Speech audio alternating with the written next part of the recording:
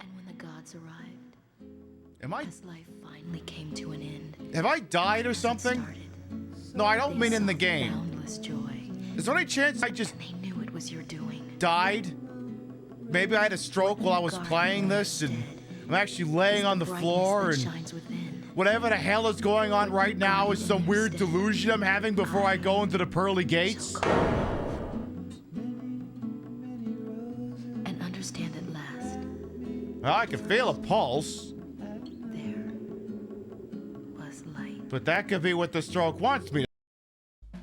Queen Pib, in stereo where available. And where not available, it's not in stereo. There's nothing we can do about that, so don't blame us. We have no control over it. Call your internet service provider if there's some sort of a problem, or the local Twitch server. But if they're not giving you stereo and you want stereo, that's your problem, not ours. Don't bug us. Complain to your congressman or Newt Gingrich, like I'm sure he'd care. Ha! But we don't want to get any letters. Understand? Good.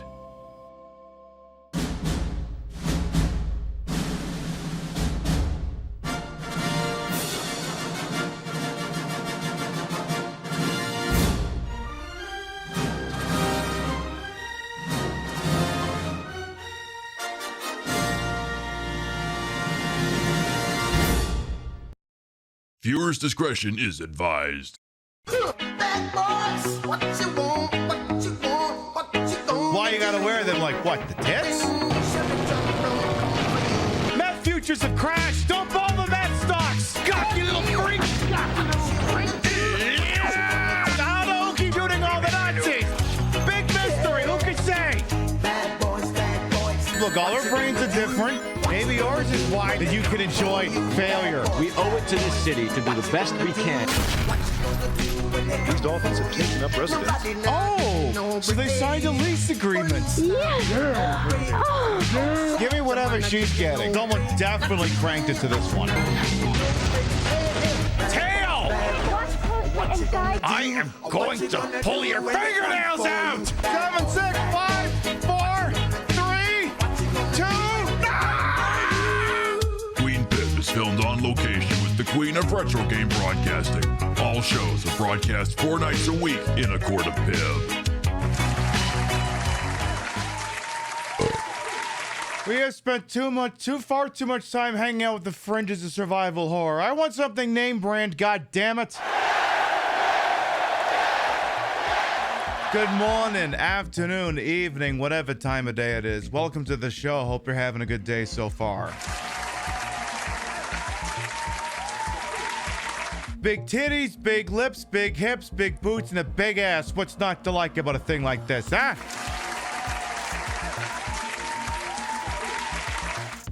This look has gone through a couple of different iterations on what the hell I would call it. Now I think I've just taken it, calling it the Umbrella Spokesgirl. Seems to be relatively on brand, at least with the color scheme. All right, let's start from the top and make it drop. See what we got here bright and early on a Sunday. Let's see what we got here. Let's see. I mean, who knows? Maybe this part's just yelling to the camera portion might be under an hour.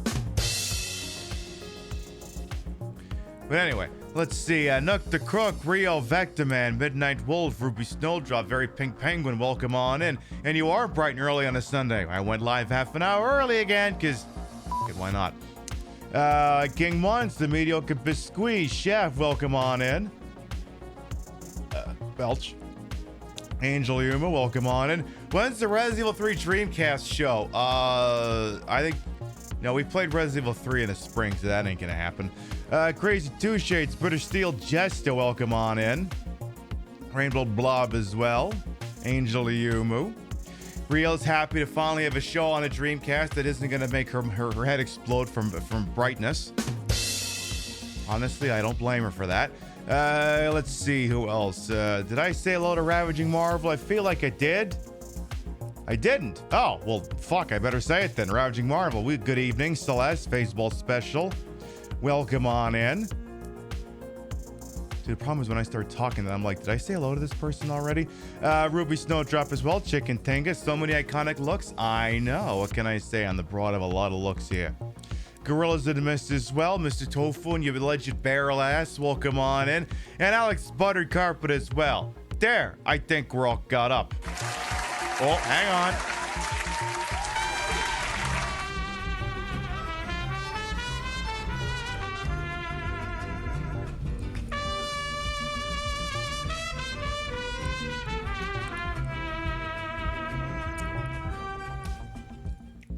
PB Wink High Less Than 3. Where's Stag? Thank you very much for the 14-month resub as well. Welcome back.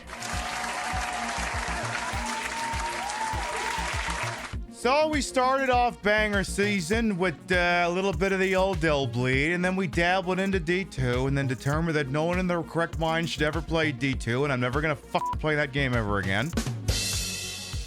And it's like, all right, what can I still do that would leverage the Sega Dreamcast, meaning I don't have to do nearly as much stream prep because the Sega Dreamcast is already cocked, locked, and ready to rock, and would still obviously involve that. I'm like, well, the tape says we haven't played Resident Evil Code Veronica in 3 years, and I'm in the mood to get back into some classic Resident Evil, so what the hell? I think we have our entry point. What else is new? I was thinking, and I did already shoot off at the mouth quite a bit last night about the current, ongoing, and continued failings of Dan Clancy's Twitch, and I guess Taylor Lorenz was there, and I mean, she has some good stuff. She does some stuff I don't agree with, but she was in town, I guess, to cover the event, and this whole thing that went down with Emiru, TLDR, a high-profile individual was sexually assaulted. An individual forced themselves upon her during a meet and greet. Multiple levels of security, multiple layers of security protection, which had been promised by Twitch more than a week out from the event, did not manifest, and as such could not protect this individual. And it's been really interesting to see Dan Clancy's response to so many of these things. Like, apparently he gave an interview with Taylor Lorenz the evening it happened, but before Emiru put on her own statement, which basically contradicted anything Twitch was saying. And all I could think of in The Fugitive is when the prison guard tries to make it sound like he's a hero, and they find Richard Kimball's leg irons, and all Sam Gerard can just sit there and ask him and say, any chance you want to change your bullshit story, sir? And to me, it seems especially like I showed you an unreleased, last night I showed you an unreleased rant that I did 9 months ago, suggesting that his folksy little character needed to be retired. And I really felt like there wasn't a better visual metaphor for explaining just how tired, played out, and pathetic the entire concept is than Dan Clancy in his stupid, folksy getup, standing across from Taylor Lorenz, having to answer serious questions about a breach of convention security. Now, if I were to show this picture to my own mother who does not follow Twitch, because why the fuck would she? She's a normie. Why would she care about the inner goings of this website? It's not part of her purview, and it shouldn't be. But if I said that there was an individual named Taylor Lorenz, and they were conducting an interview with a CEO, and I showed them the picture of the person on the left with the beard and the cowboy hat and the long hair and the stupid shirt, and the person on the right looking very dressed and professional wearing a face mask, and I told you to identify which one's the reporter and which one... No, I wouldn't even say which one's the reporter. I would just say, there's an individual in this picture named Taylor. There's also an individual in this picture who's a CEO. Identified as CEO. I guarantee you my mother would point at Taylor Lorenz. The woman on the right, and said they look like they're dressed professional and, looking very nicely put together, and again, professional, so I would just assume my mother would look at her and think she was the CEO. Mom, if you're watching, I like using you as the example of like a normal person, because sometimes in these online spaces, there's a scene in Canadian Bacon where they're getting pulled over by the OPP, and John Candy looks at the two other guys and says, look, just act normal. And they all just kind of pause for a second. He says, not normal like for us, normal like for regular people. Sometimes I have to establish what is normal for regular people. I usually use my mother as the example, because she's the closest thing to a normal person I think I know. And it's so funny. You watch that rant, then immediately went to another show watching awful clips on the broadcast of DJ Clancy doing awful broadcast live music. It's just, it's like I said in that rant, he's not capable of being creative because he's a CEO.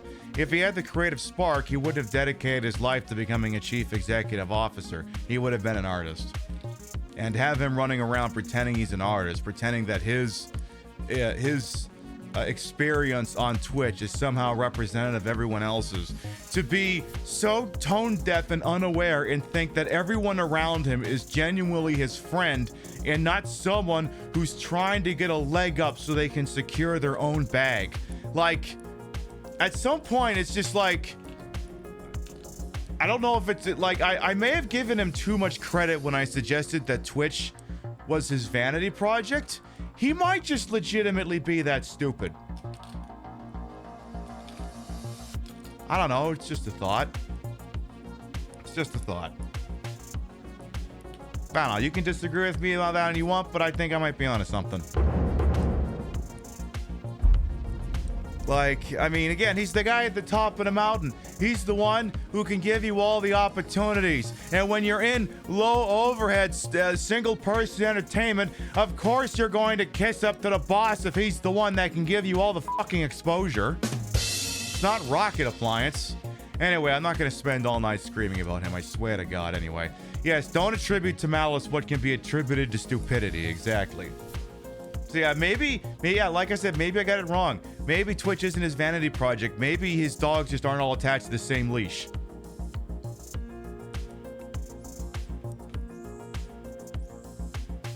I don't know. Anyway, so what else? Oh shit! I need to change the scheduling thing here because I usually have the one where it says programming note. Oh fuck! I have too many timers in this stupid thing here. All right, I have to. Also, next Saturday night we won't be live. I'm gonna put that in the chat bot right now. Programming note: there will be no broadcast on Saturday, October. What is next Saturday? The 25th? Yeah, the 25th. 25th. 3 Saturdays on, 1 off. So yes, next Saturday night there'll be no show. You'll be on your own. However, I will be releasing a YouTube video that, if you wanted to pretend you were in the room with me, will kind of get the point across. You might see a little bit of it during the BRB that we take at the end of the normal second hour. Like, we're technically not even the first hour. We're in 0 hour. This isn't even the first one yet. It'll be when we cross over to, you know, at the top of the hour here. I feel like the other people doing the karaoke stuff was just a cover. It was giving that episode of Kitchen Nightmares where the woman insisting on singing Cher at every meal serve. Oh God. Like my family is full of enthusiast entertainers, people who did it more for the love of it and for the fun of it than to make a couple of bucks. Like on Trailer Park Boys, you know, Bubbles a joke about playing down at the Legion and stuff like that. My dad will actually do that. He'll play at a Legion.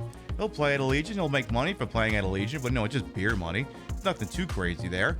But, you know, he does it for fun. And then I have a sibling who also does that too, and who was more concerned with having fun with a creative product and putting out a creative product that spoke to them rather than something that would grab headlines and make money. So, like, I come from a lineage of entertainers who are in it more for the fun of it and for the creative aspect of it than to make money off of it.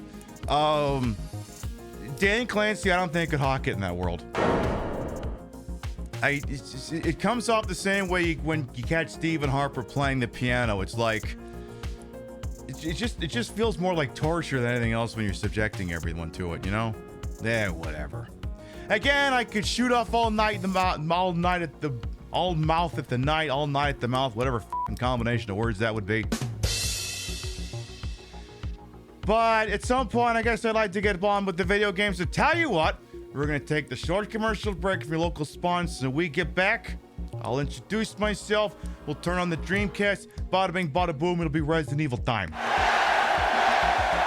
We'll be right back. Come on down to Kunkelman Chevrolet. We have Hyundais, we have tuners, we have getaway cars. When you need to get the hell out of Dodge quicker than Fiat, come on down to Kunkelman Chevrolet. Buick, GMC, Hyundai, Suzuki, Tesla. We know where you live. Get inside a Buick LeSabre for just $999.99. Where do the commas and decimal points go? Are there zeros? You tell us! We'll even throw in the optional dual exhaust so you can annoy the one neighbor who says, crack kills, whenever you bend over.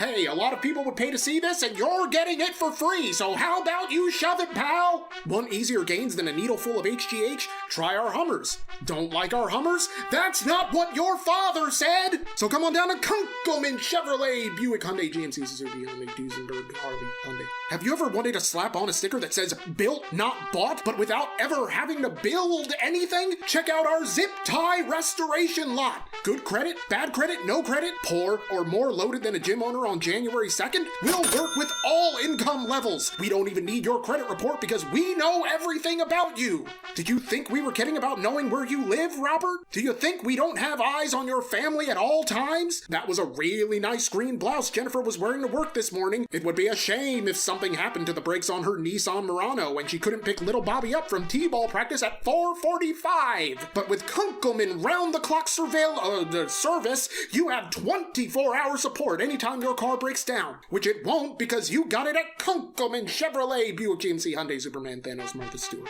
Surrender to savings? Your options are limited, and we do mean limited. Barter your soul. We're willing to do business at Kunkelman Chevrolet, part of the Kunkelman Dealership Network. Look, all I'm saying is that if in Dinner for Schmucks you brought Dan Clancy with you to dinner, you'd have won. All right, those of you who have been here, you know how this works, but if you haven't been around here, you need to know this. We do not, in good conscience, play games on the Sega Dreamcast without permitting you to listen to the following.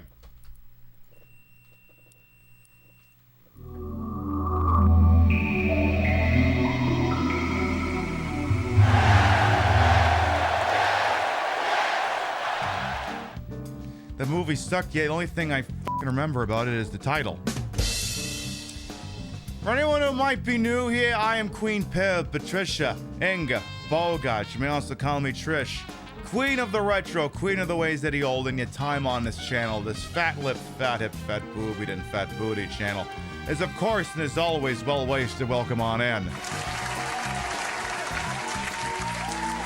I put the broad in broadcast to the whole and wholesome and make sure for my own hubris until these titties may be fake, the retro is real.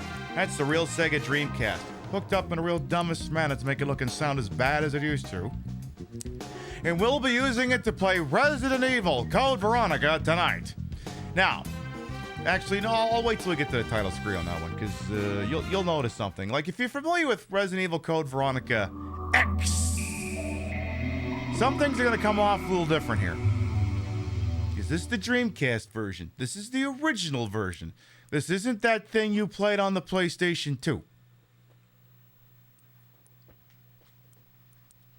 And I even have the Rumble Pack attached. Love that. Oh my god, Mpreg Soft Dick. I love that. God, they made all the banger games.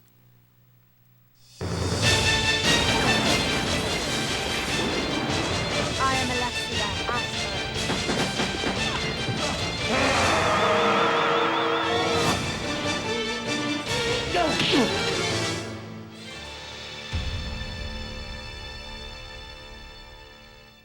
That intro is a little different than you remember, I suppose, if you're only familiar with the X version. Hello, Dictate Girl, Cantrip as well, welcome on. And is there anyone to see the car sale ads, or are they stream exclusive? If you do exclamation point RCRAD, or RCR ad, it should give you the link to where I get most of that stuff from. So this is Resident Evil Code Veronica, not Resident Evil Code Veronica X, just Resident Evil Code Veronica. This is the original release of the game on the Dreamcast.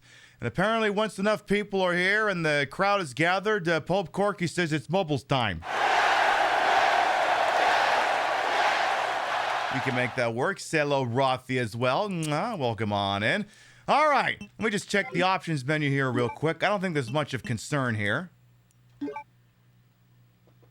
Stereo. Well, the show is in stereo. We're available. Key config. Shit, I didn't get to... Hang on here. Let me see the key What's the fucking confirm button here? Hello? Hello? What's the fucking confirm button?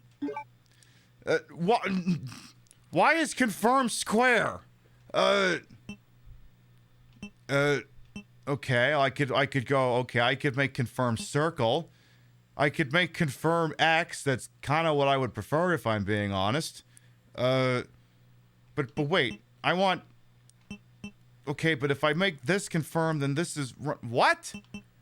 You know what, I'll just make it work. I'll just make it work.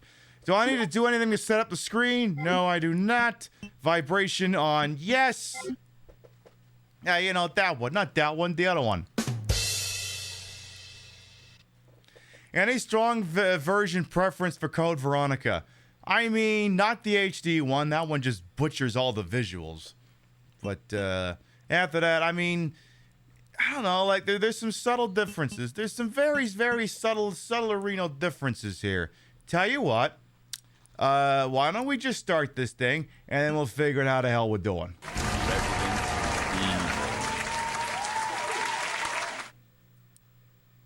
Of course, the thing that sucks is I can't pause cutscenes like we could in D2. The American Midwestern town, Raccoon City, has been completely decimated due to the T-virus outbreak that was instigated by the international corporation Umbrella. Spoilers! Claire Redfield, who arrived in Raccoon City to search for her lost brother Chris, and a rookie police officer, Leon S. Kennedy, managed to escape from the city. But their ordeal was only a prelude of things to come.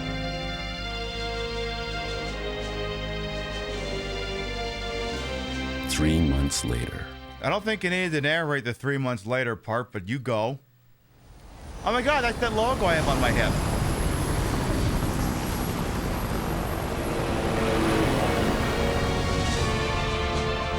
Oh my god, helicopters. Is this a modern game? Your identification number is WKD4496. Welcome to your new home. Remember that number, it'll be on the test. And by the way, the corporate introduction policies at 8. Facility 10 days ago. She apparently infiltrated the complex looking for her lost brother, Chris Redfield, one of the surviving members of RPD's famous STARS teams. Really? Famous? They're a SWAT team in the Midwest. They can't have been that fucking famous. This seems a tad excessive. Well, TwitchCon really beefed up security after the Emiru incident. I think you may have overcompensated a little.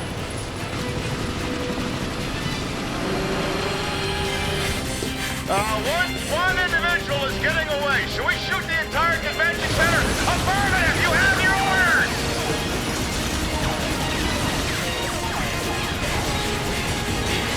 Sir, we're still not hitting her. Do you want us to do anything with that information?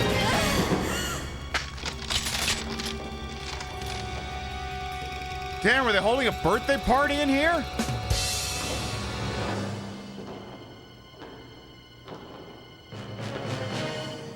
You know, I just love holding my birthday parties next to all the flammable tanks.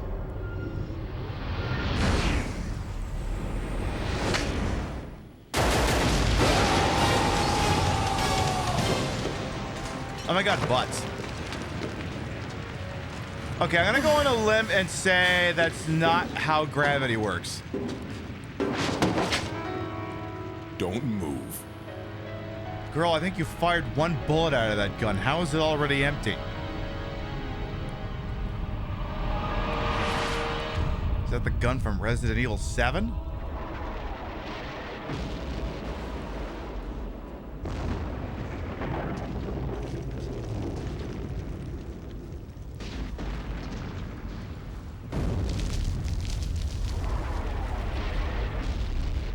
Someone drove by blaring the stereo. And of course, that would affect the power grid.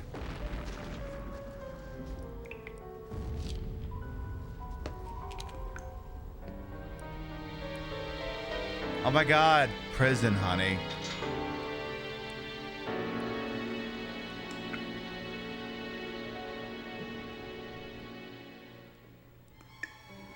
Hi, eyeballs.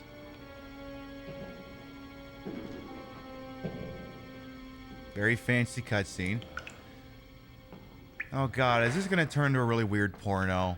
Oh my god, lip gloss is on point. Holy smokes. Her lips are shinier than mine. Granted, I went with a matte, but still.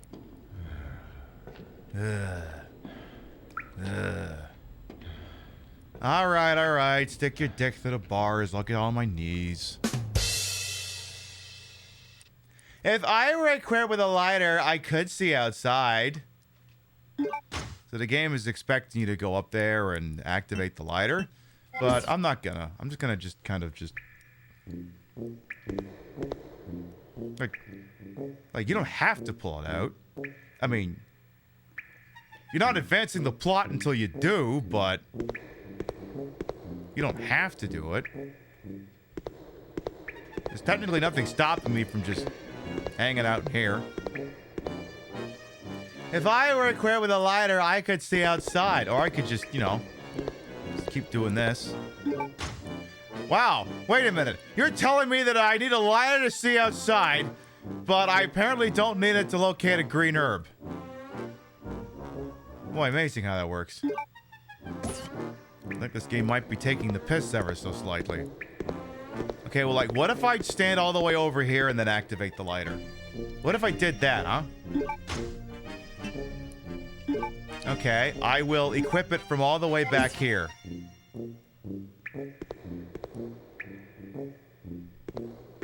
What happens if I just back towards him? Yeah, the light interacts with green herb in a different way. Yeah, no kidding, Flex Retro. Welcome on as well, Anthony. How you doing? What if I just back up towards him? Like, not even face him.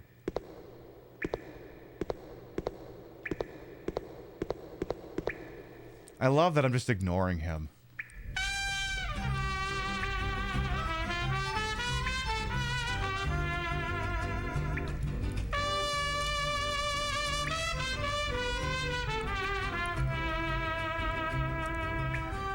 Dogsy!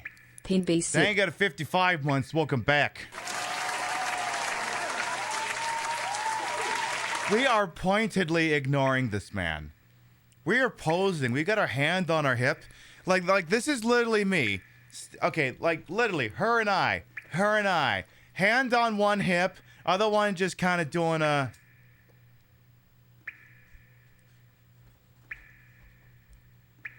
I mean, I could talk to the man behind me, but I could also just do this.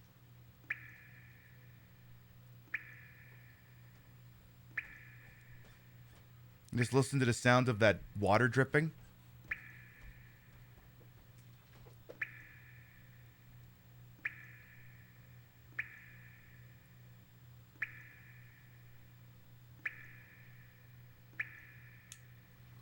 All right, I guess the point's been made. I guess. Flame looks cool with the chroma key. Yeah, it's too bright for the camera to sort out. All right, I'll look at him. Oh my God!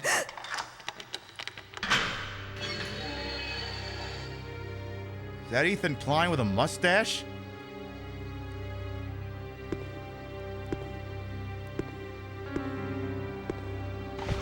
I feel safer in the cell.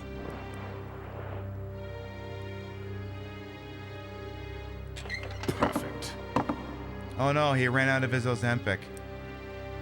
Go on. Get out of here. This place is finished. I don't know, it might have been a special This forces place is in Finland? But in any case, this prison's been taken over. Troops have been wiped out. What are you saying? You're free to leave the complex.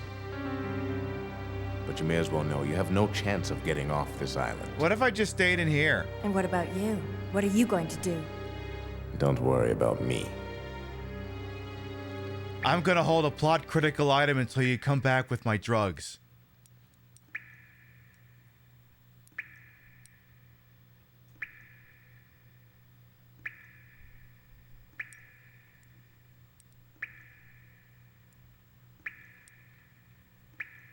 It's all right. I just like listening to the dripping.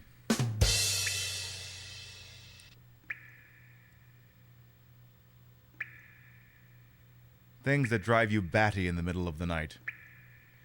Yes, when the local Polish lodge changes ownership, you're free to leave the complex. All right, so here's the deal. About 11 minutes ago, Pope Corky IX called in a round of mubbles. Is there still a pope? Is the pontiff of pontification still on the premises? Just so I'll get mubbles launched on over here. Pretty sure they're still here. All right, good. I'd like to make sure. I like to make sure.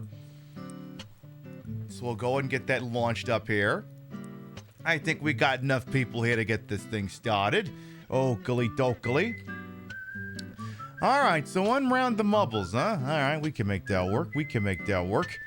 Let's see here. What would be befitting of? Oh, you know what? This one works. This one works.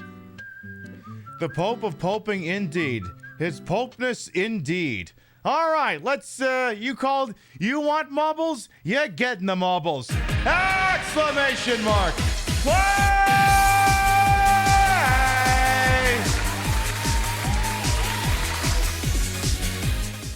All right, folks, exclamation mark play will get you in here. The way this works is, hey, do you want to see a name in lights? Hey, do you want to be cock and a walk? Exclamation mark play gets you in here. This is the lucky few. His Royal Popeness, Pope Corky IX, holds the track record with 1:48.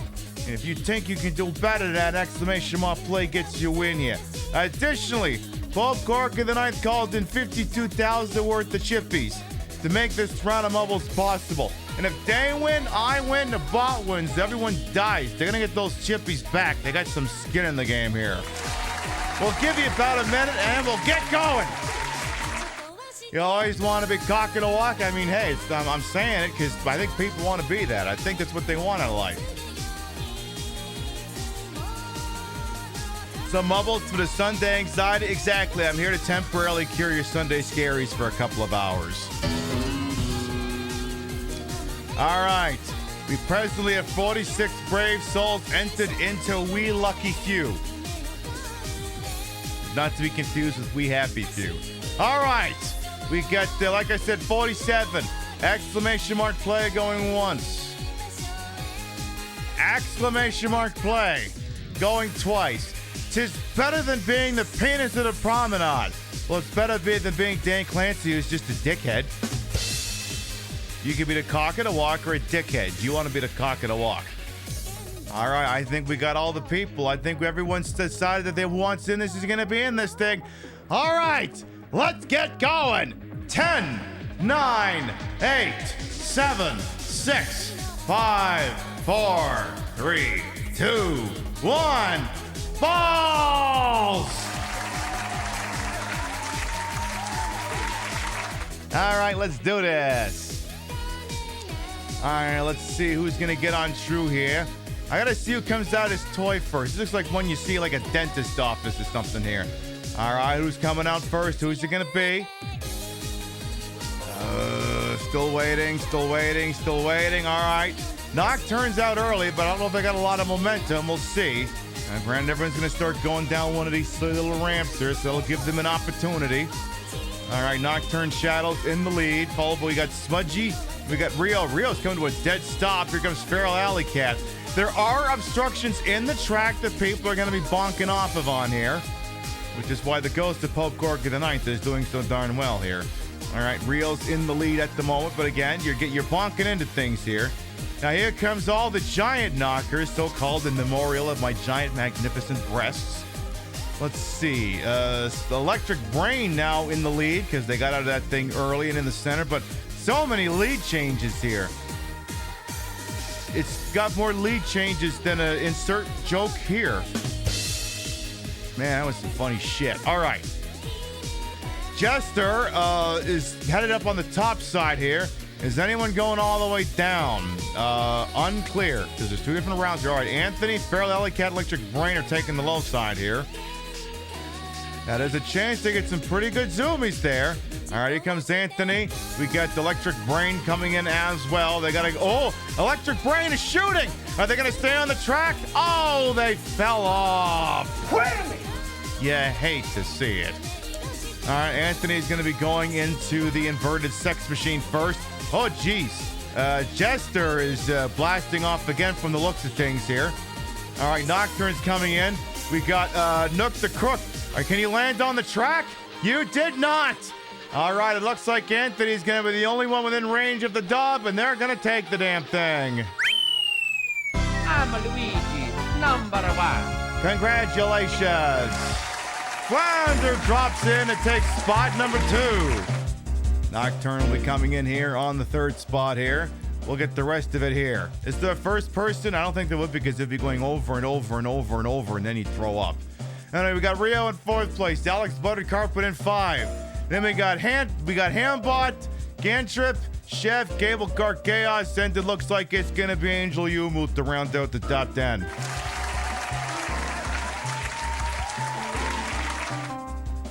I gotta say, yeah, a lot of people got some very interesting jumps in the air, but only so many were actually able to land the darn things.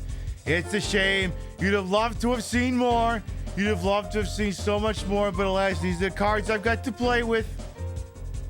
All right, we got 36 seconds remaining here. Who's the last one out? All right, so far it's going to be Crazy Two Shades and Gorillas.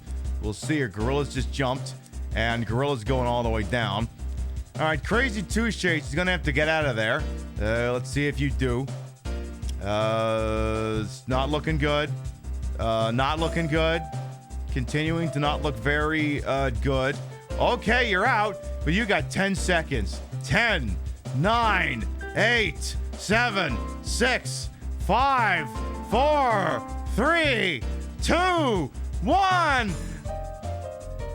You didn't make it.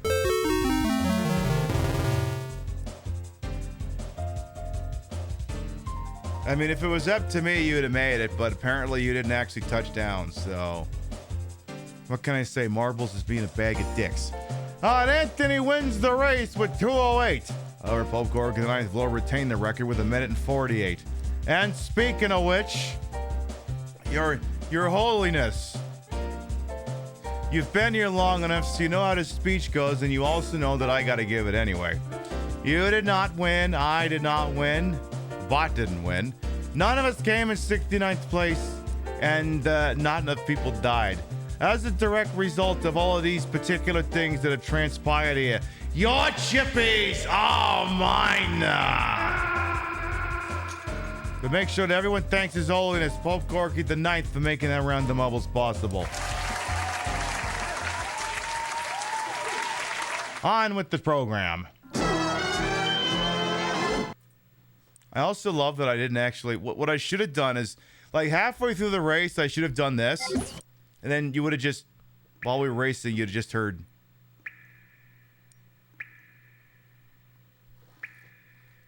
Do you want to know how I can make this even worse?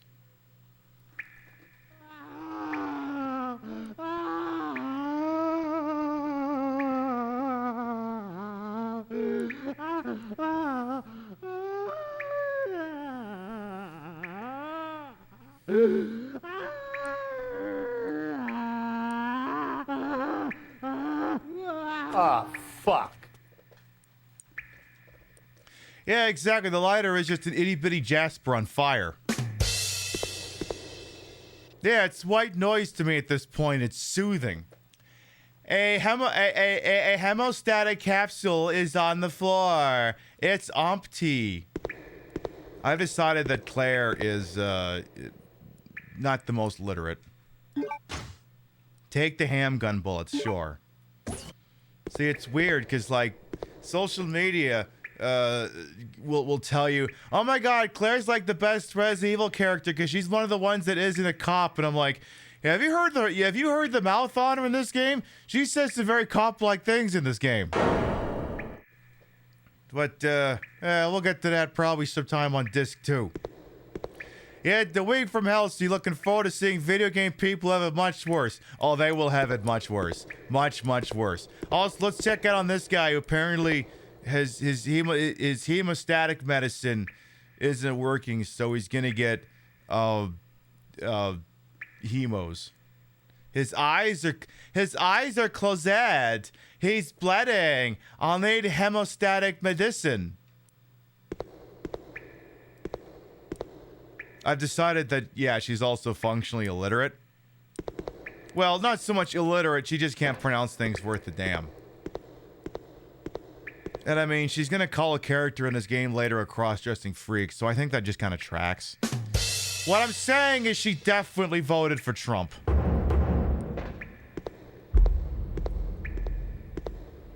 I'm just saying she definitely did. Take the combat knife. See, it's weird because like people keep telling me that the knife in this game is like ridiculously overpowered, and I'm like, I don't think I have it in me to do that. And you're like, you have it in you to show up stream for stream dressed like this, and you don't have it in you to play with a knife in a video game? And I'm like, no. It takes too much precision and coordination that I just cannot be asked to do, but we'll see. What else is here? I literally have this emote. Yeah, I know. It's a list of prisoners. My name is at the end. Wait, hang on. I should be doing this. It's a list of prisoners. My name is at the end. W. 4496. Claire Redfeld. The assort's name is at the end of the document. Umbrella Medical Paris, third security leader, Rodrigo Juan Ravel. Drip. Drip. Drip. She is a drip.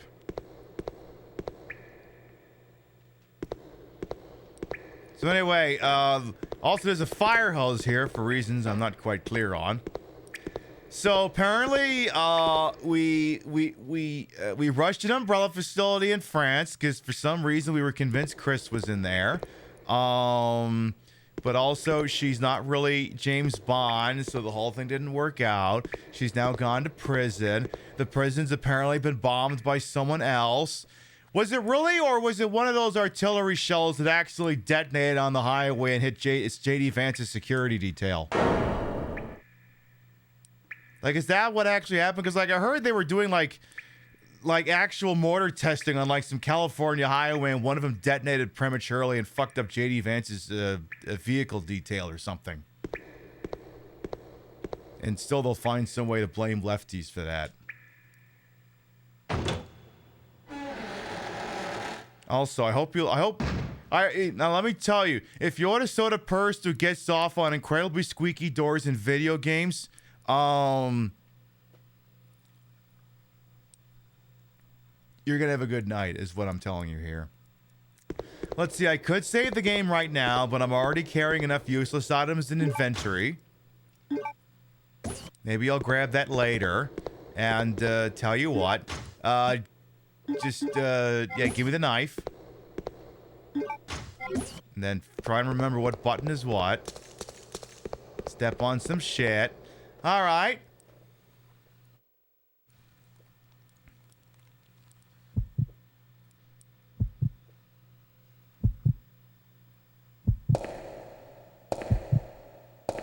Oh my God, she's so scared going up these stairs.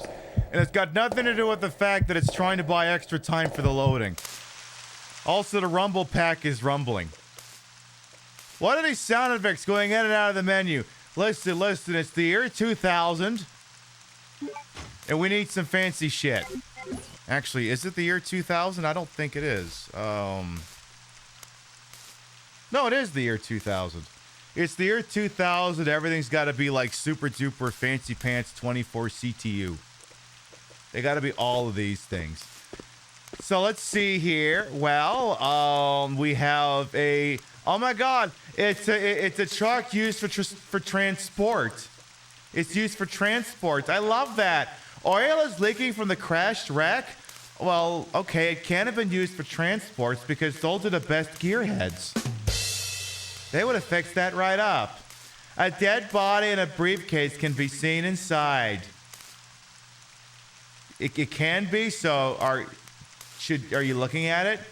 He's saying it can be, but are you looking at it?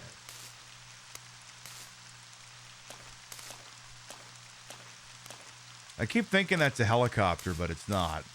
Force of habit. All right, for no reason in particular, I'm just making sure I have the controls down pat here. Again, for no reason in particular. Oh my god, the helicopter exploded. Oh my god, there was a Zombaruski in there. Oh no. Come on, Claire, you've played. Come on, Claire, you in Resident Evil 2. He's like, oh my god, I have to deal with this bullshit again? Why couldn't it have been like vampires? I swear, like half of Allison Court's line reads for this game is just aggressive moaning.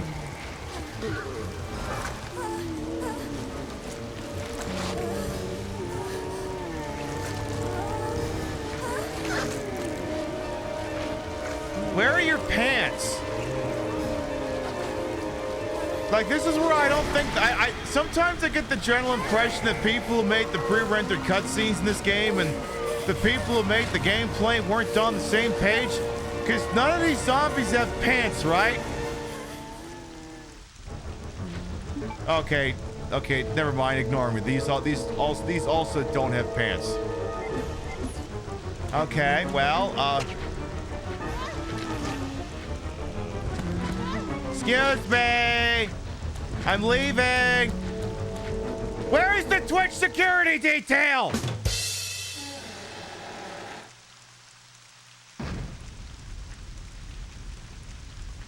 Wait, I want to go back.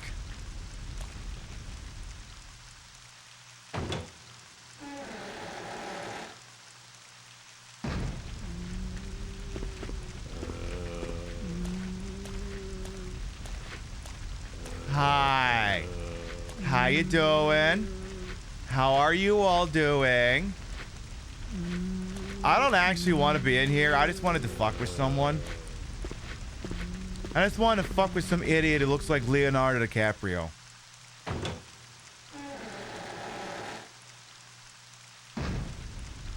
Because, like, the game is assuming you're going to reflexively take a step forward. But I'm like, what if I just don't? What if I just stood right here? And like I said, if you're a door sexual, have we got a show for you, because every door is squeaky. Every single one of them. Also, I wonder if there's a weird dipshit kid who looks like Leonardo DiCaprio here. No reason why I ask.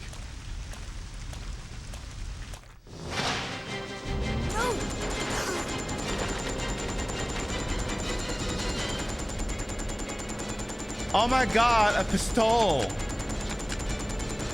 I can shoot that Jui with it.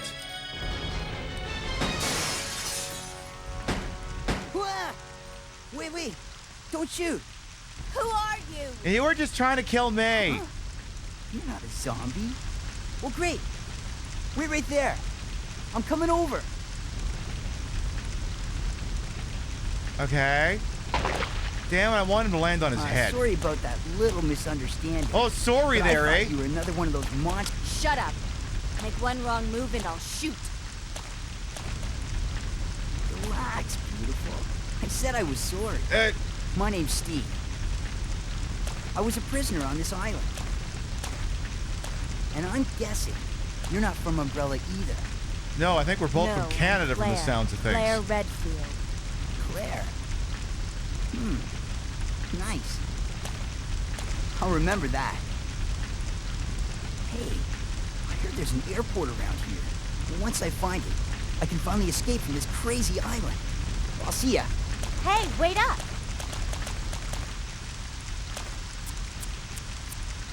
I don't want you following me, lady.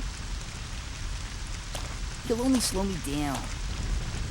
Lady. Wait a minute. Wait, hang on a second. That guy looks like Leonardo DiCaprio. And he's hitting on Claire. Wait a minute. Is this a reverse Leonardo DiCaprio situation? Is the young Leonardo DiCaprio hitting on an older woman? That's not how that works.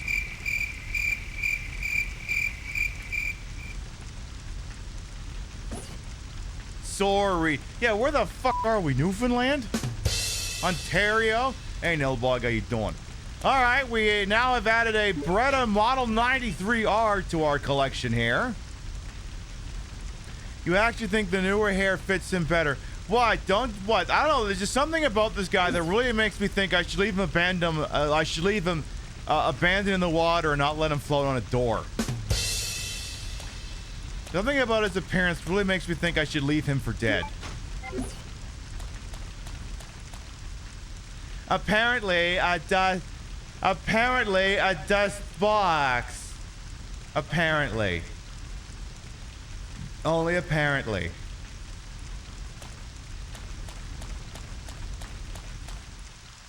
Oh, I didn't realize that was an actual door. Okay. Again, you know what this game could desperately use? A can of WD-40. I mean, listen to this shit. Half the doors are going to sound like that, and the other half are going to sound higher in pitch. Oh my God, this is the Kentrol Gate of the person. It's Lockhead. A hawk's picture is carved into the whole low.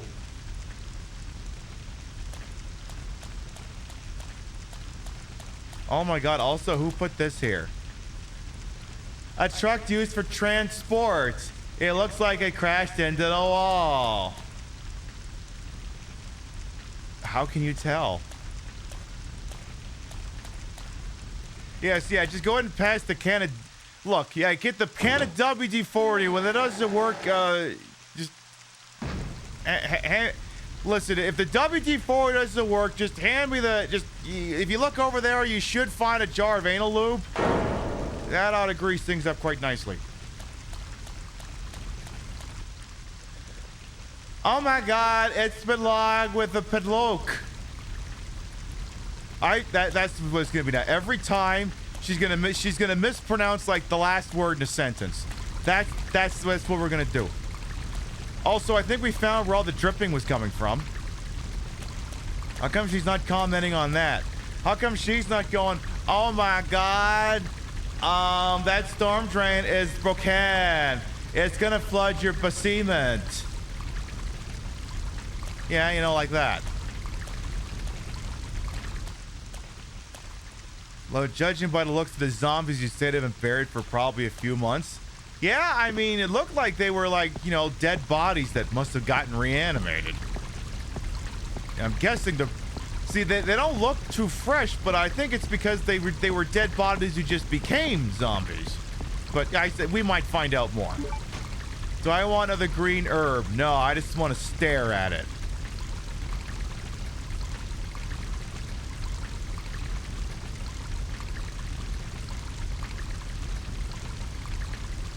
Okay, I'll take it. Okay, what's going on in here? Is the risk reward thing gonna work out for me? Oop. Oop.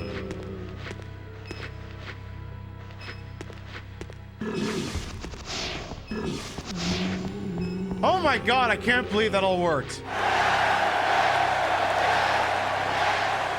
Oh my God, these zombies are so stupid.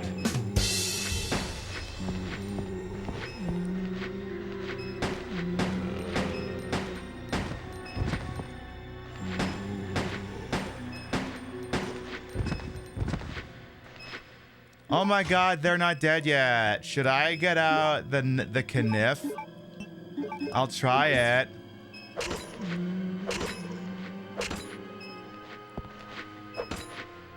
Okay, you're about to be all up in my drill, so I'm gonna just have to do this now. Sir, no!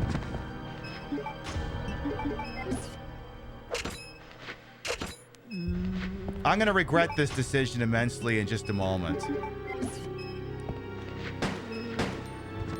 All I know is you knife people are sick. See, now I'm already in Koshan. I mean, I could try micromanaging using the knife. It's not really something I usually do in a Resident Evil game. I'm horribly scarred by trying to use it in the Resident Evil 2 on the N64 with infinite health turn on, because I was convinced you could never actually kill anything with it, and so far my opinion remains unchanged. Half-eaten food items are scattered in this area. Ew. You vaguely remember hearing the upslash does more damage for less range. Well, that's not going to do me any good if they're on the ground. Okay, what's over here? It seems that someone didn't finish their soup. It's still a bit wame. Okay. Why didn't someone want to finish their soup? I'm sure it looks scrumptious. I mean, I only see bugs crawling all around the wall. I mean, that just adds fiber.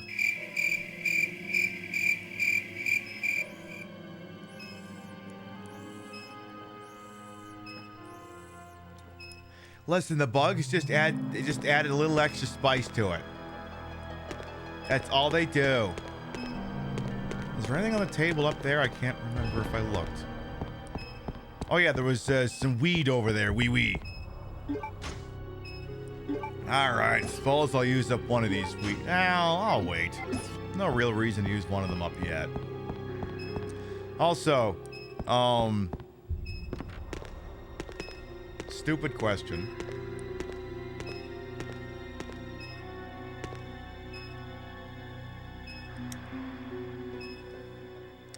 Why is that ceiling light violating the laws of thermodynamics? It's just a perpetual motion machine. Like, I understand that the gravitational forces, when it reaches the apex of its climb, will naturally create movement headed in the other direction, but at some point there should be diminishing returns on that? I mean, it's not attached to a ceiling fan or anything.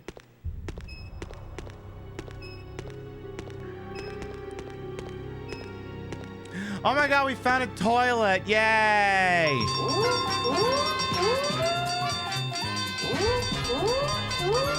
Big money! Big prizes! I love it! This toilet has some rather disgusting stannays. A horrible smell lingeries. If your lingerie smells horrible, you should wash it.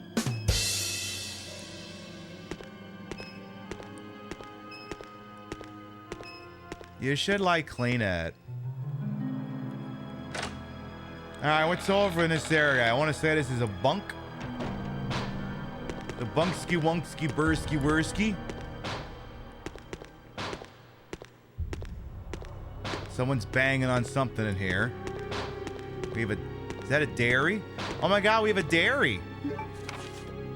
Oh my god, it's a prisoner's dairy. May 13th.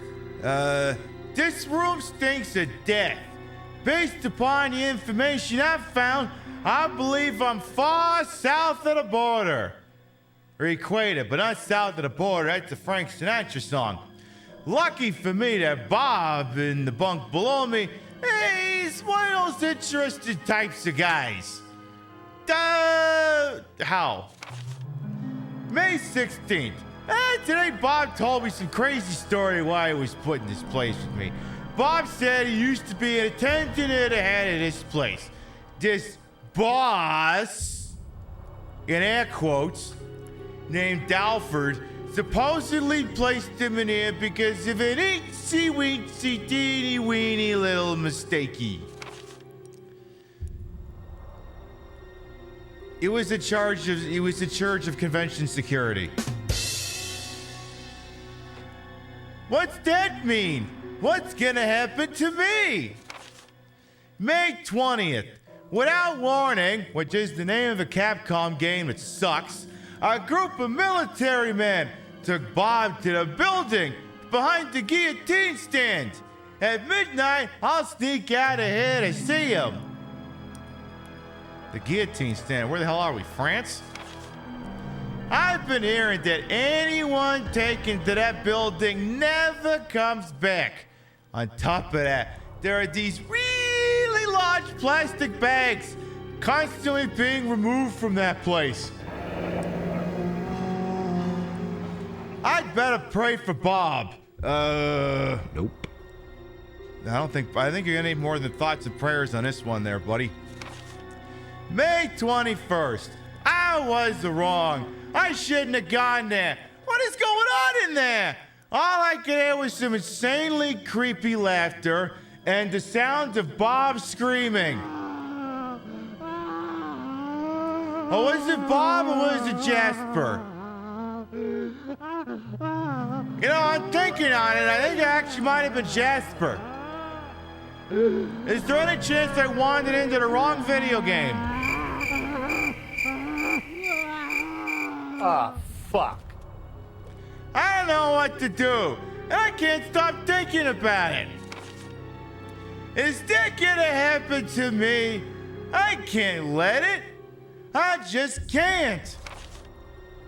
May 27th.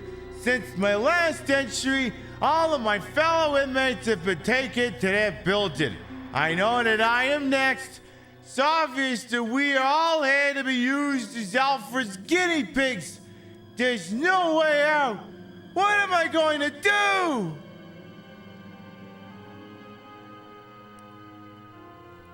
do? Eat shit, I guess.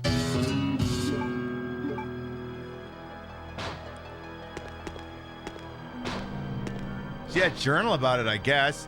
Mashed it up with a stolen Coldplay song and posted on Dig. So I believe if you attempt to take that ammo, then stuff happens. So let's look around the joint before we get to that point. Because we have, what else do we have here? They appear to be toilet tries. They've all been used at a Warnut. Wow.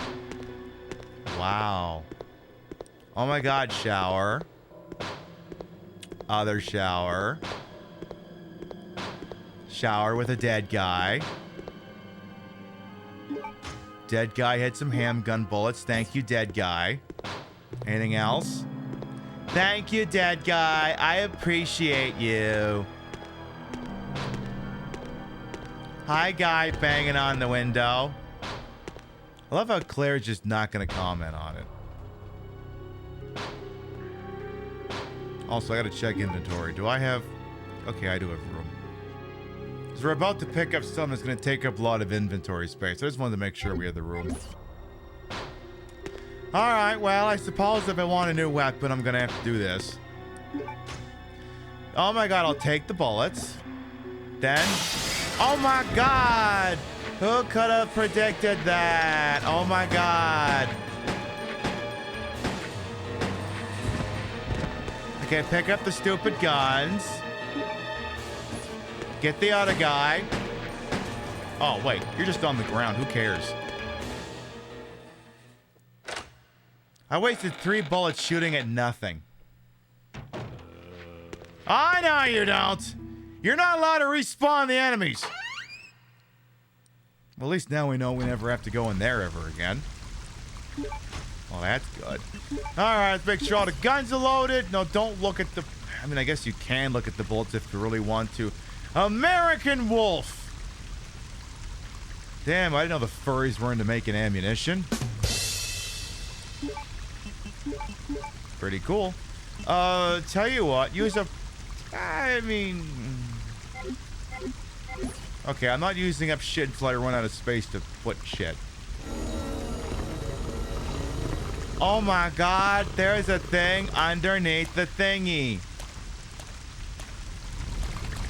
Oh my god, but if I go there, there's nothing. Absolutely nothing. Eh, whatever. Yeah, the furries are everywhere. It's more likely than you goddamn think. Abandoned materials are piled up here. The H is silent. Nothing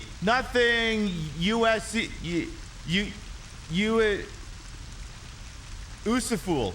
Nothing useful. I got a feeling that's going to become a frequent statement here. Nothing useful. Speaking of nothing useful, Ew. There's a very useless body in front of me. Ew. I want that thing gone. Oh my god. Okay. Now I want a breastplate that lactates chocolate milk. Oh, I'm sorry. No. Soft serve chocolate ice cream. Can you make that happen too, game? No? Well, fuck. Where do they get off making that happen?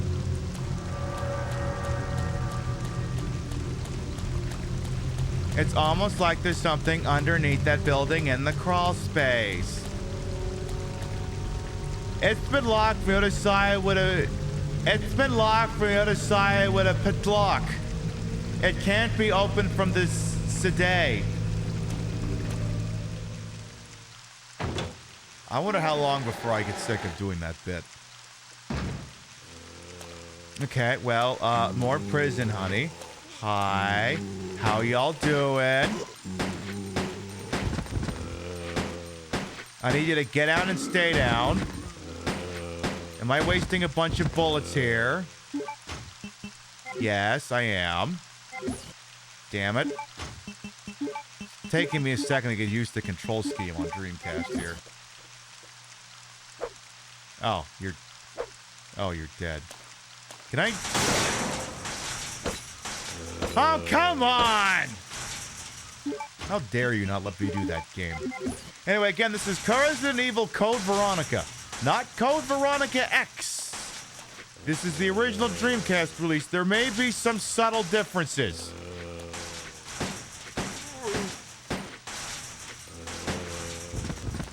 Maybe.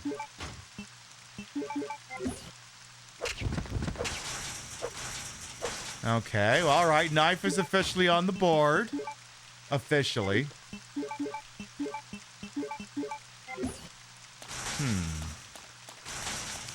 Oh, boy, yeah, this part is special.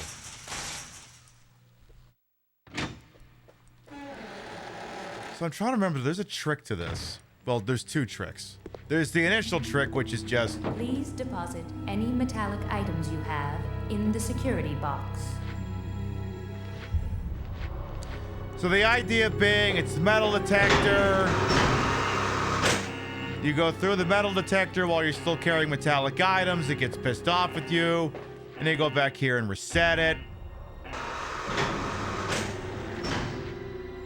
So obviously on your first way through, you got to get rid of everything that's metallic. Deposit any metallic items you have in the security box.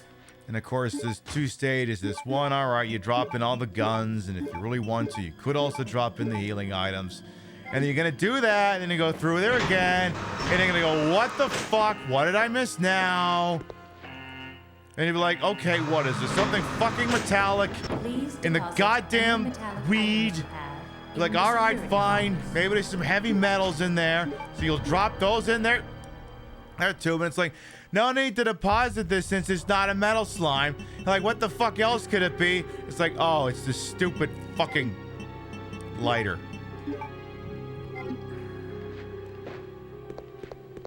Now, the problem is, and I can't remember exactly when this happens, but there's an extra layer of security that you should concern yourself with here. So the minute you get over here, right? Pick up, I don't know, this is what, grenade launcher rounds? Yeah, pick up these flame rounds. Hey, Lux, welcome on in as well. Do that and then just immediately set the damn thing back off. Any metallic items you have in the security box. Just set it back off for funsies. And then, drop it in there anyway, just because. This will be important later. Not important right now, just important later. Oh my god, an auto-duplicitator. If the materials are set, I can restore the I object. A control panel of the third scanner. There is an activation Nintendo Switch. Will I push the Nintendo Switch? Yes. Activating reticulating third splines. Please place the material you wish to have scanned on the scanner portion of this machine. Okay. I go ahead And I firmly press both my ass cheeks on it. Scan that up. Okay, good. Now duplicate my ass. I want to see if a fake can measure up to the real deal. Anyway, what else is in here? There's a first aid spray. We'll hold on that for now.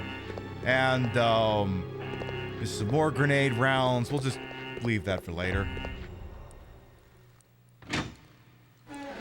What can I say? I got a dynamite keister. I know it. You know it. We're not going to deny objective truths here. Oh my God, someone's doing some Hacker Man shit in here. But wait. He's got guns, right? Maybe? How did he get through here? Whatever. Oh my God, it's a fax on the facility. It's on the faculty access application. Oh my God, what is it? Be sure to verify the content of the following facility access application form and to add the applicant's name through the expected visitors list. Chief, prison guard room, Paul Steiner. I need you to authenticate my brother Scott. I hereby apply for access permission for prison area D. Details follow. Visitor's name is Carl Grisham. Purpose of the entry is that he's bringing in the following materials.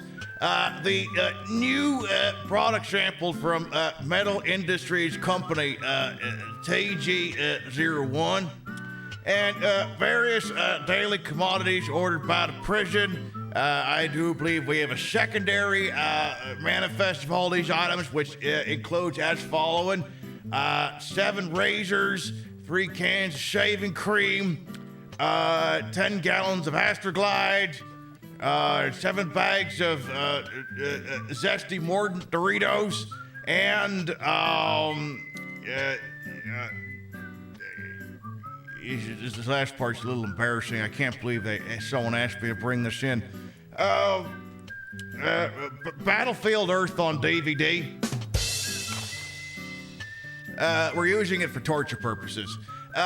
1, it's gonna go on that transportation truck that you seen flipped over earlier, and the TG01 sample's gonna be stored in a designated briefcase.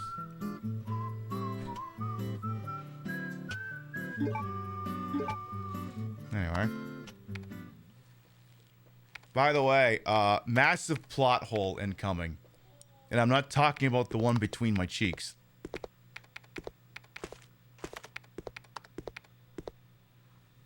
Chris Redfield. Damn, he's already looking Chris up on Grindr. What are you doing here? I'm not jorking it to your brother, I swear. Chris Redfield. Is he a relative of yours or something? No, I don't know him. You mean my brother? Ah, your siblings. Well, it seems your brother is under surveillance by Umbrella. I know, I was looking for him. I've got to contact Leon and tell him to let my brother know he's being monitored. But it's a good thing I have access to an outside connection from here. But weren't you in that Paris? That file shows the latitude and longitude of this place. Weren't you in Paris looking for Chris? Why don't you send your brother the coordinates and ask him to come help? Thanks, I'll do that. Wait, what? Hey, I was just kidding. I was just kidding. That's a plot hole. There's no way he could get here, even if he is your brother. Yes, he can. I'm sure of it. No way. He won't come. You'll just end up disappointed if you rely on others. Believe me, I know. What was that all about? Oh, go paint your fingernails black, listen to My Chemical Romance, and cry, you little twink.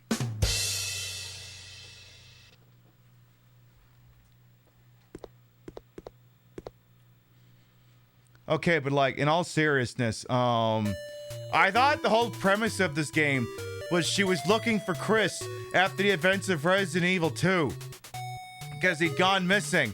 So the opening narration says she went into this facility looking for him and couldn't find him, and then she gets captured, and now somehow she's got an outside internet access, and first of all, she's not using it to start a YouTube channel.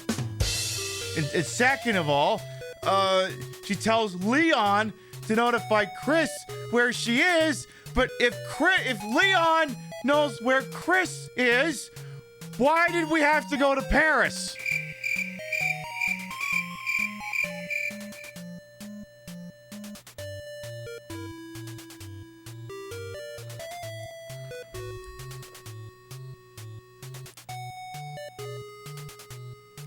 After narrowly surviving the horrific onslaught in Raccoon City, Claire Redfield now seeks clues in search of her missing brother Chris.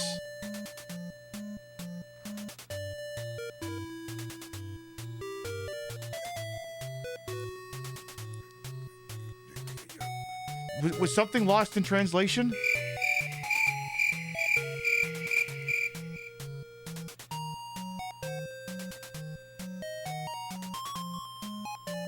This, NB's ladies and gentlemen, is what we in the business call a contradiction.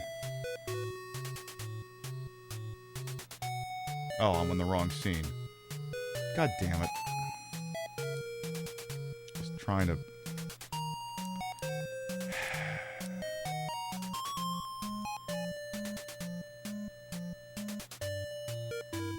Where's the goddamn thing?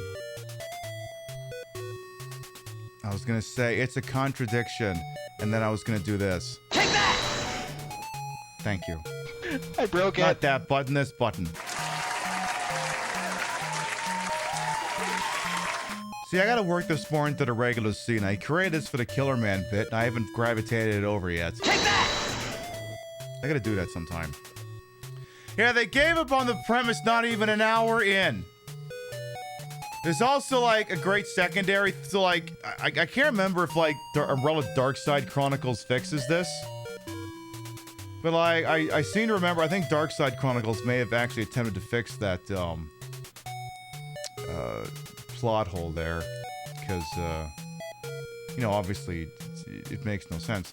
And, yeah, the other thing I seem to remember when you were doing that one is that it, they kind of went in heavy on showing off Claire's ass. I'm trying to see if I have that picture or not.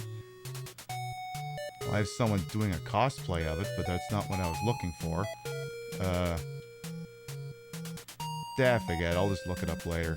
Anyway, the punchline is basically a whole bunch of people staring at Claire's butt. What if I go look to R for Resident Evil? Is there any chance I could find that? And I'm looking at my old image database here. The problem is a lot of things are not named properly, so it can be very difficult to find them. Come on, where is it? Come on! Where's all the Resident Evil stuff? That's all the Mass Effect stuff. Where's the Resident Evil stuff? That's all the sports stuff. That's not what I'm looking for. Where's the Resident Evil? Come on, I'm... Okay, yeah, so that was... Okay, so that's the one from... Oh, okay. So I can show you that. So yeah, this is the version from Resident Evil Darkside Chronicles of that cutscene, which literally just looks like this. Cause she got a great ass, and you got your head all the way up it. And now I'm trying to see if I can find the other version of it, because I think there's one more I got here somewhere. It's just, what the fuck is it called? Come on, Pip, you got like 30 seconds to find this thing before, like, you're gonna run out of time here. Would I've called it Claire? Would I've called it Redfield? Would I have called it Code Veronica? What would I have called this fucking thing? Come on. Come on, it's gotta be here somewhere. Maybe Redfield that ass? No. Probably to be continued. Now, do I have this thing sorted by file name or by type? Okay, by file name. You know what it's going to be? The minute I stop looking, I'm going to find it. Now it's just pissing me off.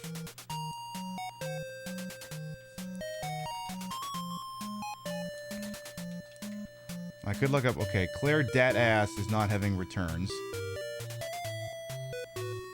Forget it. I give up. But yeah, that's her butt. And like there was a version of her like basically everyone's staring at her butt. Steve is staring at her butt. Alfred's staring at her butt. A couple of zombies and enemies are all staring at her butt. I think Wesker's staring at her butt. Everyone just like that sort of thing. Maybe the implication is that Leon was already a government agent so he could pull some strings. The problem with that is if Leon was a government agent and could pull some strings, why couldn't he have pulled those strings while she was still back in the States? Like the same reason why that idea works is the same reason why it doesn't work.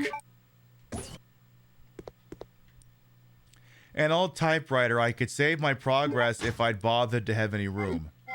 Oh, wait. There's a thing right next to it. Give me that. So, I don't know. But again, like as you can tell, they've already given up on the premise. They've already just completely given up.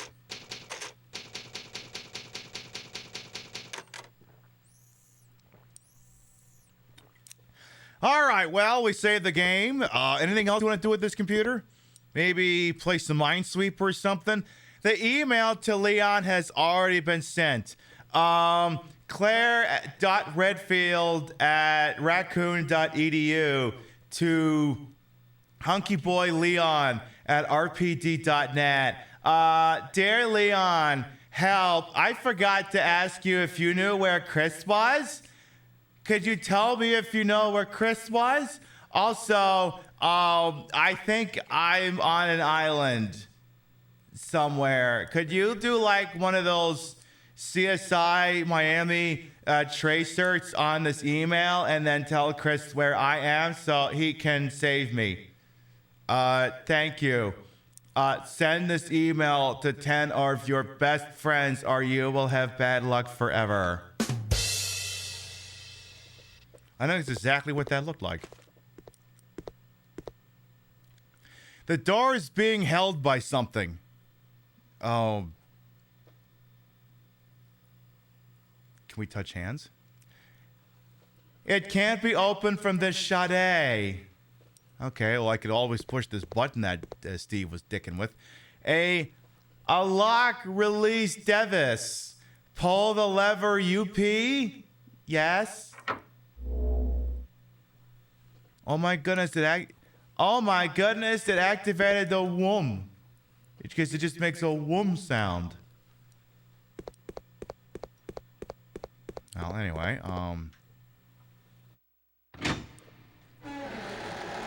so if memory serves, at some point, and I can't remember if it's after you actually successfully create the material or not, but zombies are supposed to bust into that corridor. But if you do whatever it is you're supposed to be doing, while it's in a lockdown, that event doesn't actually end up happening and the area remains secure. I'm not even making that up. Anyway, since we can't take it with us without setting off the metal detector, since apparently this thing's not going to be very useful at making a 3D replica of my ass, I'll just use it to drop this hawk emblem in there instead.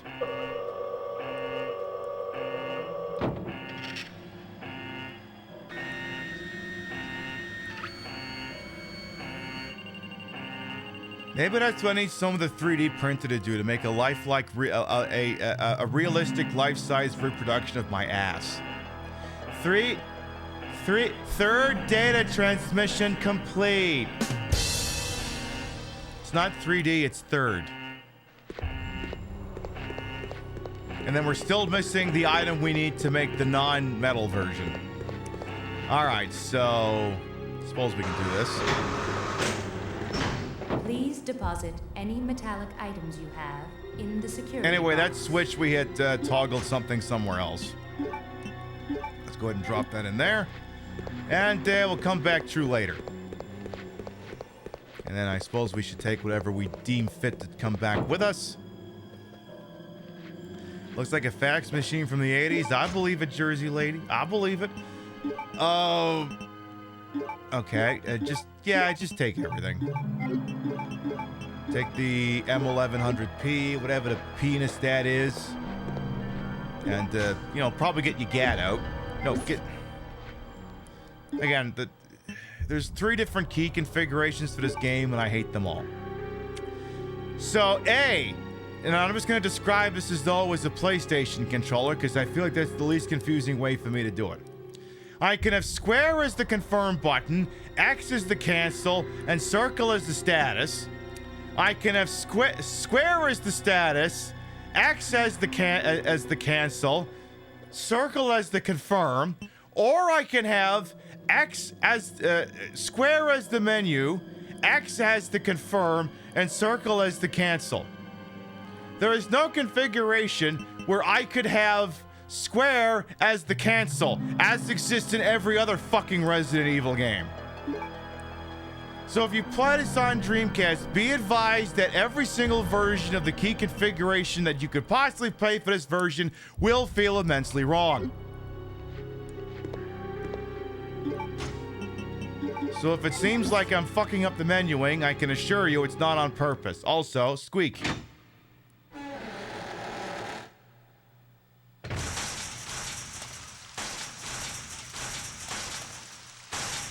So what I can do now is this switch will now open. And then, oh my god, there will be bad guys.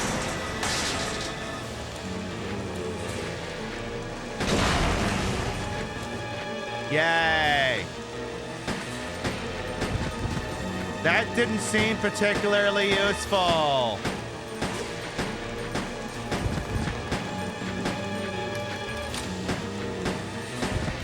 Sirs, you're supposed to be dead. Oh, you are now. Okay, well.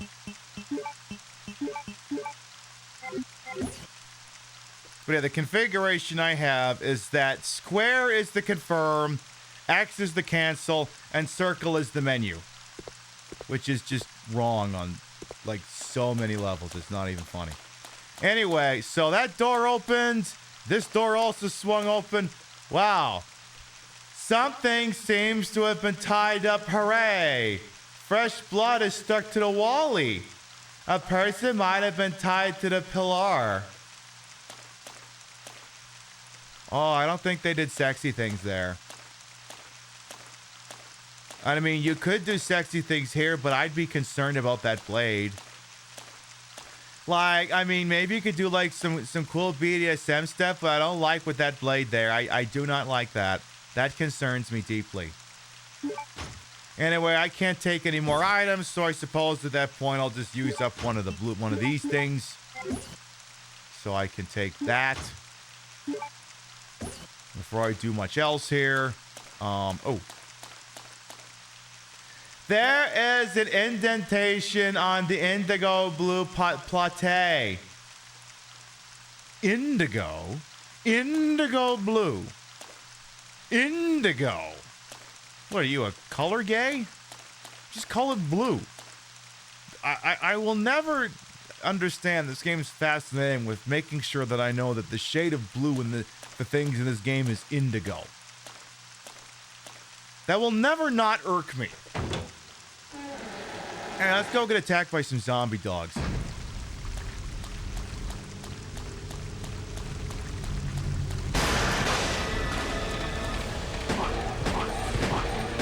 Bad doggy.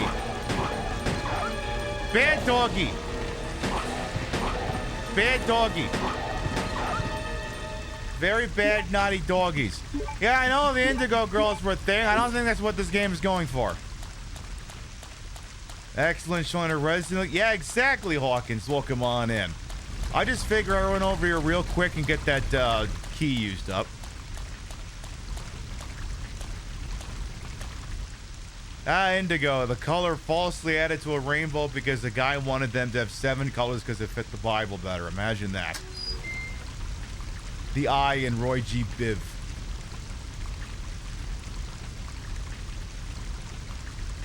Is it? Yeah, it is. Alright, I'll get rid of the useless padlock key. Now we have a little bit of a shortcut. Don't gotta walk around that stupid fuck-ass building anymore. Now then, what the hell is hiding out in here that's so goddamn important? There is a fire extinguisher, I think. Take the extinguisher. I will. So is this thing like cocked, locked, and ready to rock? Is this contents under pressure? When's the last time this thing was inspected? Because if there's one thing I've learned from my workplace is that these things have to be inspected all the time. Occasionally have to be refreshed. And all fire extinguishers are useful for all fires. Step 1, you should always make sure you have a fire extinguisher in your residence. Step 2, fire extinguishers should be appropriate to where they are placed. For example, a general purpose fire extinguisher may not be the kind of fire extinguisher you want to have in your kitchen. This is legitimate information. This is not me doing a bit. This is actual fire safety information. You can extinguish fire with this. Cool. That is a 2.5 pound extinguisher I just found. Indeed. It's a little bit of a big boy. So presumably we're going to have to use that to put out the fire that happened like a little while ago. I guess we can make that happen. I guess. Yes, pass, pull, aim, squeeze, sweep. Exactly. Additionally, if you don't put the fire out in 30 seconds, you're probably not putting it out. Oh my god, they're all eating ass. I love that for them. Alright, so I gotta get through some dickheads out here. I can never remember how many of them there are. Alright, oh my god, I'm hot and I'm surrounded by dickheads. How about one of you just approach me? Look, I don't like firing and I don't know what's in front of me. See, like, you know that first person mode that exists sometimes in a battle mode? Like, I can think of, like, so many spots where that would unironically be useful to have in, like, actual live gameplay. Damn it.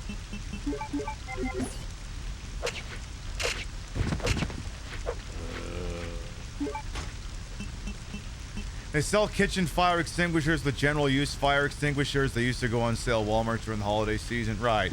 Yeah, like, again, like, you should actually have a fire extinguisher. No matter where you live, you should always have a fire extinguisher. And, you know, you should, you know, these things have expiration dates, so I'm probably due to check ours, to be quite honest. Yes, come for the gameplay. Stay for the OSHA training.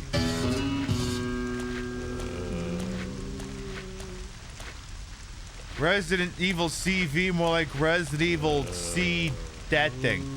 We should check ours? Yeah, I'm gonna assume they probably need to be checked or replaced. Alright, so listen, we're gonna play this by the book. And also, why is the zombie that's on fire not dead?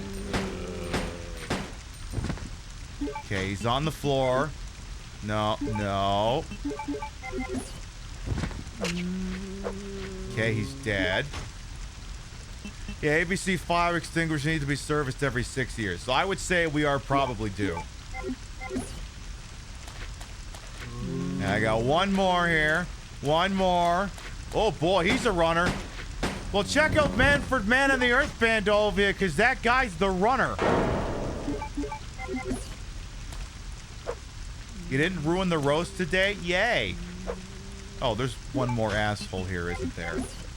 God damn it. Yeah, there's one more, fuck ass. Hi. Alright, well, that's the last bullet in that gun. God damn it. Maybe when this is worse than Resident Evil 0. Listen, I want to make sure I'm not wasting bullets. In this game, bullets sometimes come at a premium.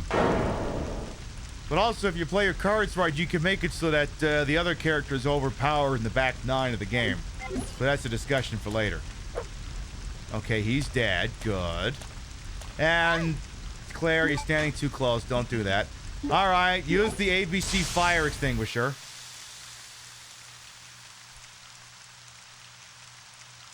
Now, Claire, I'm no thermobiologist or whatever profession would be associated with this, but isn't that suitcase going to be insanely hot to the touch? Yeah, sure. Just go in and pick up a metal attaché case that's been sitting in a fire for half an hour. I'm sure things cooled down to room temperature instantly.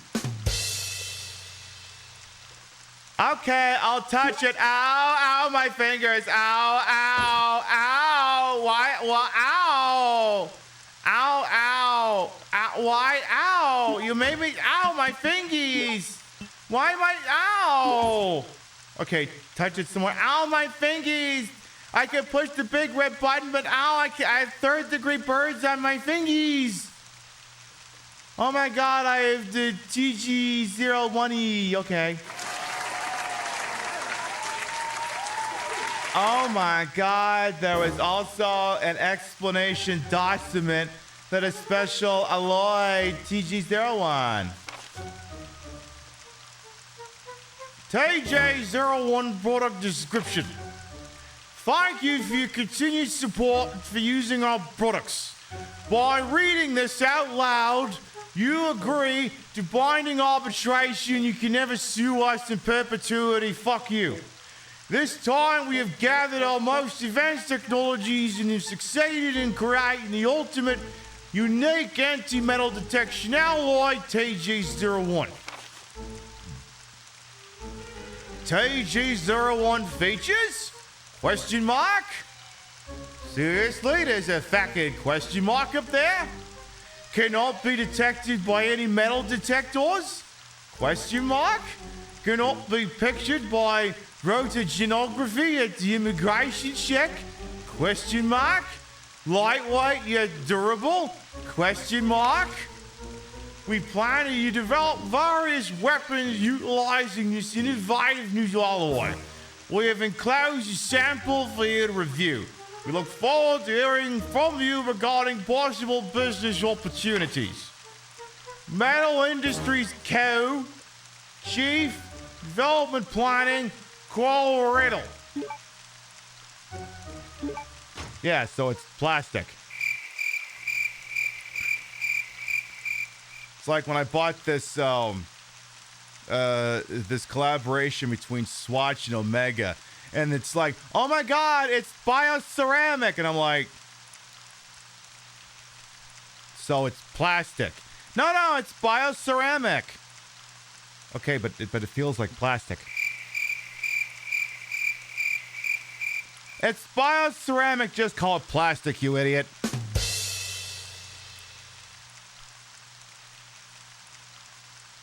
Do I prefer the original version of Code Veronica or X? To be quite honest, I kind of prefer the original, which is why we're playing this one.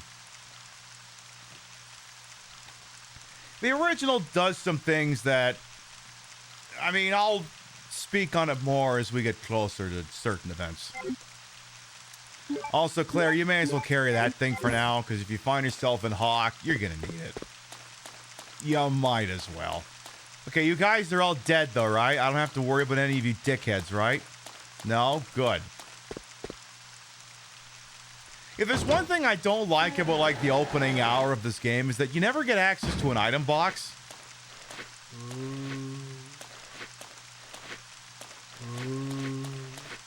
I mean, fortunately, you operate in such wide open areas that some of the times you don't have to worry about engaging with the zombies. See, if that entire area had been played in D2, we'd have been frozen in spot, we'd have been able to flee, and I would have had to shoot everything. Bioceramic is like implants, isn't it? I have no fucking clue. It just feels like glorified. Maybe it's ethically produced plastic. I don't know. Whatever that means. So now what we need to do is we need to take the glorified plastic through here. Now, I mentioned to you, and perhaps I can use the save point as an example. Deposit any metallic items you have in the security box. Okay, so yeah, Rio's got the T. So once again, I gotta drop everything metallic in here, which is gonna be the gat, the knife, the lighter, the empty fire extinguisher, but we're gonna want to remember to bring that back with us later, and the TG01. Now, I'm gonna show you two things here. But first, I gotta go back and save the damn game. So we're gonna take this ink ribbon and wander on over here.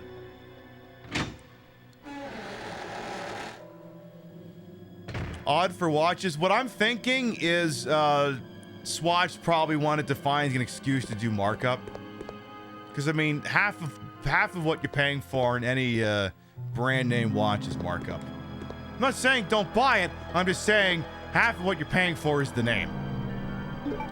We're gonna do a little save here just to show off little trick those fat cats at Capcom don't want you to know about. See, this trick I'm about to teach you is why they wouldn't allow me into the Capcom creator program. This one specifically. This is the one they barred me from entry over. Pib, it sounds like you're making this up. No, I'm not. Shut up. So, as you can tell right now, we ain't holding anything metallic other than, well, the ink ribbon. Items you have in the Let me just get that dumped off right now. You know, I can go through here right now, and as you can see, like, the security doors aren't down. Someone's banging on this window. It's apparently prone to break at any moment. So now, if I take the not plastic and insert it over here, and then make the silly 3D printed emblem that I need to advance the plot.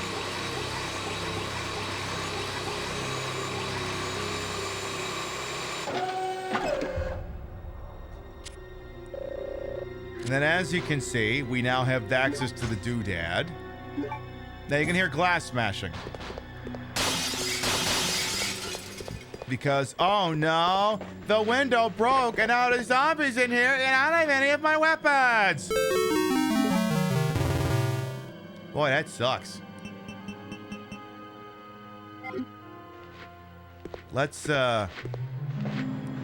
here's what you can do.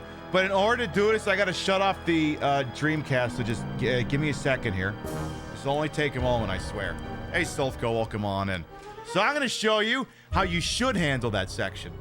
I discovered this by accident. So, where is my Dreamcast? It's,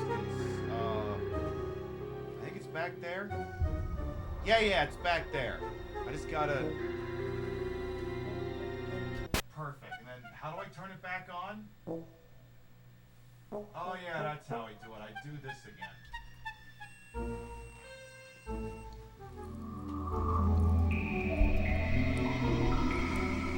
You thought pressing start and the face button resets it?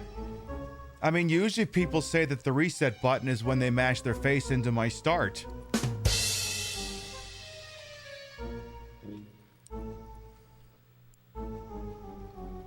And let's get that loaded back up. These are yoga pants, by the way, in case anyone's getting curious.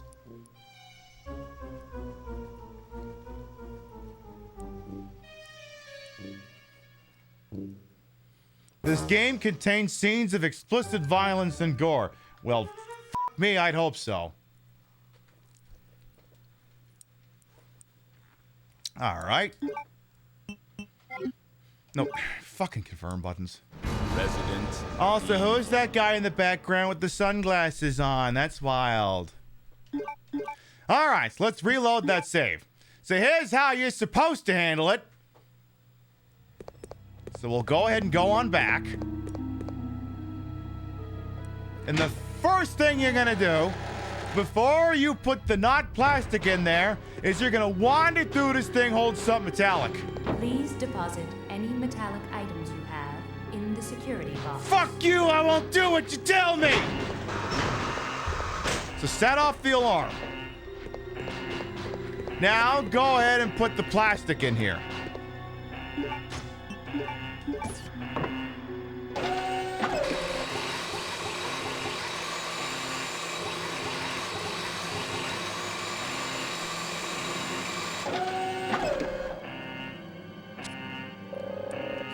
Good. Take the SP alloy emblem, not to be confused with the fire emblem. So now, you're supposed to hear the glass smashing as we approach, but it doesn't happen. And now, if we unlock this... Please deposit any metallic items you have in the security box. And now, you know, we'll go ahead and drop off the ink ribbon because we don't need it. And the glass remains secure. That zombie never breaks in, and you never have to worry about it. I was barred from entering the Capcom Creative Program for that reason specifically.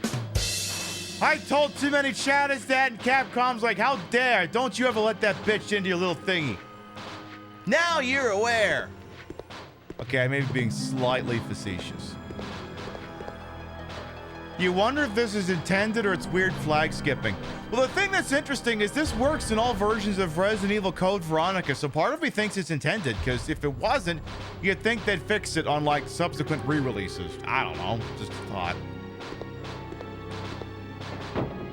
No, what really happened is I applied for the Capcom Creative Program once, and at that point, I was an established, you know, partner playing Resident Evil games on the reg, professionally, you know, with a consistent schedule, and they denied me.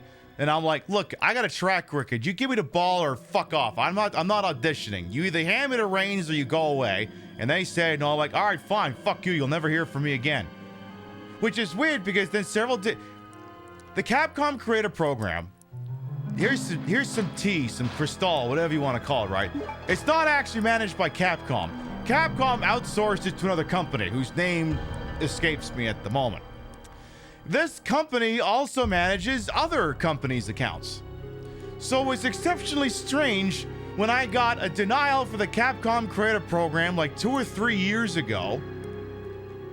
And then several days later, they give me another person from that same company, unsolicited, emails the business account a PlayStation 4 key for the new King of Fighters game.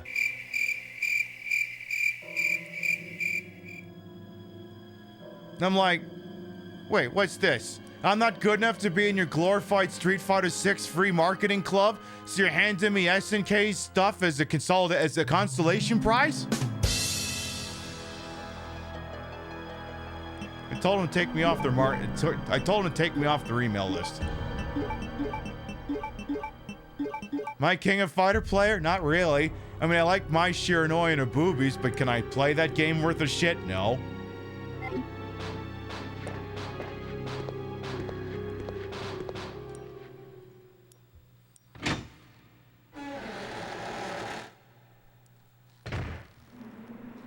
And now apparently SNK is owned by the one of the Saudi Arabia government doodads or whatever the piss it is. So now it's kind of like, oh man. I mean, I could still dress up as my Shiranui, but like, let's be honest here. Let's all cards on the table here. We all just play various flavors of King of Fighters from the 90s. Look, I got a copy of King of Fighters 99 for PlayStation 1. That's the only one I ever usually fucking play when I get the itch anyway. That and, oh, the one for Switch in which they force feminize Terry Bogard. We gotta play that one on the show again sometime. If I'm ever not sure what to do for a retro Saturday, I gotta put on SNK Heroines. I gotta put that on. Yeah, they force feminize, and what am I supposed to do? Not appreciate the hell out of that? Didn't they also force feminize the Ori as well, or is my mind misremembering things? Yeah, they do. Yeah, they force feminize the Ori too. Hell yeah. We're gonna forcibly change all your goddamn video game characters.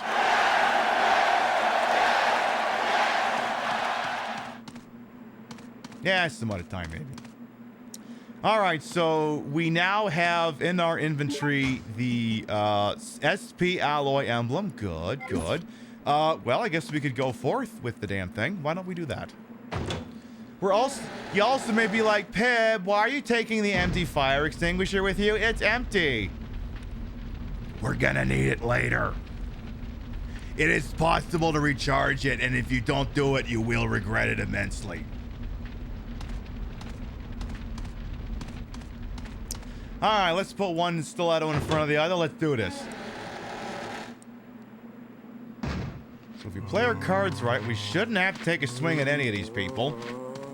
Then all I gotta do, right, is just put the plastic thingy in here. Because apparently this door is so stupid, it can't tell the difference between metal and plastic. There's no need to use it now, but I'm standing literally in front of the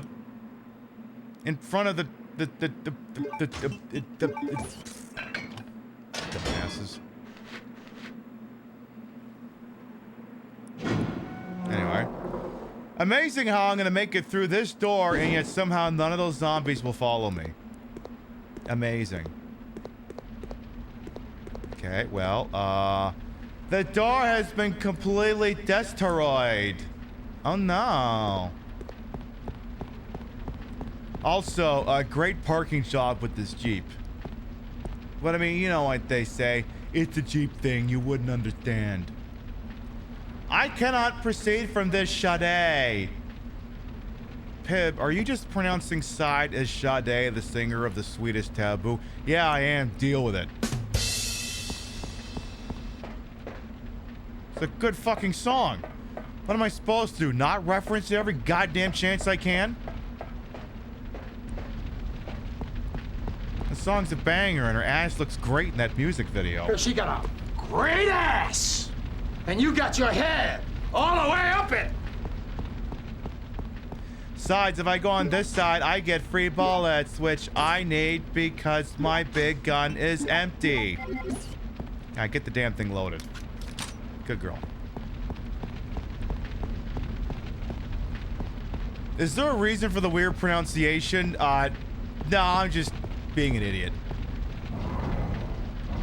I have forcefully decided that Claire isn't too bright because later on in the game, she's going to make an incredibly disparaging comment that could be seen as homophobic and transphobic. So I'm just trying to get ahead of it early. I feel like if I characterize her as an idiot, the delivery of the line will be more believable when it happens. The entrance has been completely sealed, the singer. It's impossible to pass through Ari.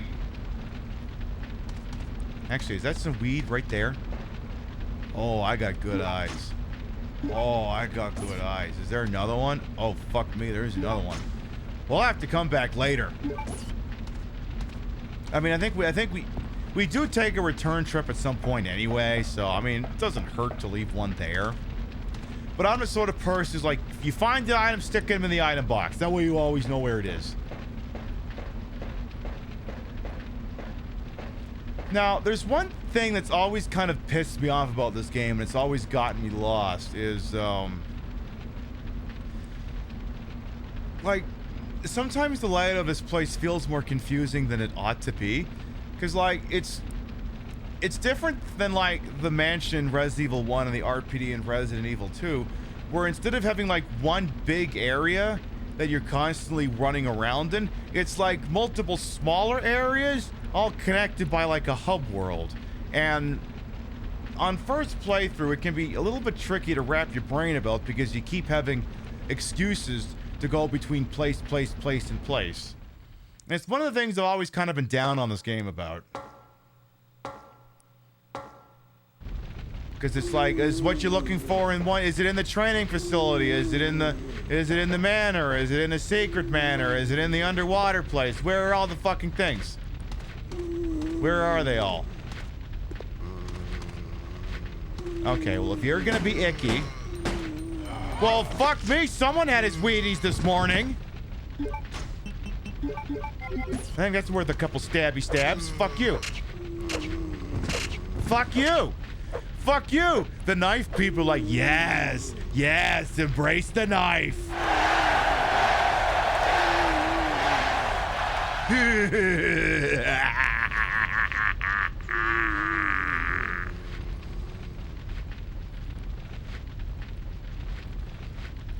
Is plastic, by the way, before anyone gets too excited here? Yeah, Milovit's got the right idea. I mean, that's the thing. Like, I'm not going to do a knife-only run, but I will accept that it may occasionally behoove me to use the knife against a downed enemy solely as a means of preserving ammunition levels. for that sole reason. Like, if this was Resident Evil Deadly Silence, where you perpetually have a knife in inventory, this would be an easier sell. Ah, damn it, he got back up already. I was out of range, out of pocket. You heard this is the hardest Resident Evil on knife only? I mean, I'll take your word for it. People who do knife only runs don't love themselves. I wouldn't go that far. All I know is their brain is wired for things. And I think I said as much last night when we were raided by someone who, I will, you know, when I'm telling a story like this, I will leave out the names, but if they want to out themselves, they're more than welcome to do so. If not, they can keep it to themselves. It's entirely their decision. But I was like, you people do knife only. And I said this with all due respect. You people are sick. And I meant that as a compliment.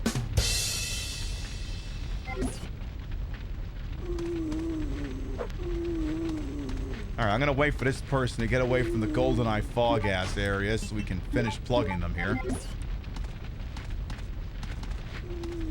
Yes, Knife Shark and Pokey embrace the knife. Yeah, embrace the knife like that weird thing in Zardoz said to embrace the guns is to further the penis or whatever the fuck is going on in that movie where Sean Connery's wearing that slinky onesie. Oh. Wait, there's still another fucking zombie out here? Oh, for fuck's sake. Would you just die already? I knocked his hat off. Oh, he is dead. Well, okay then. Your ideal Resident Evil game would be to have unlimited rocket launcher in all games. Well, fortunately, I think this is one of the games where you can unlock an infinite ammo rocket launcher, but like, this is also one of the games that I feel has the lowest replay value of all of them because there's no secret costumes. You can't get infinite ammo for all weapons. There's no there's no rewards that the battle mode can give you that correlate outside of the battle mode. So when it comes to replay value, I feel like Code Veronica is one of the weakest offerings in the franchise. It's not as weak as Dino Crisis 3. Jesus Christ.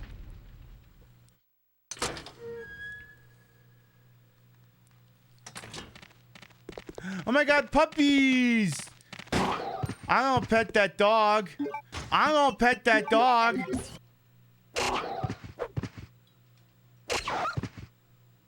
It's just the one dog, right? Asking for a me? Nope, it's not the only one. Alright, min-maxing, min-maxing. He's just resting. He's just... Fuck.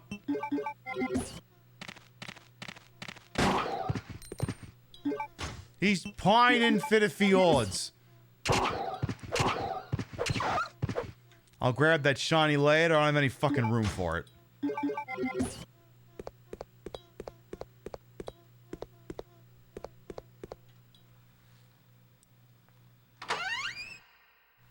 Hey, Zero Cool as well. Welcome on in. Ooh. Interesting music. Oh my goodness. Is this the Manchione? I mean, I wish I could tell, but this game's doing like a sepia tone filter on everything before Xbox 360 games started doing that on the reg. Alright, we're gonna go right for the save room here because we have not saved in a meaningful capacity since I showed you the exploit for the goddamn alloy room.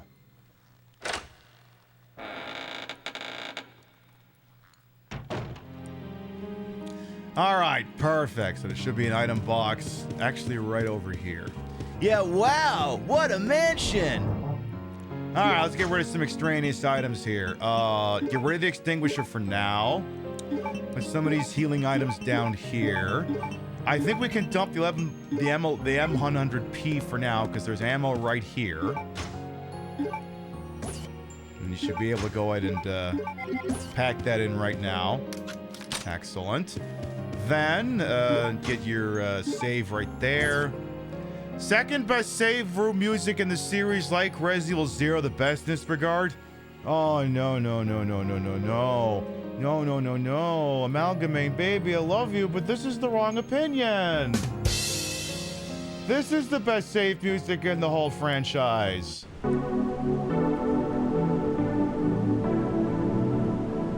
I think we have this discussion every year.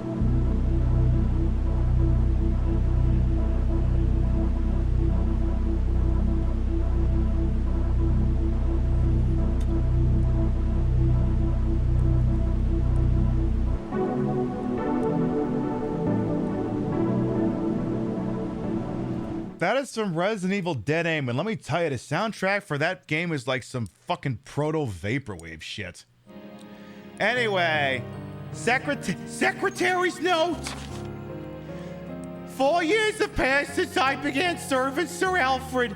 He doesn't trust anyone. Even though I am his attendant, I am still strictly prohibited from entering his private house. What is his problem anyway? They say he lives with his twin sister Alexia in his private... Wait a minute. I can't say that because if anyone's got an Echo Dude, it'll set it off. Okay, we're gonna use a different name for this. Okay. They say he lives with his twin sister Frankie in his private house on the hill. Occasionally I see someone standing by the window of the house. It might have been Frankie, whose extreme beauty is often talked about. I once asked Alfred about this, but it only enraged him. Even though I am his attendant, he will not show me any lenience. If I ask about her again, I could put my life at risk. After all, it is a mystery why he so desperately tries to keep his private life with Freddy a secret. Roberta Dawson. This is from Bensonhurst, apparently. Now, one thing I was always kind of down on this game, too, which is an opinion that has sort of improved in the last couple of years, is like, I wasn't really a huge fan of some of the visuals in this game. And the reason why I mention that is because, like, if you were to compare, imagine for a minute that you're playing this game either on like an emulator or maybe the HD version that was on PlayStation 3 and Xbox, where like basically it's, you know, it's high def, there's nothing fucking going on with the picture, all the polygons look beautiful and all that bullshit.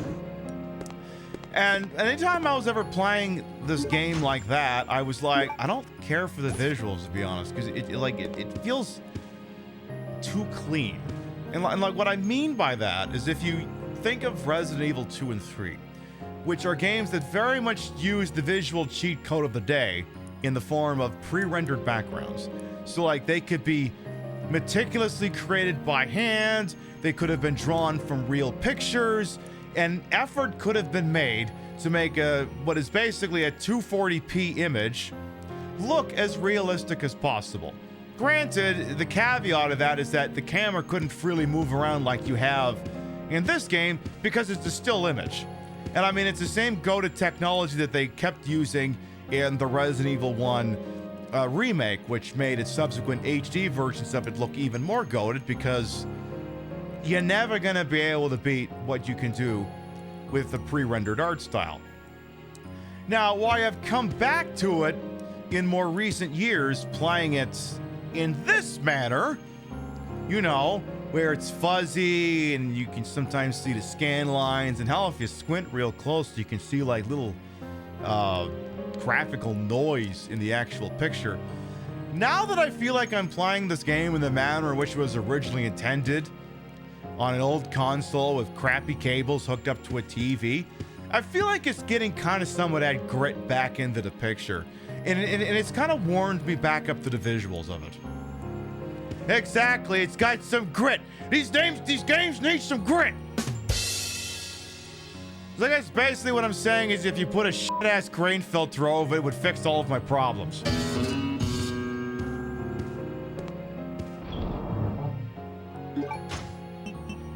I guess we can I did not even actually save the game, did I? Okay, let's do that real quick. Let's definitely do that. We can save our progress. Let's do that. Well, now we can go ahead and tape over this one.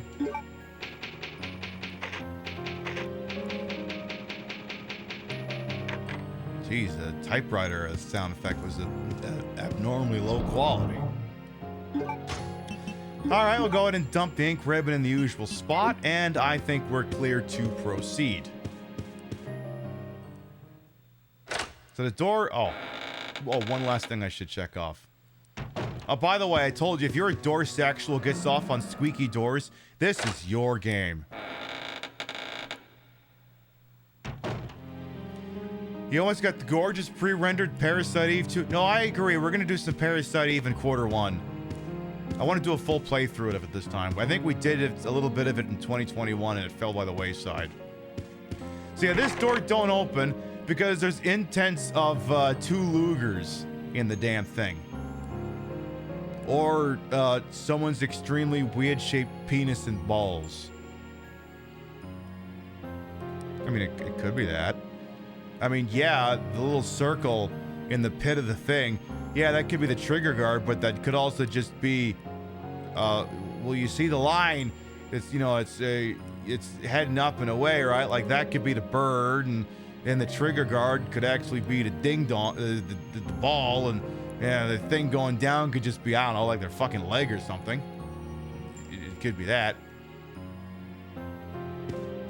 You're right. DJ Clancy must resign, and Mojo Nixon's voice singing Don Henley must. Is that so?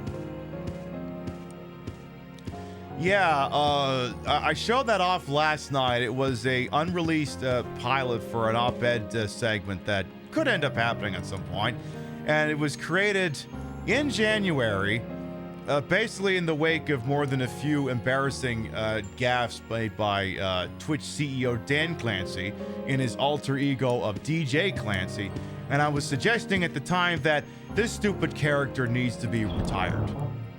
And I still hold that opinion. And 9 months later, you could release that video today and you wouldn't have to update much. So it's me going, actually, this guy's shtick is kind of pathetic and it really needs to go. Of course, the beauty of it is, you know, I'm perpetually the dame on the outside, right? Like, I don't work with Twitch. I'm not in their Rolodex. I'm not one of their go-to gays, and I never will be. So the benefit of it is I can be on the outside, and I can point out the things that lots of people agree with and would say if their livelihoods weren't tied to this. I can say these things, so I shall say these things, and I shall say these things to the people who can't say these things because their livelihoods depend upon it. Oh my god, that door is locked. A silver crest is carved here, but why would I unlock it with toothpaste? Exactly, I'm the counterculture queen, exactly.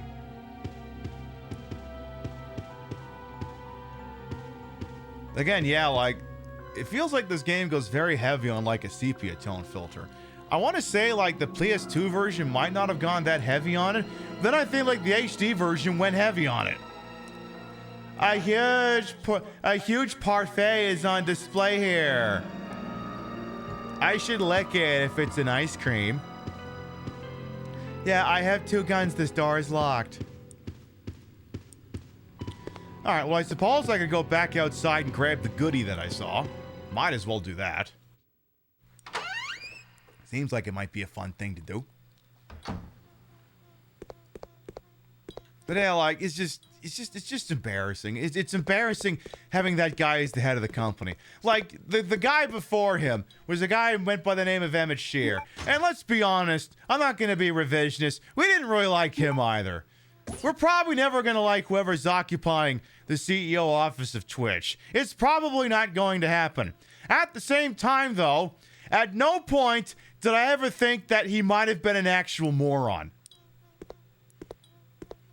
Like, I could say that I don't think Emmett Shear at many points had the best interest of creators, but at no point did I seriously wonder if he just might be an actual moron. I'm not saying bring him back, because since then he has very much come out as a moron. But at the time, that wasn't a thought we were having. Now, our biggest problem with him at the time was that you didn't have free-form meta tagging that you could do on your channel, and we wanted a trans tag. And he was like, oh, but we can't give you a trans tag because then all the bad actors will know where to find you and do that. And first of all, they already do that. And second of all, if a bunch of people self-identifying as trans is going to drive harassment, that's not the problem. The trans tag itself isn't the problem. You're describing a symptom of a problem. And then eventually they acquiesced and we got it anyway. I think it was right around the time they were getting pissed off at the hot tub streamers. And I also want to say on the record that the Queen Pip show respects the hot tub streamers. Especially when doing that butt cam meta. Highly respected. Yeah, but they were objectifying themselves for money. How is it any different from what the fuck I'm doing? I'm not being nearly as forward about it, but what the hell is the difference? Rusty construction materials are left here, but what's on the right? Am I stuck in the middle with you? What do we have here? We have... There's an octagonal holo. Why is there a glory hole right in front of me? Is a ding dong gonna come out of it? What a weird place to put a glory hole. Wasn't that in the summer of Hate Raid 2021 too? Yeah, that too. Because yeah, Hate Raid, Twitch's back-end systems were so threadbare that it made harassment exceedingly easy. And that was pre-trans tag, I think. Or it could have been post, I don't know. I believe a lot of the systems have been beefed up since then, though. Thank goodness. Alright, more handgun bullets, yes. I'll take this police map.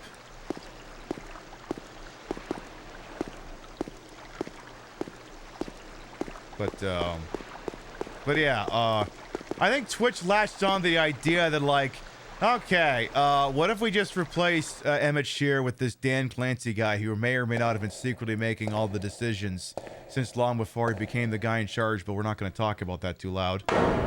And they seemingly latched upon the idea of, like, what if we just invented this folksy character, put him out front, made him the hype man? Maybe that would shut people up. And for the longest time, it actually did. Like, a lot of people bought into the sauce, and he just kept saying yes to them and promising them all kinds of things. And here's the secret of show business. Just always say you're going to do whatever happens, and then when it doesn't happen, just hope they forget. And for the longest time, I think with Danny Boy, and I think that's what I'm going to start calling him from now on, Danny Boy. Danny Boy, the guy in charge with the weird hair and the fucking hat. What do you mean weird hair? What do you mean? Are people not allowed to have long hair in their 70s? Yes, they're allowed to have long hair in their 70s. Maybe not when they're the CEO of a company. I might want the guy to look a little bit more clean cut.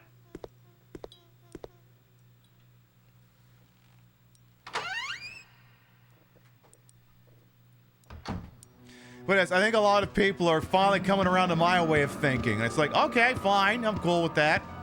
Just happy you're here. Is that more bullets? Hey, EB as well, welcome on. And yep, the Dreamcast version. I think we haven't played it. We haven't played this game in 3 years. And I'm pretty sure we did the HD version last time. Pretty sure. I'm gonna go put that stupid, what the hell was this? This Navy proof.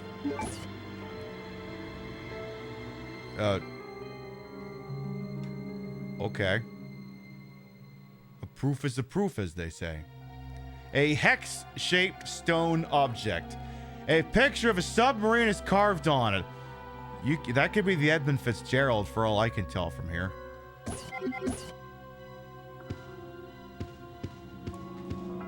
Yeah, let CEOs have long hair. They're not good at doing much else. You know what, Frey? You're so right. You're so right.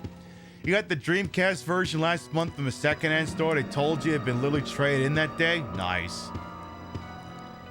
I mean, I like this because there are certain story changes they made in the Complete/X re-release that I don't really agree with.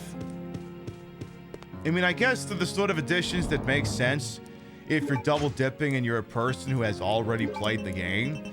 Then they're like little extra things that I guess kind of make the playthrough a little bit more interesting. But like for initial playthrough, a lot of it is stuff that just frankly shouldn't be there.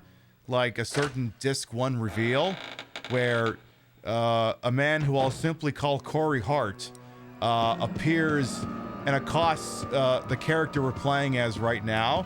And I feel like it cheapens a reveal later in the game. Like, oh my god, it's... And it's like, well, yeah, no fucking shit. He's already shown up like 3 times. This isn't the revelation it seems like.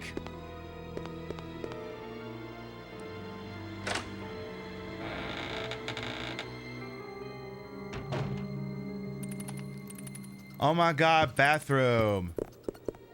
We have a bathroom. Your version came with old DVD about him back then. Oh, nice. Oh shit, you got the cool one. That yeah, that was extra. I don't have that. Let's see here. Oh my god, there's bats up there. There's also handgun bullets. Yeah, there's bats in the bat room. Who would have thought? Hi, bats. Oh my god, there's a duraluminum case. What's with this duraluminum? Oh my god, it's secured by a simple lock. I could open this if I had a lockpick. Or you could just, I don't know, mash it with a rock. I've seen that work. The waterway piping is broken. Aren't we all?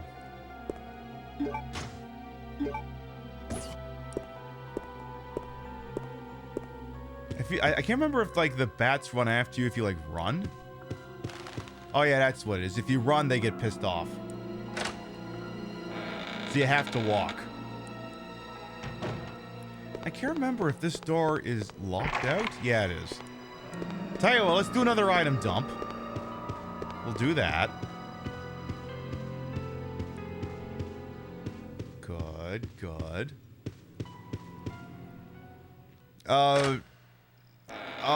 Informal poll. This is highly specific criteria. If the following for you is correct, please write in the number 1 in chat. Are you someone who has not seen the film Resident Evil, Welcome to Raccoon City, and is planning to someday watch it and would not want a portion of it spoiled?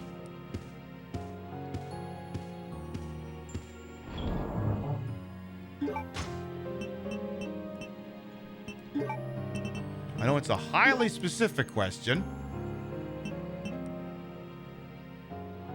Okay, Rio's written in 1, but I know she's lying because we watched it together. Okay, Amalgamane wrote 1. All right, Amalgamane, your homework assignment is between now and next Wednesday. You better watch it.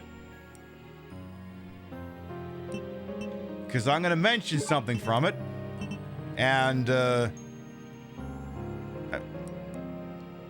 I feel like you need to experience the movie before. And the funny thing is, if you do actually watch it between then and now, and you also realize which game I'm playing, you're gonna reach a point in the movie and be like, oh, that's why, okay.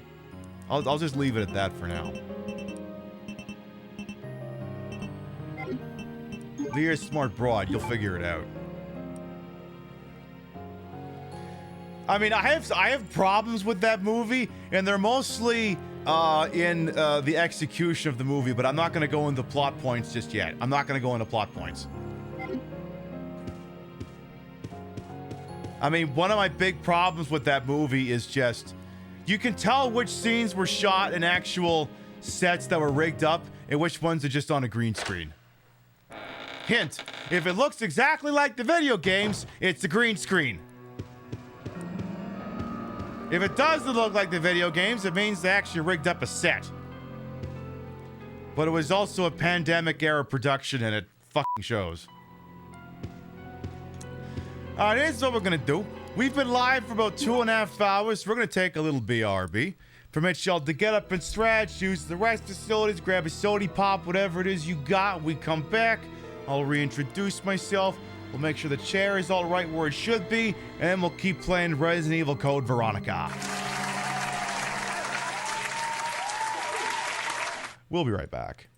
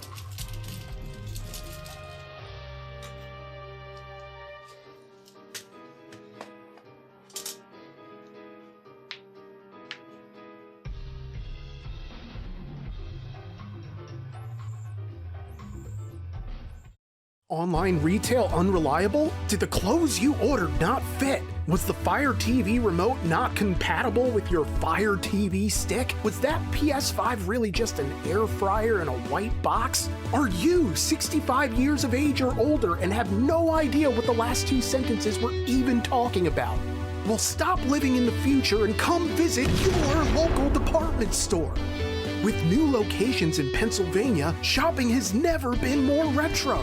Touch things, try them on, break things by accident, and then run out of the store like an affair partner when the husband's F-250 pulls into the driveway. You'd hide under the bed, but it's just a mattress on the floor, so out the window it is. Infidelity brand Murphy beds, just $2274.50. Warble Vision flat screen TV, only $694.27. 46 dry ounces of Pauper's Roast Premium Substandard Coffee, just $22.67. Xbox 360, $64. Nintendo 64, $360. Condoms by Virgin Cola. Cola by Come and Go Gas. Remember this carpet pattern? Guys, it's back! And it smells like popcorn, Marlboros, and recirculated air. It's just like waiting for a ride from a parent who forgot about you. I'm sorry, honey, but it's beer o'clock and Daddy is punching his time card. We've got custom refrigerator name magnets with all the hottest names in Pennsylvania.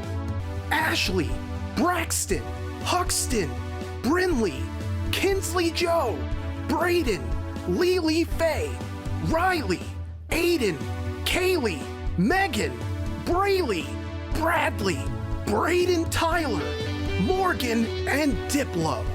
Come down to your local department store with additional locations opening in California. Is it smart to open up a new brick and mortar location in this economic climate? Probably not, but fuck them! We're bankrolled by a venture capitalist who's desperate to recapture the maximalist minimalism of the late 80s and the early 90s. I told him, I said, Braxton, you don't have to do this. Bezos has pockets deeper than the contempt of your fellow man. You can't compete with online retail, so why the fuck are you trying? And he tells me, he comes to me, he says, if you ever raise your voice to me again, it's back to your one-bedroom shack in northern Ohio. You floor-licking, lemon-scented sack of shit. I'm your boss. If I ever stood on my wallet and fell off, I would fucking die. You don't talk to me that way. Keep brick and mortar retail alive! Come on down to your local department store!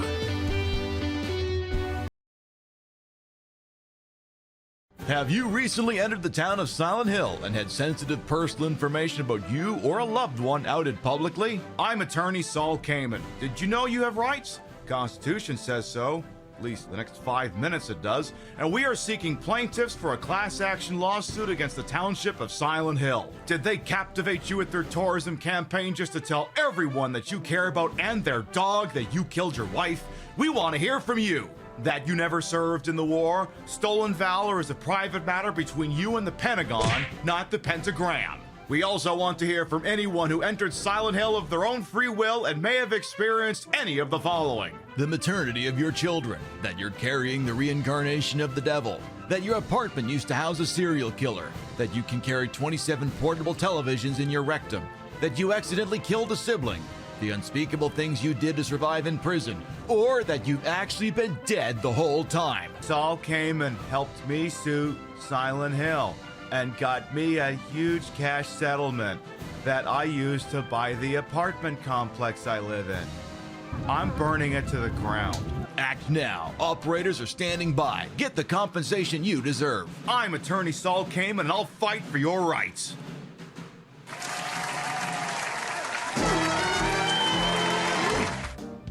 That guy's a pretty good attorney. He's even got one of those Ace Attorney badges on and everything.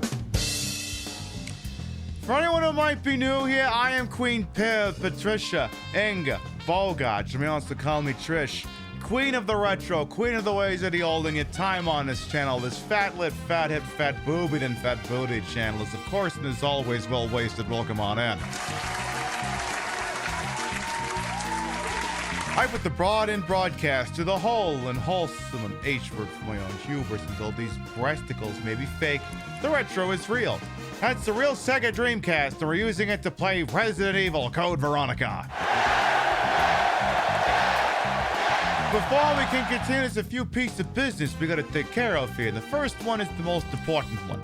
Listen, we're a very professional operation over here, okay? We have done 245 shows in a goddamn row without a work stoppage. Or I should say, without an unscheduled work stoppage.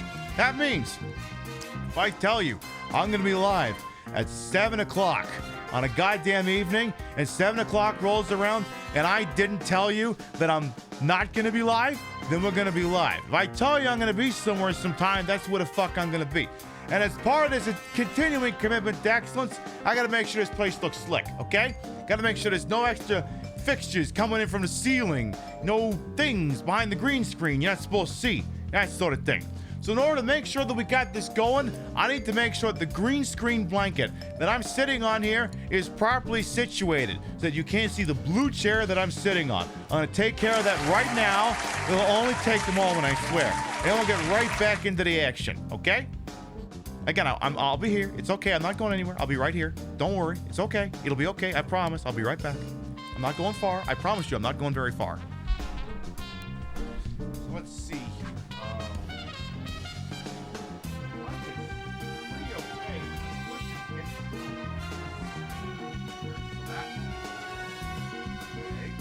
Then I think over there, frankly,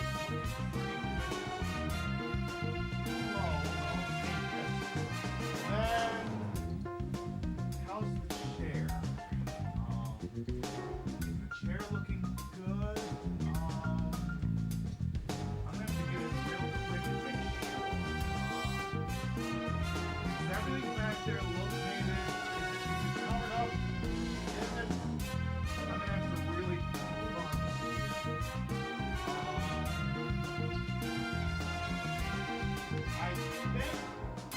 I think it's right where it needs to be.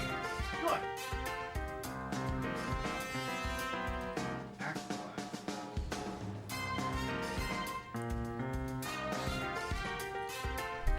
There.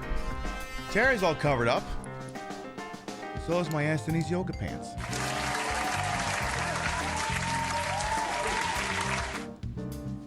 Don't they look amazing?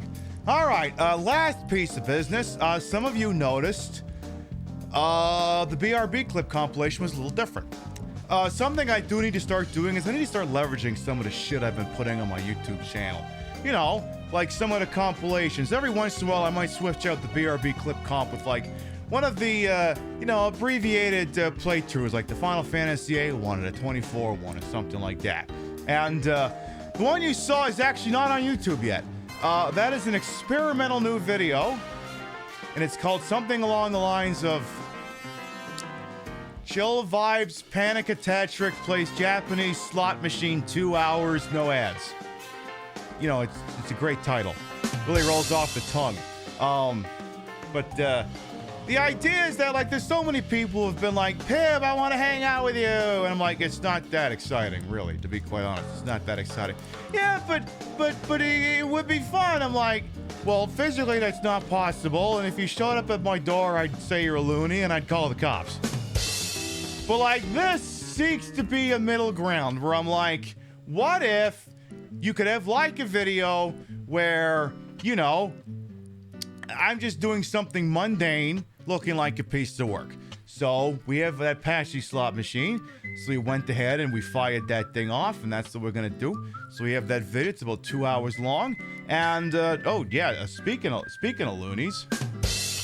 Oh my God! Come to J3 Sus. Who's J3 Sus?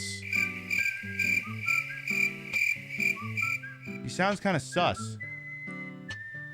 Anyway, so yeah, we have a little 2 hour video. Gonna put that thing out, and we'll see if you like it. I mean, I don't speak during it. In fact, there's sometimes every once in a while you can see like some rustling that's going up on the blanket in the lower right-hand side, because Spoon's actually sleeping underneath of it.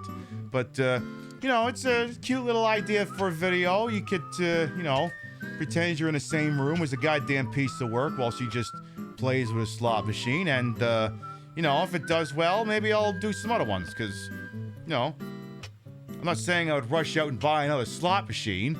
But, I mean, there's other things I can do in a mundane fashion. Like this old retro setup. I could dress up like a piece of work and play Galaga or something. It's a concept. Like I said, we'll see if you like it. We'll see. I mean, hey, it's easy. I just dress up like a piece of work, sit my ass down with my tits out, my ass out, and shut the fuck up for 2 hours and just play video games. It's like doing a Twitch show, except I don't speak. I gotta say, like, all these things people talking about J3 Sus confuses me, because, like, J3 Sus was kind of based. It's his dad is a fucking dick. And yeah, the other thing too, yeah, the crazy Jersey lady's point, like, not everyone here ascribes to that. The Jewish contingent of the Queen Pib community is a very strong contingent.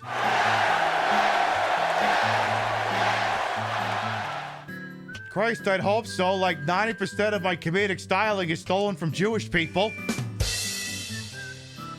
I'm not even joking about that. Like 80-90% of it is like Jon Stewart, Louis Black, Mel Brooks.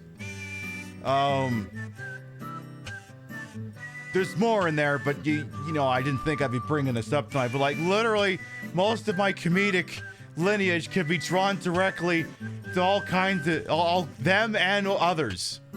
So obviously, you know, some shithead comes here and it's like, lol, you're a goober. Mazel tov, motherfuckers. All right, back to the show. All right, do I need to stop by the item room? Nope, we're good. Quietly playing Sega Master System games. Like, see, the thing is, like, that video with the slot machine works because I'm shooting from an angle where, like, you can see my butt. Because, like, I feel like it's very important that you can see my butt. Because it's a good butt. Because she got a great ass! And you got your head all the way up it! What was the point in doing all this work and getting all this work done if you can't marvel at the beauty and majesty of my ass?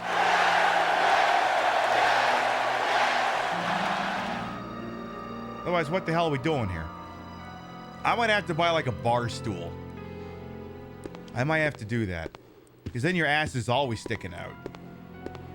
I may have to do that for that setup over there. Because then I can do like chill vibes, drag queen, dressed as, I don't know, Jade plays Galaga and has her butt out or something. I don't know. All right, what do we got here? We have one of these computers. What is this? Security lock system is active. Enter an employee ID to activate the unlocking device. Please enter your ID number.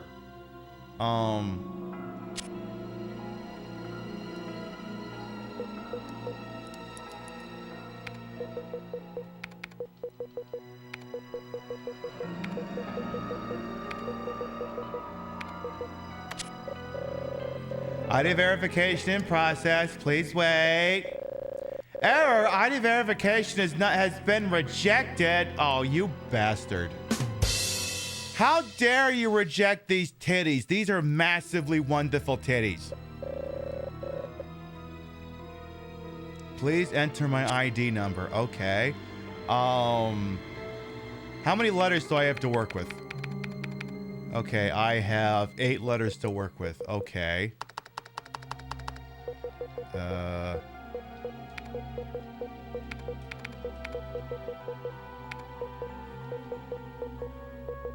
How about butt sex?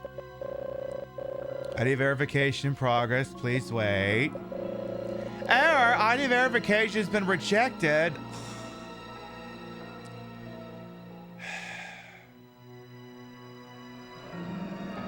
Listen. Sometimes you just gotta get your doors blown off, and unfortunately, this computer is not getting the memo. Okay, another ID number.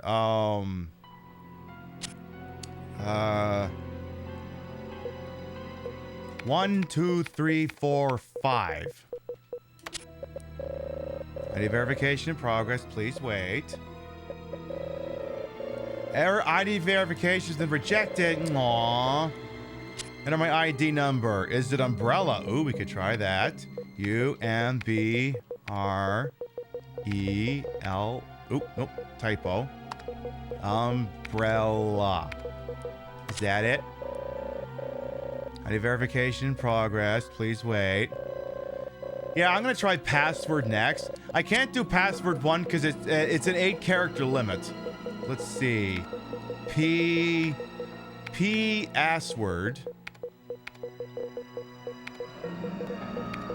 P-assword.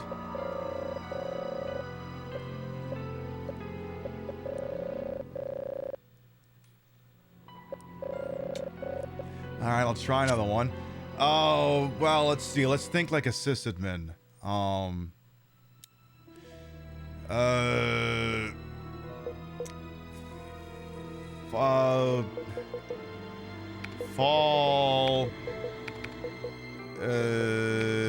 Let's think like a corporate user. Let's say fall 2025. ID verification in progress. Please wait. ID verification has been rejected. Oh, right. Password complexity. I'm sorry. Fall 2025 exclamation point. Except this keyboard doesn't have that for some reason, so I can't do that. How about... I got another one. Q, W, E, R, T, Y. How about QWERTY? Is it QWERTY? It is not QWERTY. Okay. Well, if it's not QWERTY, I bet you I know who it is. It's that bastard Poyui. That no good rat bastard Poyui.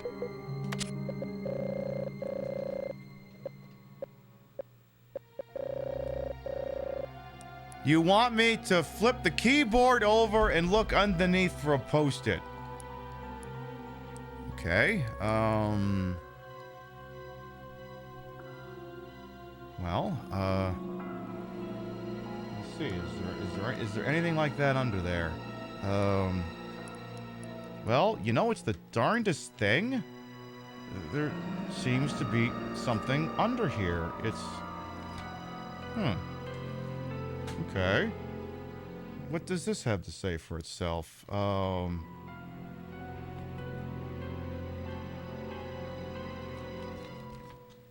Says here, product technology analog video. What you say?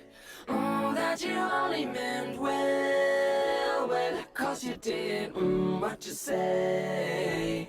That it's all for the best, cause it is. What you say? That it's just what we need. You decided what did she say? Some notes keep falling out your mouth. Mid-sweet talk news, people are calling.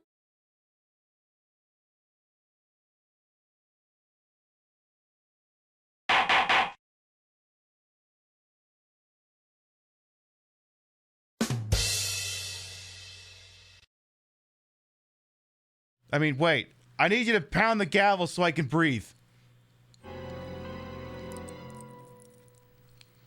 I just have to edit that audio into the former.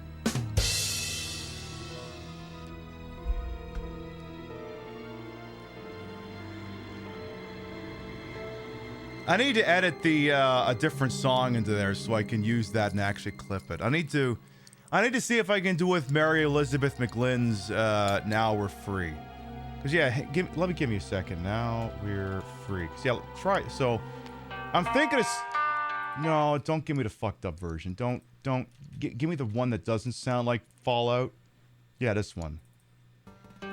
See, I gotta see if this one trips of you, because then when the chorus of this one hits,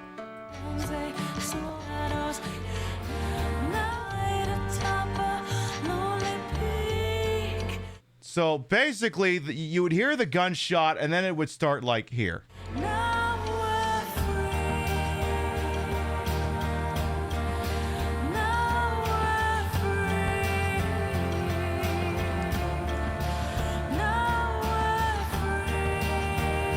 And then you could I could also sort of fade into this part at the end.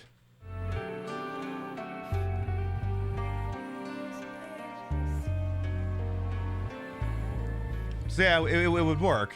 But the trick is it's a newer Silent Hill song, so it would still be, I still have to do some testing. I'll have to put it into Wednesday night's pre-show playlist.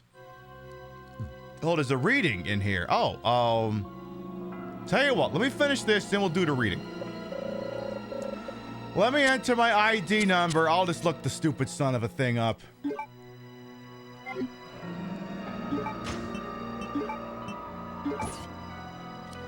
So yeah, I need to enter an ID number. Apparently, I can use NT Nancy Terry Charlie 0394.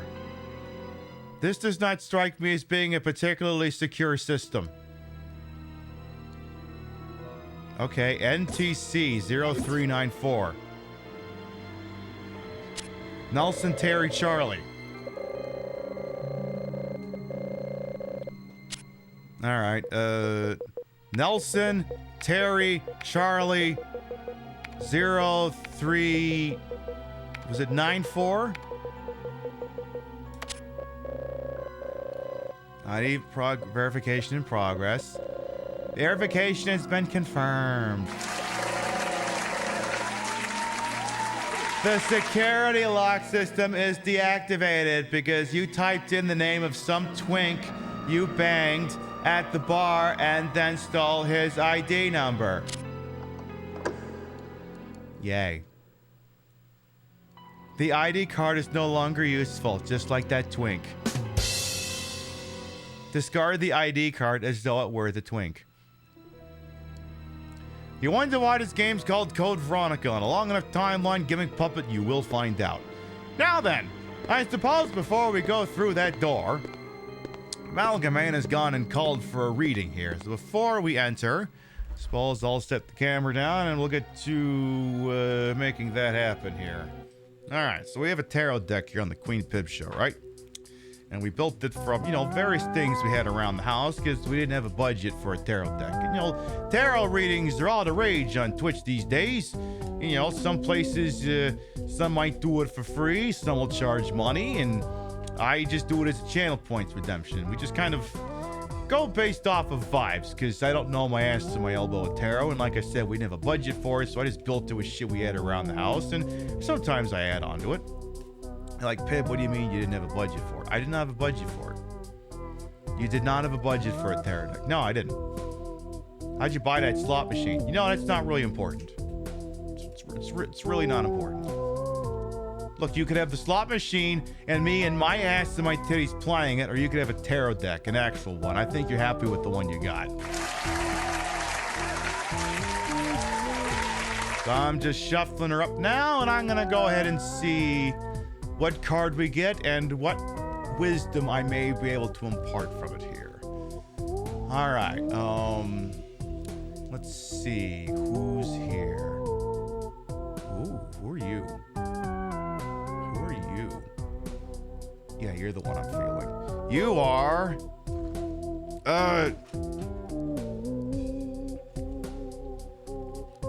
the bicycle rules card that comes with a deck of bicycle playing cards. It says, can't remember the rules. Learn new rules to over 75 classic and new card games and check out the free app at blah blah blah dot blah blah blah slash blah blah blah. Yeah, how much is a tarot deck anyway? $1,000? But hang on now. See, the thing is, we pulled this card in the upside down position. So, if under normal circumstances, it would mean Do you not remember what the rules are? Come here to find them. The inverse would mean, you know the rules, so don't bother looking for them. You know what you're doing. Okay. So this game is saying listen. This card is saying listen, listen. Whatever comes to you in the next while, go with your first read. I think that's what that means. Pib, is there a chance that when you pull these cards, knowing what's going to happen in a video game, you tailor whatever the card might mean to fit whatever's going on in the broadcast? No, of course not. It's all mystical. Shut up. So we're going with our first read. And lots of things in life, frankly, you should go with your first read anyway. But this is saying, go with your first read. Don't hem and haw. Don't think about the alternatives. When you find yourself in the fight or flight situation, go with whatever your body says to do first. And that is what we shall do. Yeah, you know the rules. And so do I. Which ones? Is it, are they these ones?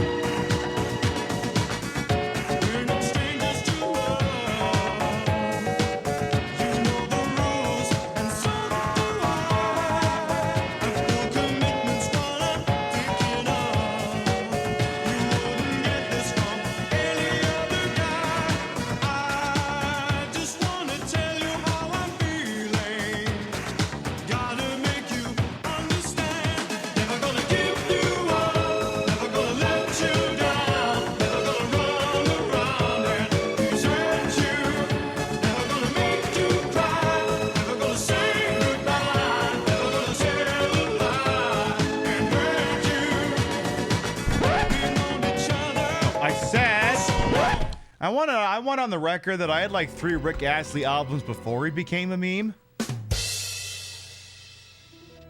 Yeah, I think it's like one of his greatest hits albums. I think another one's called Hold Me in Your Arms. I think another one's called When You Need Somebody. Yeah, I had that little dork's albums before we made a meme out of him. All right, so again, the tarot reading says go with your gut. So I gotta go with my gut. I gotta go with my gut.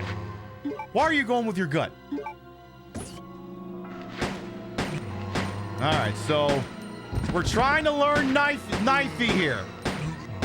So when possible, we're gonna attempt to use knives.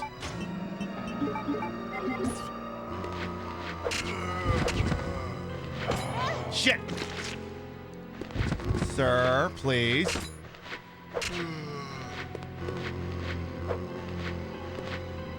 No, don't look at the earthenware pot, girl. You gotta go.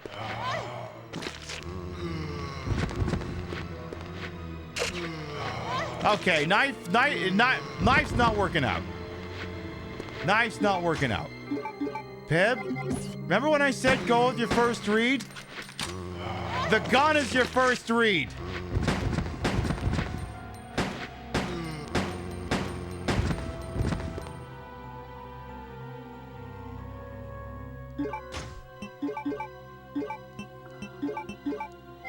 There, I think I just used up all the bullets we've been saving.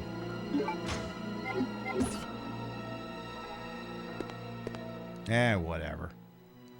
I don't give a shit about the earthenware pot. Door's locked. A silver crest is carved on it. But what would God need with silver toothpaste? Oh, a gold crest? Why would I need gold toothpaste? Sir, you suck. You suck. You suck. You're dead now, right? Okay, you are dead. Good, stay that way. Sir, please try to remain dead. Help is on the way. Were they good, the albums? Oh, yeah, they got some bangers on there. I like the music video for whenever you need somebody, because it's all about this hot blonde babe in his yellow bikini. It's awesome. And just Rick Astley, like, you know, what if I could be with you? But, you know, because it's the 1980s and it's Rick Astley voice, it's charming instead of, you know, creepy. All right, so we have some bullets. We also have what else is going on in here? What do we got? There's no music in this goddamn room. Combat knives are displayed here. Ew. Okay, well, how about this one? Combat handguns are displayed here. They look like player models from GoldenEye, and I don't mean that as a compliment. What else? You've got a model fighter plane is displayed here.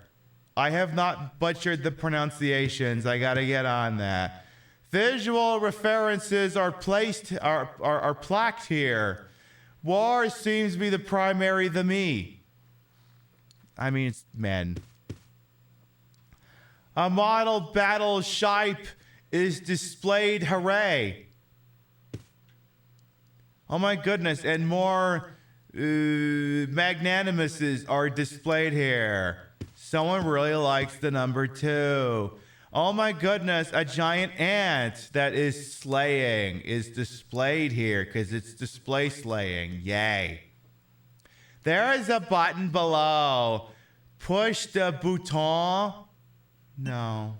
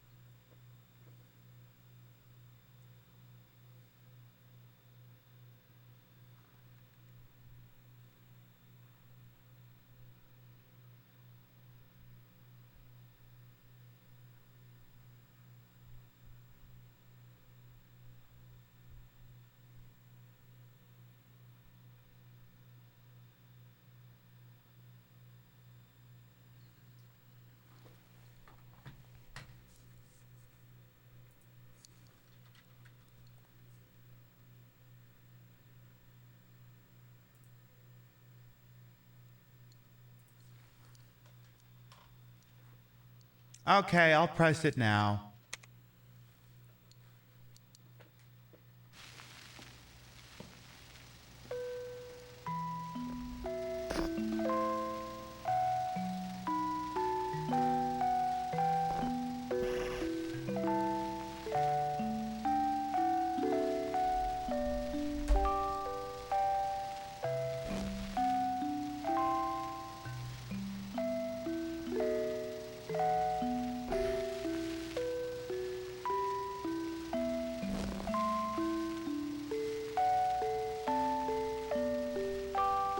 You kids like playing Cement, the real game, huh?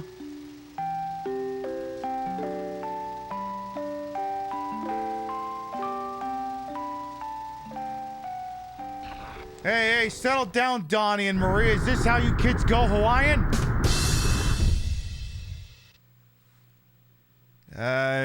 No. No. No. No. No. No. No. Bad kids. Bonk. Listen. I don't want this to turn into an episode of Law & Order SVU. All right. Well, what's shaking in here? Ooh, there's a wheel.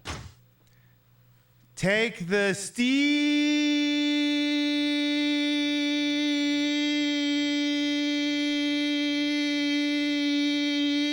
wheel. Wow, that had a lot of E's in it. What is so special about the steering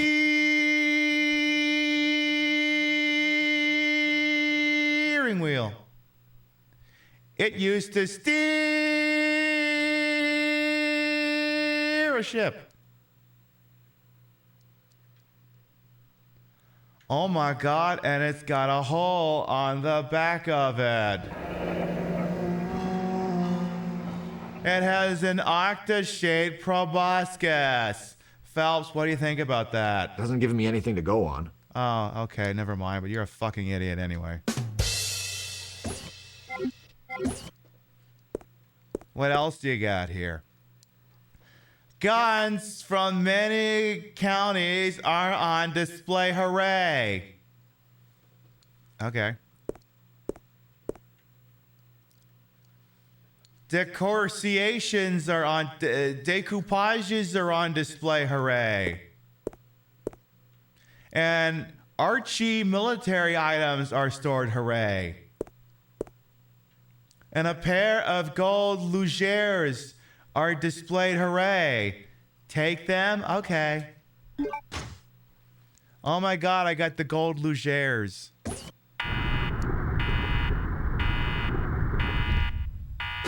Oh dear.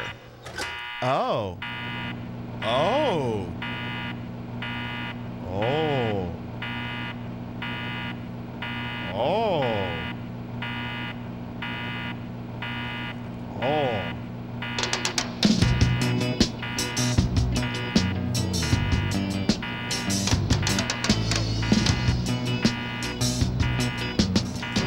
I smoke 2 joints in the morning. I smoke 2 joints at night. I smoke 2 joints in the afternoon. It makes me feel alright. Is that what's going on here? Cool, man. I'm just getting high. Are we getting microwave? No, I think we're getting blitzed.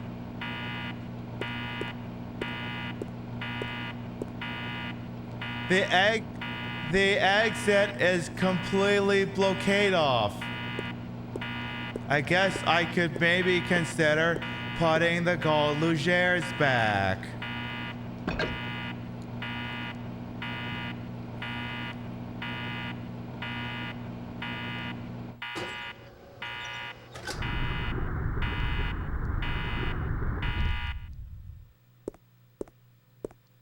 Okay.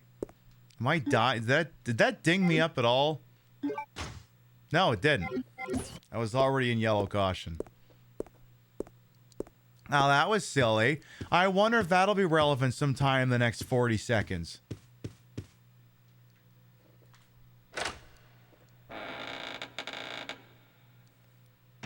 I wonder. Big mystery, who can say? Oh, well, I guess the important thing is that we can, no, we did get that, we did get that steering wheel that we need for the area outside. So I guess we could just wander right on out there. Yeah! Help me! Steve? Wait, that fucking idiot is here? And how come I can hear him like he's in the room with me? Okay, well, I guess I could go see what he's up to.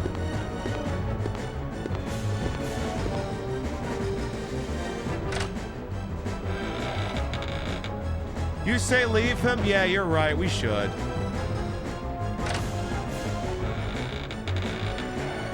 You know, honestly, like, I don't really care for that shit. I mean, he did try to kill me. Steve must still be inside of the mansion. Okay, well, gosh, we better look for him. Hey, Regal Roadkill will come on in. Yeah, the music got so dramatic for some reason. Is he in here? Steve, are you in here? How about over here? Are you over here? It's locked. There's an indentation in the shape of 2 penises. Okay, well, he's not in there. Let's keep looking around. I mean, we heard him screaming, so he must be somewhere. I mean, we could try the door across the hall. Maybe he's over there. Let's go have a look. See if he's up there. Okay, he's apparently not in there. Yeah, I do know how to mix the herbs. Yes, I'm something of a veteran of Resident Evil. Don't worry. If it ever seems like I don't know what I'm doing in a Resident Evil game, it's in service of a bit. Let's see if he's in the bathroom. I don't know. He could be in there. It's certainly possible. Are you in here, Steve? Because if you're in here, you have to say something. Oh, there's some bats in here, but I don't see Steve. Unless Steve is one of the bats. Steve, are you in here? Are you in one of these toilets? Are you in the one that... The toilet is made out of mubbles. Oh, cool. Maybe he's in the mirror. It's all dried up. What, is that you looking at yourself in the mirror?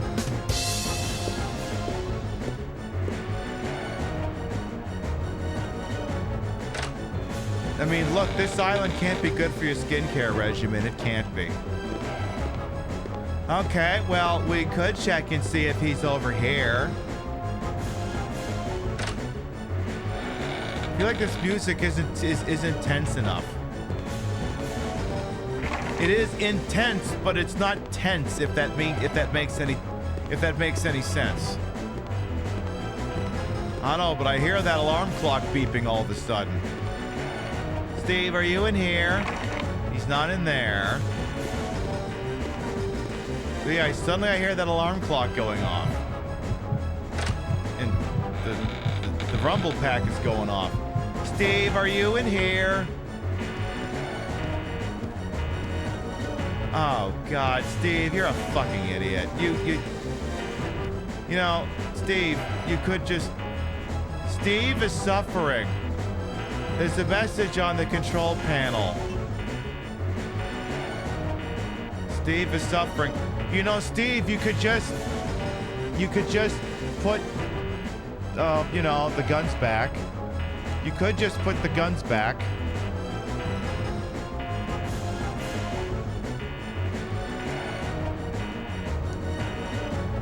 This is gonna get muted, but I gotta do this anyway. Like, Steve, you could just... Steve, just put the guns back. Steve, just put the guns back. Steve, just, for the love of God, just put the guns back. Hanks, would you just... Steve, just put the guns back. You know what? You know what, Steve-O? You ain't coming out of there until you learn. You're not coming out of there until you learn. You're staying in there until you learn a goddamn thing or two. I am not in the habit of rewarding stupidity.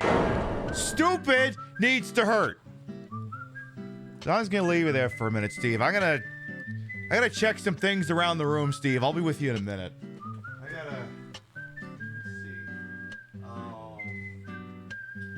First of all, oh wow, I really gotta stretch these legs. Oh, I really gotta stretch these legs. Oh yeah. Oh yeah, that's good. That's good. Yeah, definitely. Oh, that feels very good. Is this tall enough? I think the green screen is tall enough, I think. What else do we got over here that need... I know there's some things over here that need tidying. Let's see. Does this still chroma key? I gotta check. Yeah, it's still kind of chroma keys. I gotta work on that sometime. Cause yeah, you gotta be able to see the yellow in that thing. So that needs some fixing. What else? I think I have too many canned koozies in here. I might need to put some of them in the other room. might have to look into that.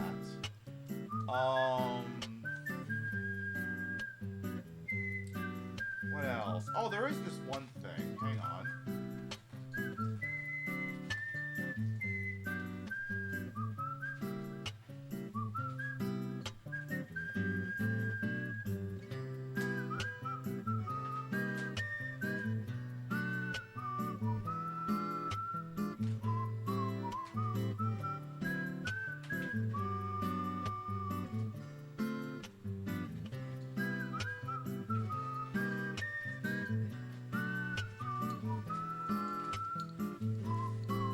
By the way,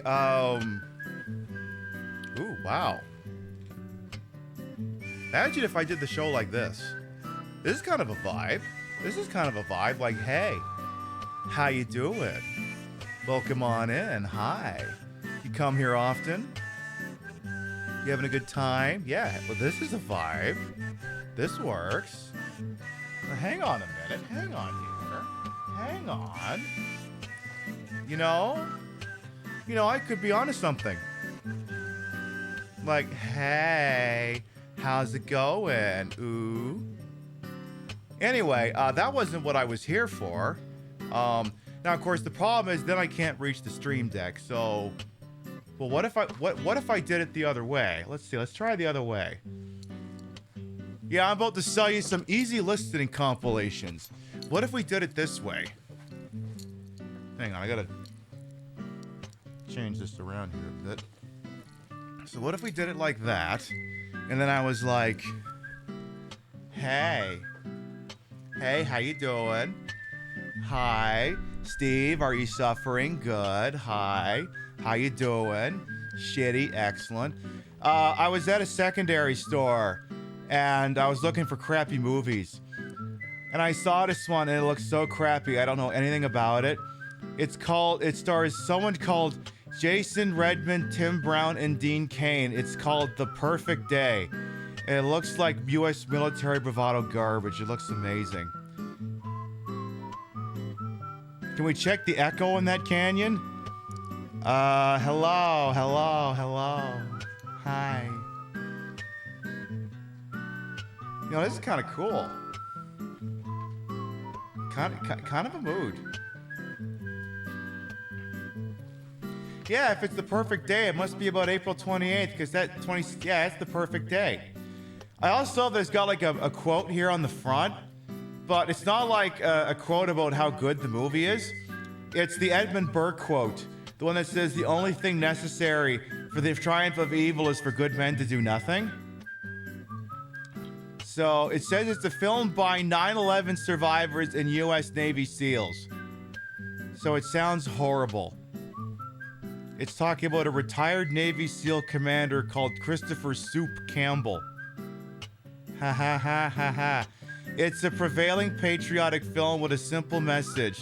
The unashamed and vigilant American is the true hero. Oh my god, I can't wait to watch this complete garbage. Awesome. Well, now wait, here's the better question. You know, Steve, while you're relaxing over there, is what would this look like if we did it facing the other way? So like, what if instead of doing it this way, you know, as he sits there and refuses to fucking learn, just put the guns back, bro. What if, how would this work? So, I'd have to sit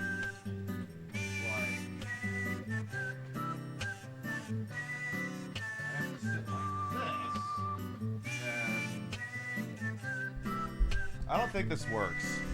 Because then I'd have to do like this and look over my shoulder. And I don't think it's working. I mean, it's a cute angle. I kind of like it, but then I can't see anything, so that's not going to work. Well, I could see the TV. That could work. But then I can't access any of the controls. And the problem is the music just ran out, so I got to turn it back on. So...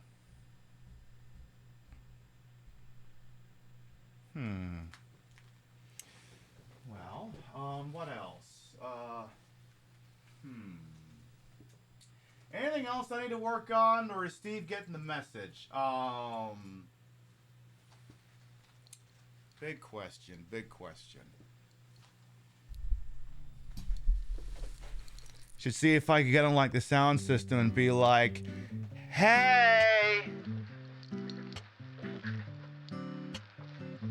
Wait, let me try that again. Just be like, you know, just kind of leaning in here. You know, you got one leg going in one direction, one leg going in another. And you're like, you find the intercom that's in the room, and you're like, oh, Steve, hi. Steve, how you doing? You know those guns? You know the ones you took that brought about the alarm that's going on in that room? Have you considered maybe just, I don't know, putting them back? No, I'm not sitting here, lounging and taking delight in your immense pain and frustration. Why do you ask? Claire! Just open the door! And I'm like, no, asshole, you're gonna stay in there until you fucking learn.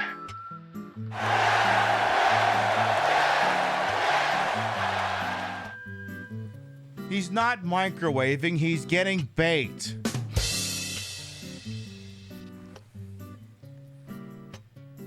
The guy is higher than both Cheech and Chong right now. He's gonna come out of there and he's gonna start talking about pink elephants and UFOs and that he can't find his head.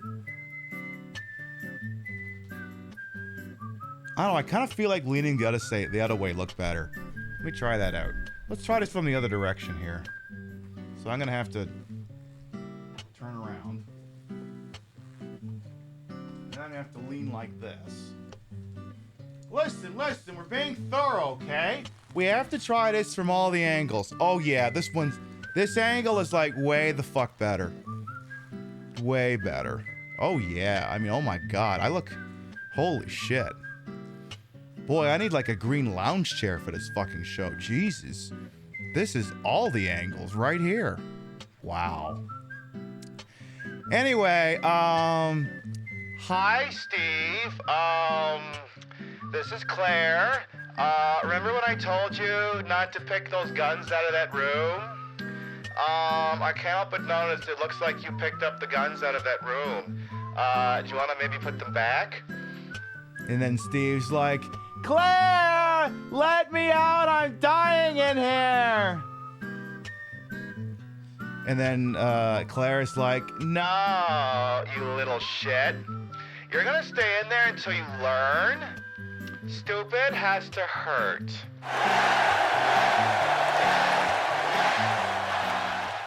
Besides, I saw you looking at my brother on Grindr, you little shit. I saw that. Don't think for 1 second I didn't see that, Steve.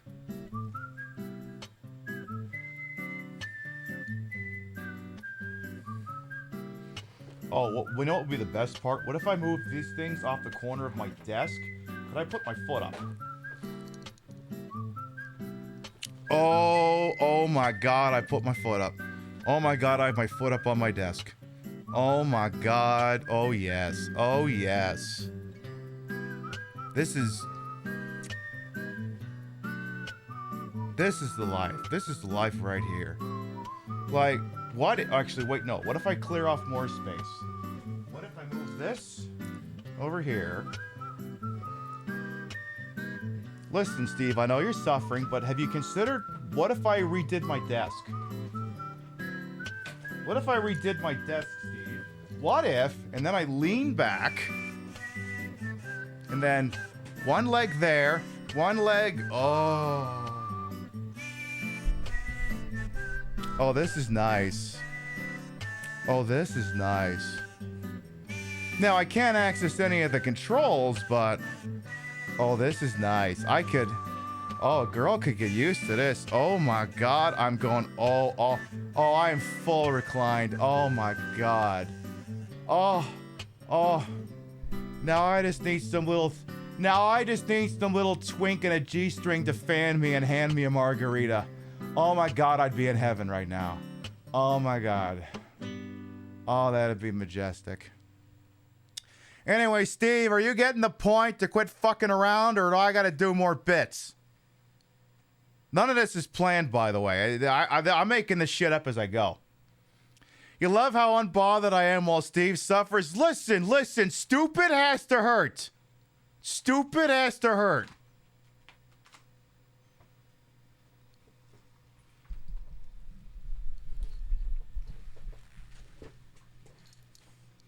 Steve, are you dead yet?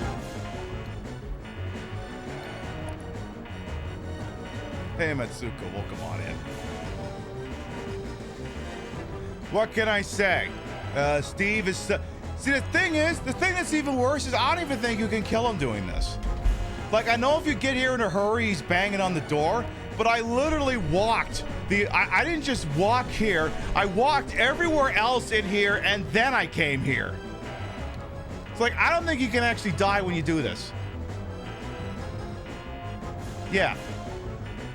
No, I don't want to operate it. Hang on, I gotta check this. Hang on, I gotta check the box score of the Jays game.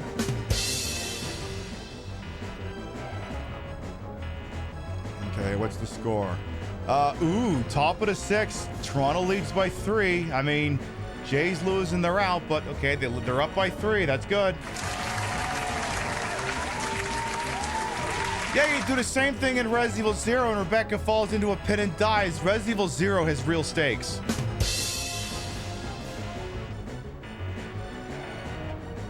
Wait.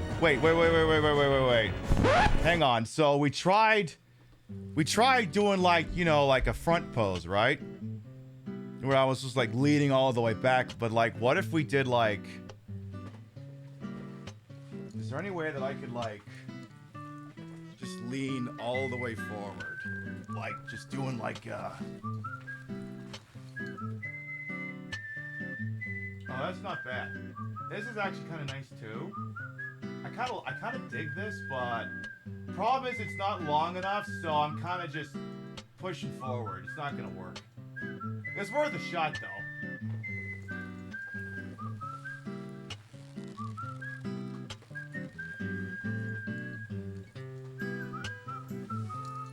We're learning. It's a process. We're learning. Straddle the chair. I've done that before. It's not as hot as it would sound. But you're thinking, though. You're thinking, and I appreciate that. Steve, are you done suffering? Have you figured out to put the fucking guns back? Have you figured that out? I say, pushing the controller. He still hasn't figured it out. He still hasn't figured it out. What's he waiting for? Steve, you're not related to Dan Clancy by any chance, are you? No reason why I ask.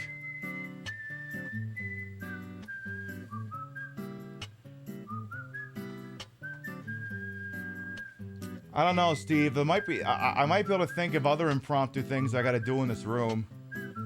It's certainly possible. Well, there is one thing.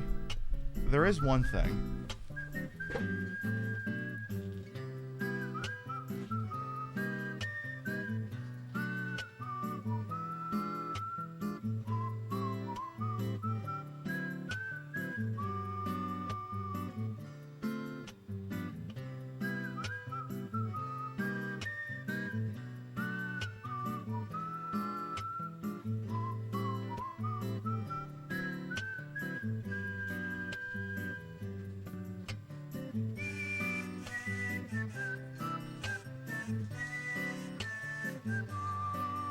There actually isn't anything. I just figured I'd walk around and fuck with Steve. I figured I'd just do that. Stupid ass to hurt Steve. Like, listen, Steve. We have lots of perfectly good guns that aren't, you know, in that room. If you wanted some guns, you could have asked. I have extras. The whistling music is the icing on the cake. I know it's majestic. The only way to be more on point is if we did this one.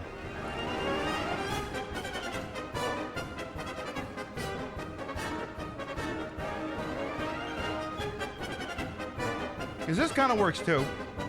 You know, entry of the gladiators sped up.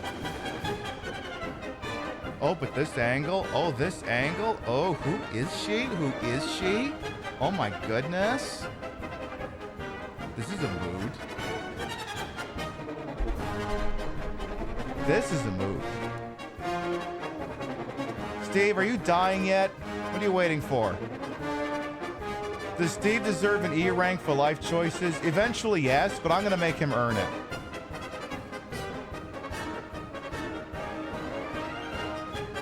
Hang on, Steve. I gotta, look, it's been a long weekend. I gotta clean my nails. Sometimes crud gets under there. Yeah, maybe this isn't the sort of thing that's couth to do in a live broadcast, but Steve, look, if you want me to save you, I gotta have clean fingers, right? It stands to reason. You want me to push all those buttons on the console to save your life, I gotta make sure my fingers are operating at their peak potential. I mean, God forbid, there could be a little bit of foundation or some stuck in the back of it. God forbid I hit the wrong button and you could die. Who would want that? I wouldn't want that. Would you want that, Steve? Of course you wouldn't want that. So I'm just gonna make sure they're all nice and tidy. Do the right thing.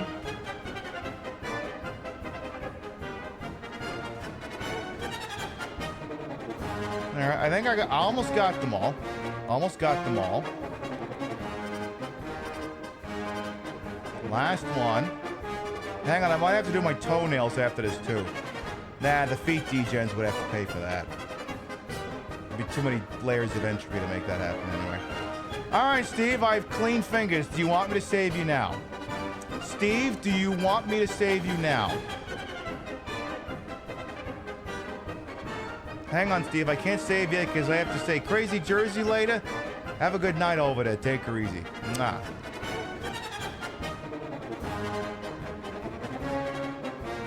I don't know, Steve. I could save you, but I think chat's enjoying the view. I think chat's really digging this. All right, Steve. I guess I could save your life. I guess.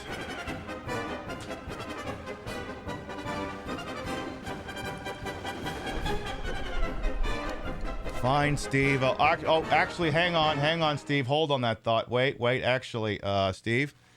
Chat says I actually have a contractual obligation.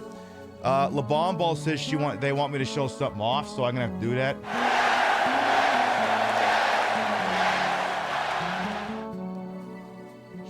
So I'm gonna have to do that here. And understand, Steve, it's gonna take a second because I've been throwing shit around my desk. It might be harder for me to get to the point. Anyway, LaBomball wants me to show something off. And, like I said, I'm a professional. I'll do the things I'm contractually obligated to do. So you want me to show off what's going on in here. I can make that happen. I'm going to show you this large, wonderful, voluptuous, world's famous, terms of service compliant. Ted?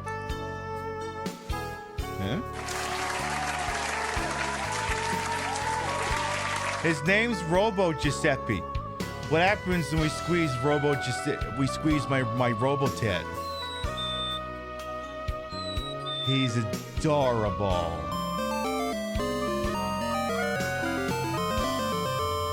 We love him so much.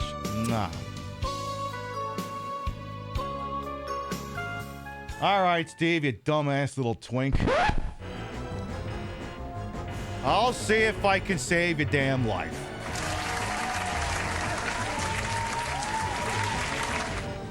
By the way, if you're a streamer and you play Resident Evil Code Veronica, steal this bit. He will literally never die, so there's no reason not to do it. I just love that I'm making him wait so long that the Dreamcast keeps going to standby mode and reduces the picture brightness. All right, Steve is suffering. When two pairs... Hang on, I gotta make sure you see if you really died.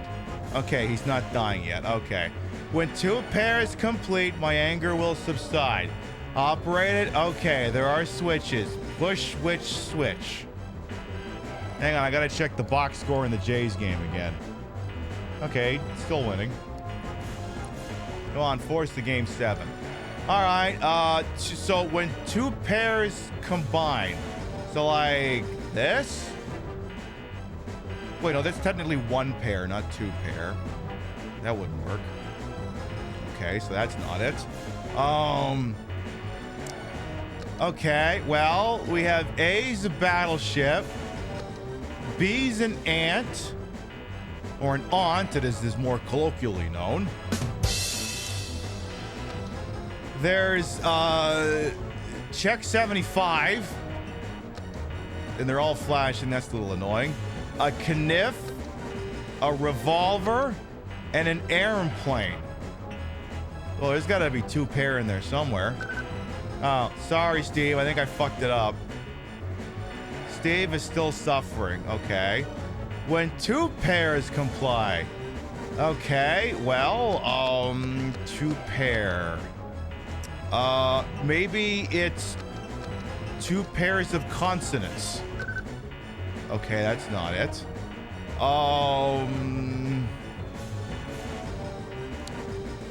2 pair. All right, let's see everything again.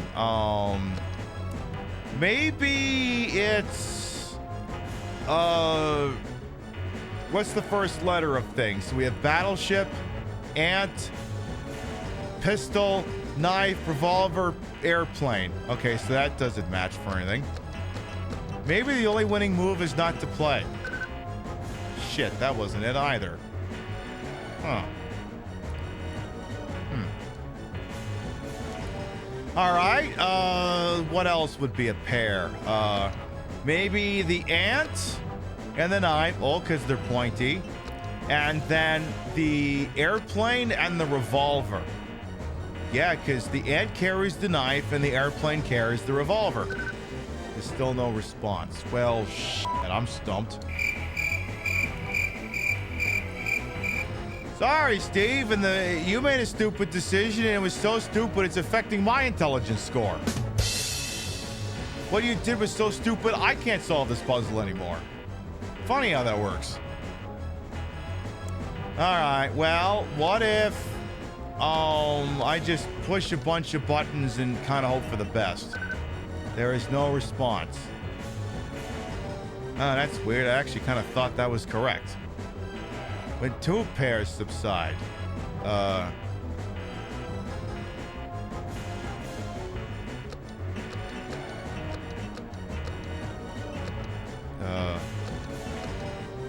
maybe it's just 1 pair? Oh, that's just 1 pair. I made it. That was too close. What took you so long? Stupid has to hurt. I need those. Give them to me. Fine. But let's make a deal. I'll trade you for something fully automatic. How about I don't Lorena Bob at you? Have you considered see you around, that? Claire. Adios. Hey, wait, Steve!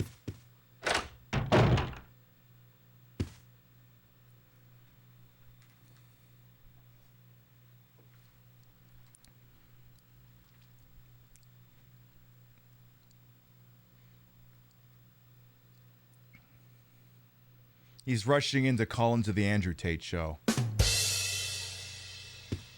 He isn't practicing proper gun safety. You mean to tell me that the guy who kept his hand in the pickle jar doesn't know his ass from his elbow with gun safety? I'm shocked, truly. The world can't afford to lose any twinks at the moment? Well, you know, you say that, but there could be just the one. I feel like losing him could be addition by subtraction, if you know what I mean. All right, well, I guess we'll go advance the plot. I guess.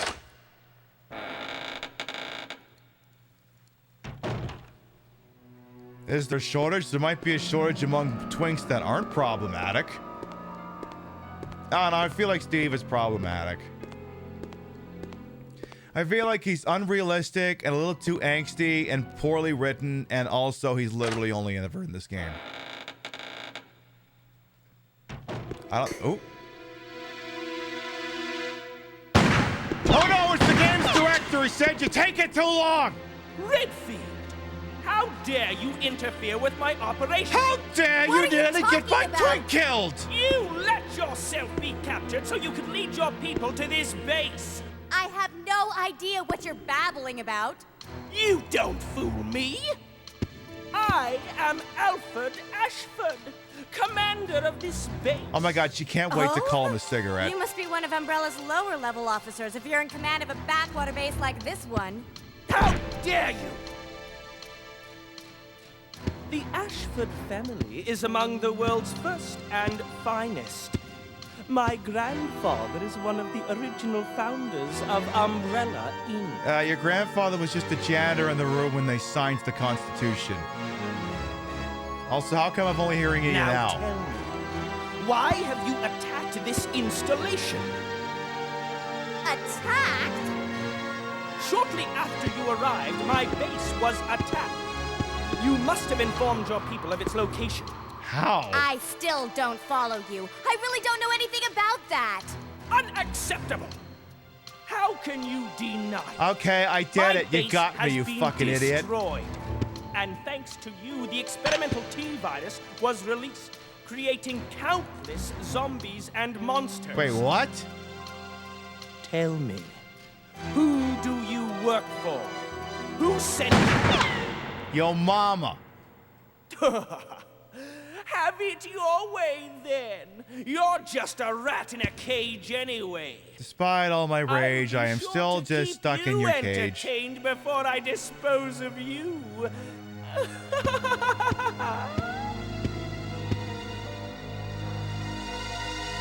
Why is his arm so long? Well, you need long arms to work that Remington. I mean, not the Remington, that Winchester, because, you know, I'm going to leave the rest of that one alone. But like, you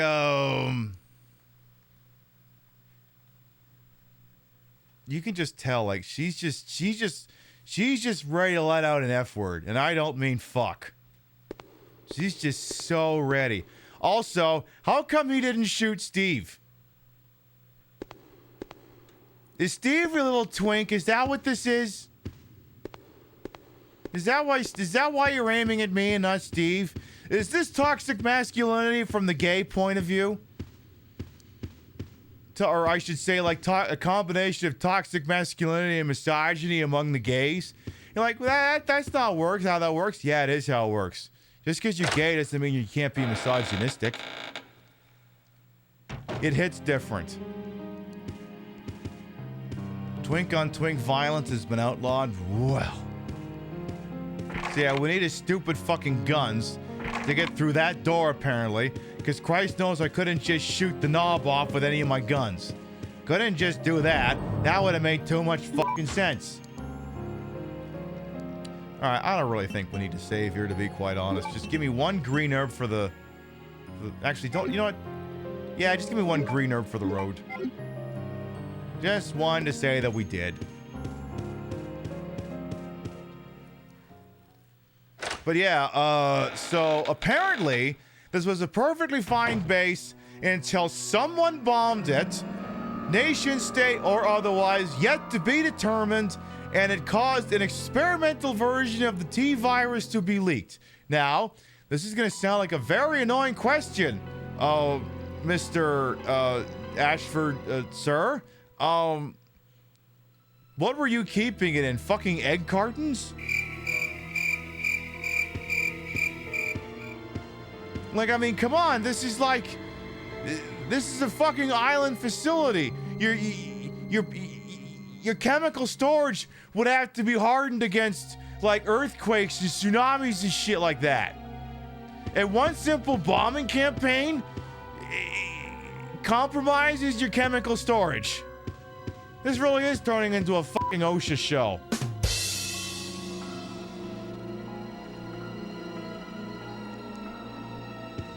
Also, yeah, where did he even go? Where did he even go? Did he go this way? Well, it's locked with the silver toothpaste door. What do you mean toothpaste? Because it's Crest. That's what gives.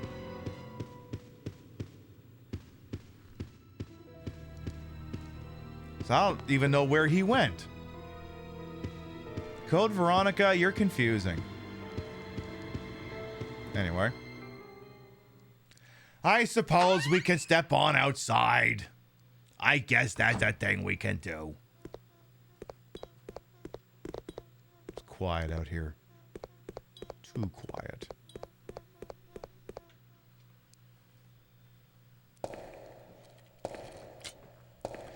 So yeah, like I mentioned this earlier, like one of the biggest problems I always had with this game is that you're constantly going from like A to B, B to C, C back to A to D, D to B, B to C, C to A. Like you're constantly going back and forth and back and forth and back and forth across these areas. And I guess the more I think about it, even though it's linear as hell, I guess it would be more sort of Metroidvania-esque, but I don't know, like, I guess I'm the sort of person who has problems conceptualizing it when it's in a 3D space, you know? Like Dark Souls, at least the first one, has like some Metroidvania adjacent type of thinking in terms of locations, but like, it's not like a gradual, you want to unlock a bit of this place, you go back to this place, then you can unlock a bit of that place, go to this place, then you go back to the first place, then you go back to the third place, then the second place. Like, it kind of branches out a bit like that, but like I said, it's harder to tell for me. Like, my brain, like I said, if you told me it was a map in Castlevania, it would register better in my brain, but because it's in a 3D space, it's just, my brain files it away different for reasons I can't put into words. Which is a shame, because talking into the stick is my job.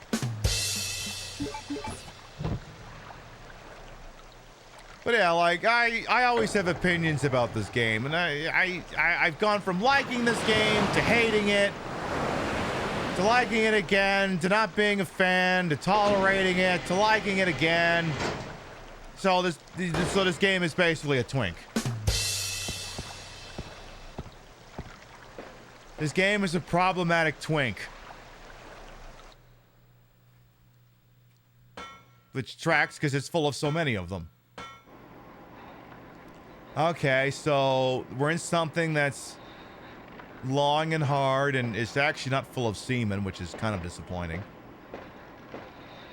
Ah, yes, one of these famous one-person submarines I've heard so much about. There is a side pack. There is a Shade pack.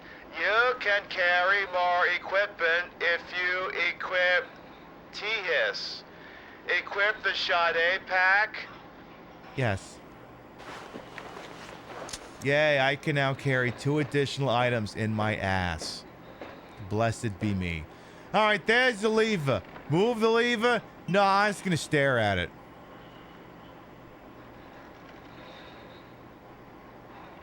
That's a good lever, alright.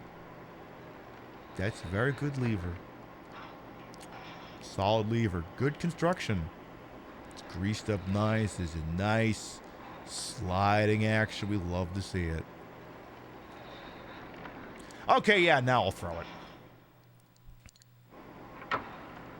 it. Okay.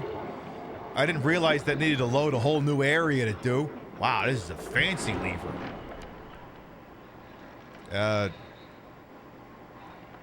Where the hell did we go?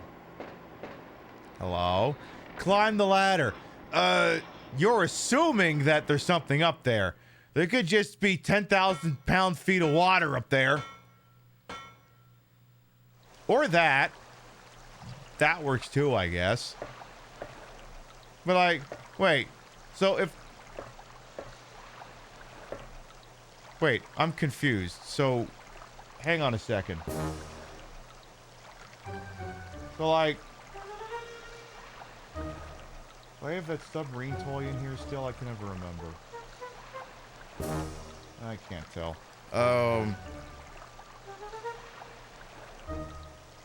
Pretend it's remote controls a submarine. So, I guess what I'm driving at here, so like, the submarine was on top of the water. Let's say the top of the water line is the top of my microphone. We pulled the lever, and then submarine go down. But submarine must have also gone somewhere else after it went down, because it found a thing. So it must have moved in some other direction. And then I'm like, what? Is this thing designed to precision dock with that? And so I see this giant fucking tube, you know, connecting this airlock I'm in with the submarine. If you look at the bottom left side of the screen, like you can kind of see a little bit of it. So I'm like, what? Did the submarine dock with the thing? Or so did it see the long tube and then go, yeah? Or did or is it the other way around? Did the submarine go up to that airlock and then just kind of go? Anyway, there's no way the scenario works where it's not penile in comparison. I guess that's the greater point I'm trying to make here.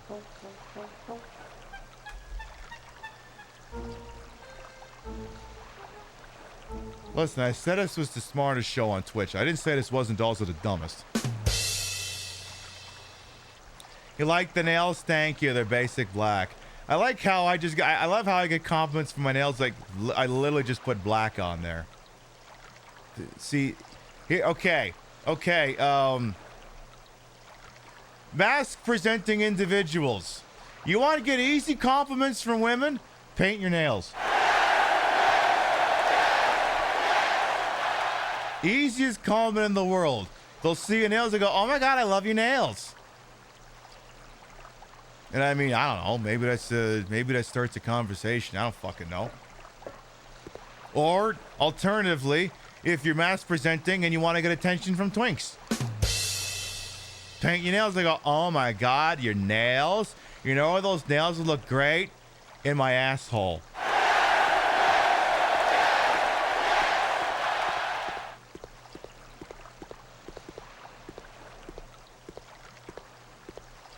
Listen, do you want me to bullshit you or do you want me to give it as straight facts? Because it's the only straight thing about this show.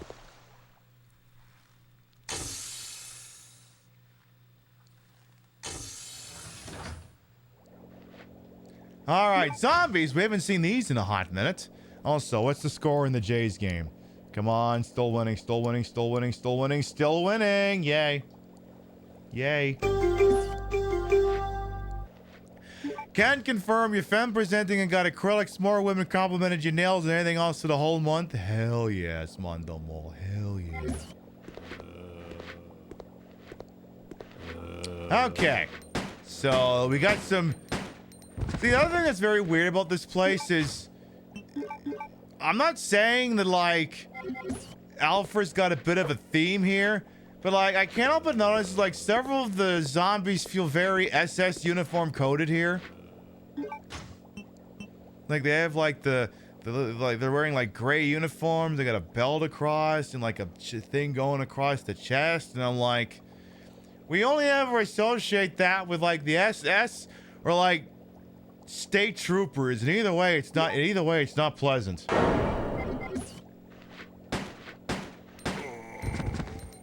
Damn it. Yeah, listen, if I wanted to play Nazi zombies, I could just pick up any Call of Duty game. Also, what's my health?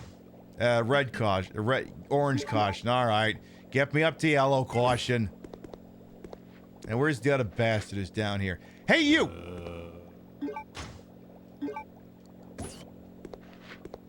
Hey, you. Oh, I don't have a shotgun. This bit doesn't work. Hey! Dick.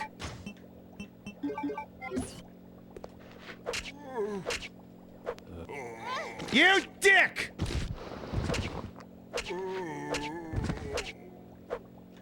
That better not be an orange caution. Good.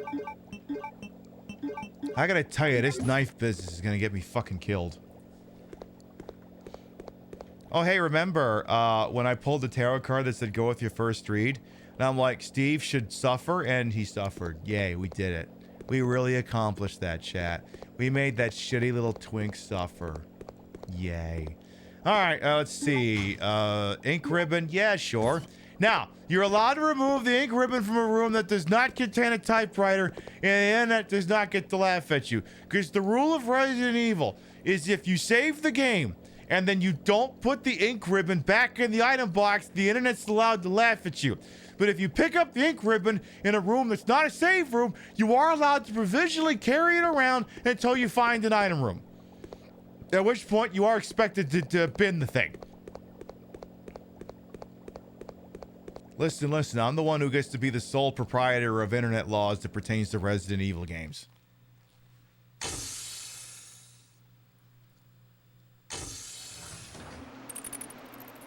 Oh yeah, the bats are flying around, so I need to use the, I think I need to use the lighter if they're pissed. Oh, if they're just hanging out, we're fine, but if we run around, then they start getting pissy. Possibly a control system of the airport. Oh, okay.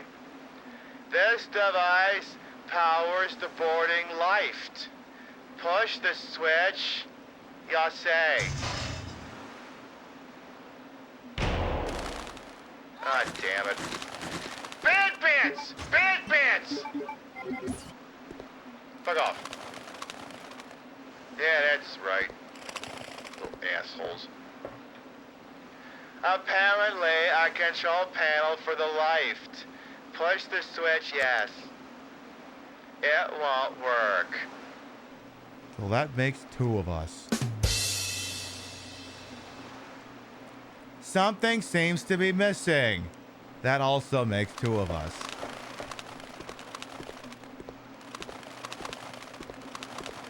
I mean, I could shoot the bats, but I feel like that'd be a lot of bad karma. Anyway, we'll probably go for about another hour or so, but next scheduled broadcast will be Wednesday night. 7 p.m. Eastern, 4 p.m. Pacific. Obviously, we'll be playing more of this. More of Resident Evil Code Veronica. Will Steve ever learn? Will Claire finally live out her lifelong dreams and call Alfred Ashford a homophobic slur? Tune in to answer these questions and less on Wednesday.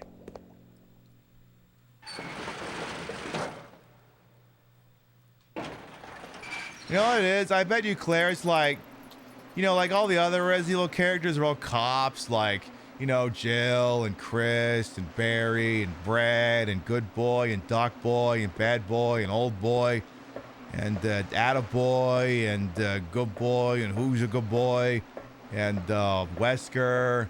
Maybe not so much Wesker these days. And they're all like cops. And then Claire's like, ugh, they're all a bunch of like stodgy conservative types. I'm the true liberal queen here.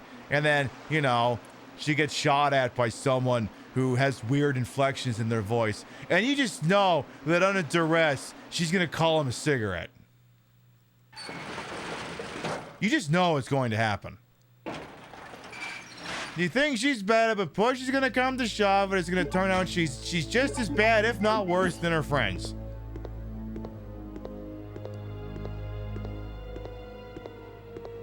I'll keep that one in the airlock though, because we don't fix that by going in with the gendered gendered insults. We'll leave that one in the airlock.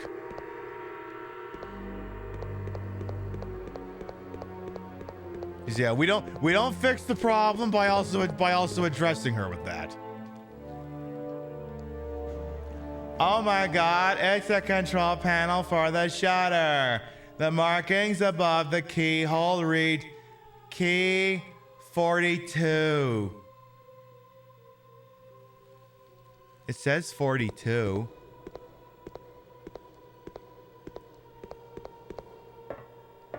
I see we're gonna be playing a claw game in here, or something's gonna fall on my head, one or the other.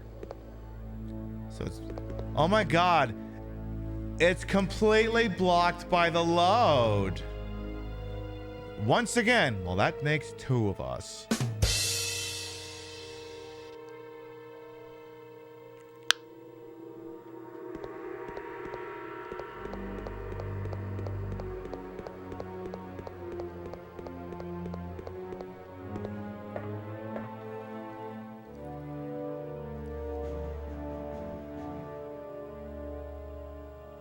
Come on. I can get down if the play calls for it. I multi-roll. I'm like Shohei Ohtani. I can pitch and I can swing. And I gamble about as much as him too.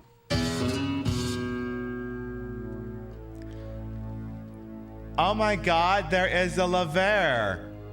You like Burton, like the guy from Star Trek? Move the LeVar?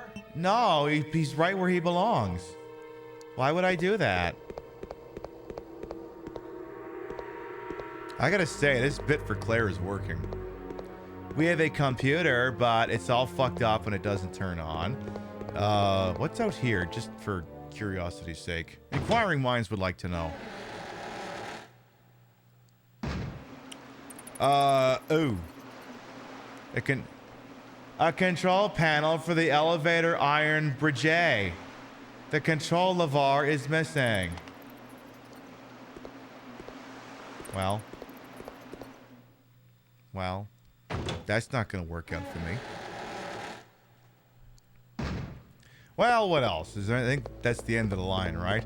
All right, I guess we'll play with the LeVar Burton.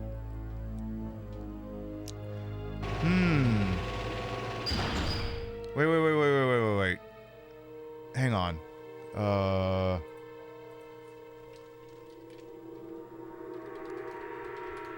We need the right music for this. We need like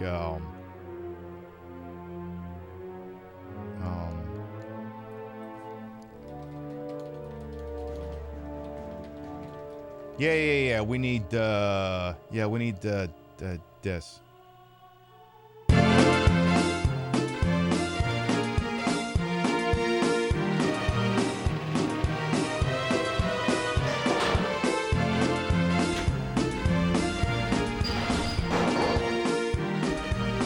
Ah, jeez. Let's try the UFO catcher again.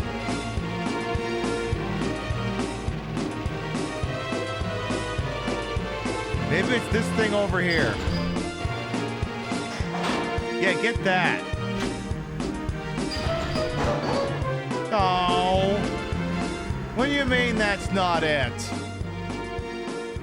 I gotta do it one more goddamn time. All right, fine.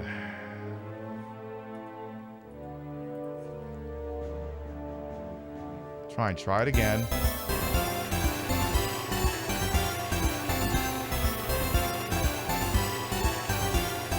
Maybe try the one in the back corner.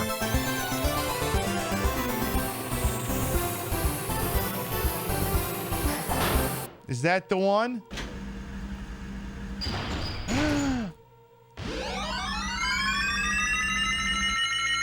Yay!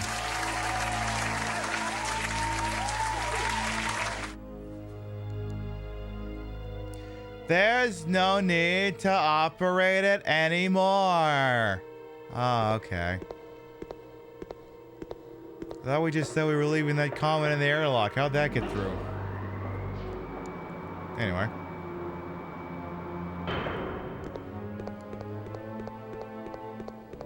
So now I guess I can wander on over here. And do what? It's a control panel for the loading lift. A warning sign is visibly. The lift may not operate if power levels are low. Move the lever. Okay. Yeah, it's okay. It's okay.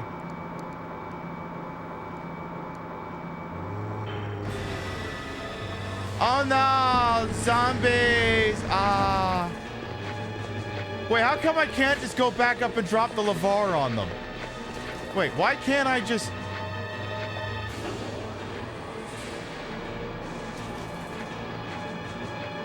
Can I... Come on. What do you mean there's no need to operate it anymore?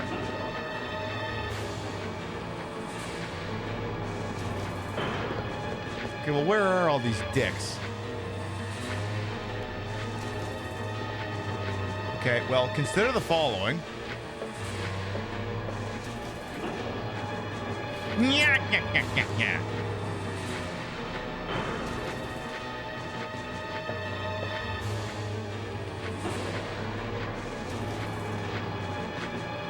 Oh no, they might get me. They might get me. Oh no. Oh no, there's all these scary zombies out here.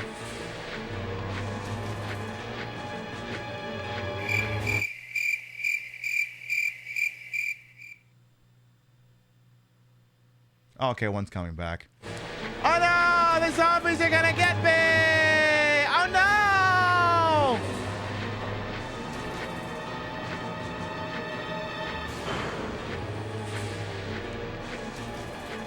Come on, I gotta do this. Look, there's two ways you handle this room. One, you either bum rush past the zombies before they can do anything, use the lever so they immediately despawn, or you fuck with them. And the time we're already elapsed for just running past them. Oh my god. Oh my god. Oh my god! Oh my god!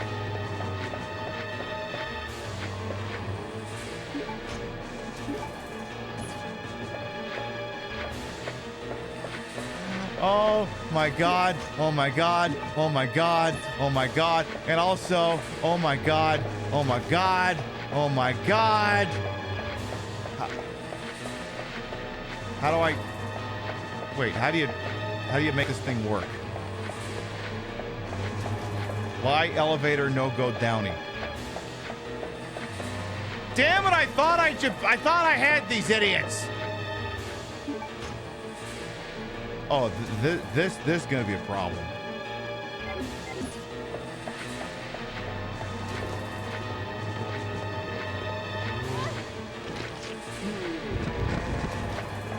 Whoop.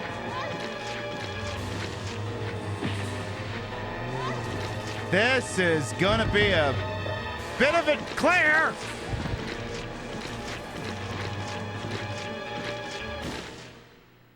Claire, I was telling you to run forward, not turn around, you dingus.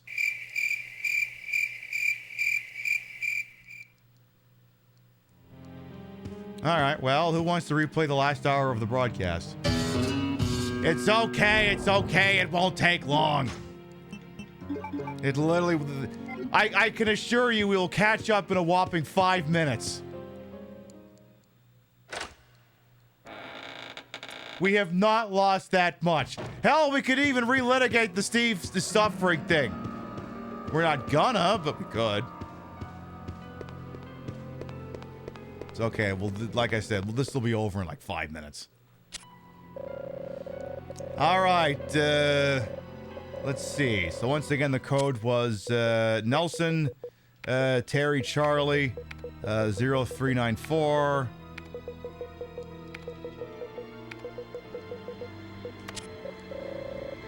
ID verification in progress.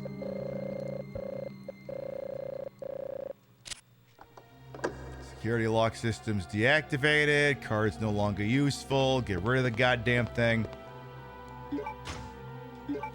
All right. Now, I'm wondering, because I actually don't know the answer to this. I wonder if you avoid killing the zombies in here, I think they despawn. So if I can just get through here, kind of ignoring them, I may save massively on resources. So, you know, just kind of get past this guy. Ignore the one over there. I think for the Steve thing to work, I think this room, this hallway has to be empty. I think. So we'll do this. Push the stupid ant button. We won't play the Ray Charles song. Oh, what a feeling. I think that's what it's called. We'll skip that. And if we're lucky, we might leave Steve suffering to just 5 minutes or less. See, I grab the wheel. Bada bing, bada boom. It's quickly turning into a speed run. See, all the zombies are still going to be out here. Still going to be out here.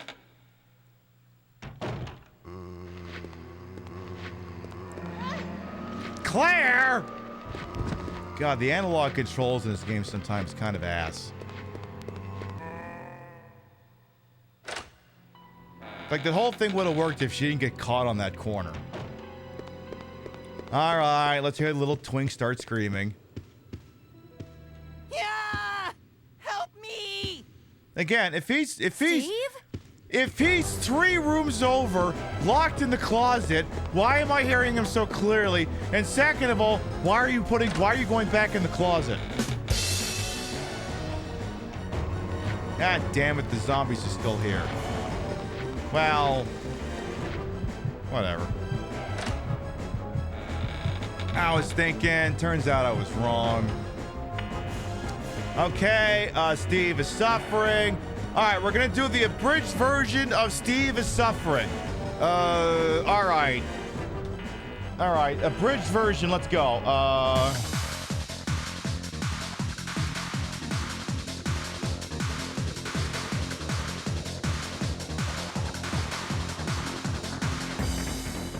Steve is suffering. Steve is suffering. Steve is suffering. Bastards!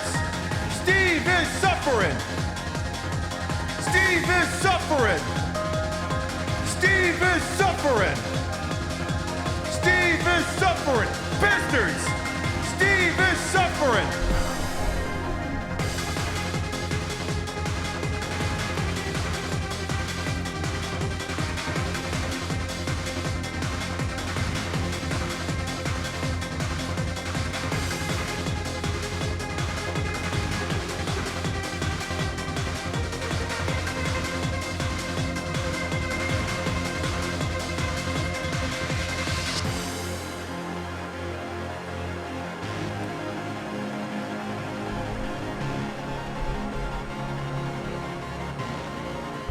All right, then I just need to check the box score.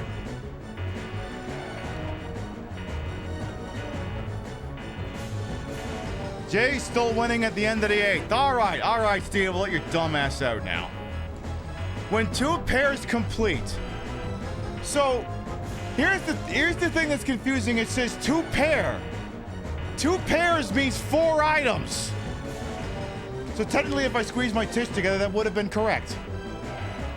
But it's when 2 pairs complete, my anger will subside. If I just pull out the semi-automatic and the revolver, that's 1 pair.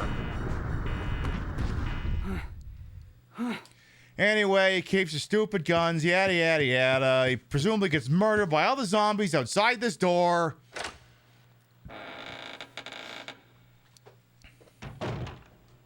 How the hell does he keep getting past all these fucking zombies? Do the zombies have a strict no twink policy?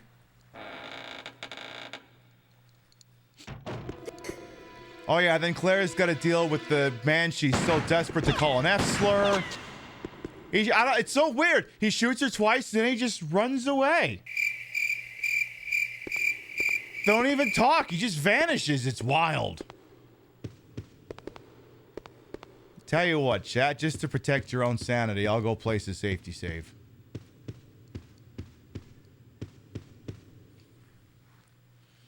Yeah, twinks have plot armor till the 3rd act, then all bets are off.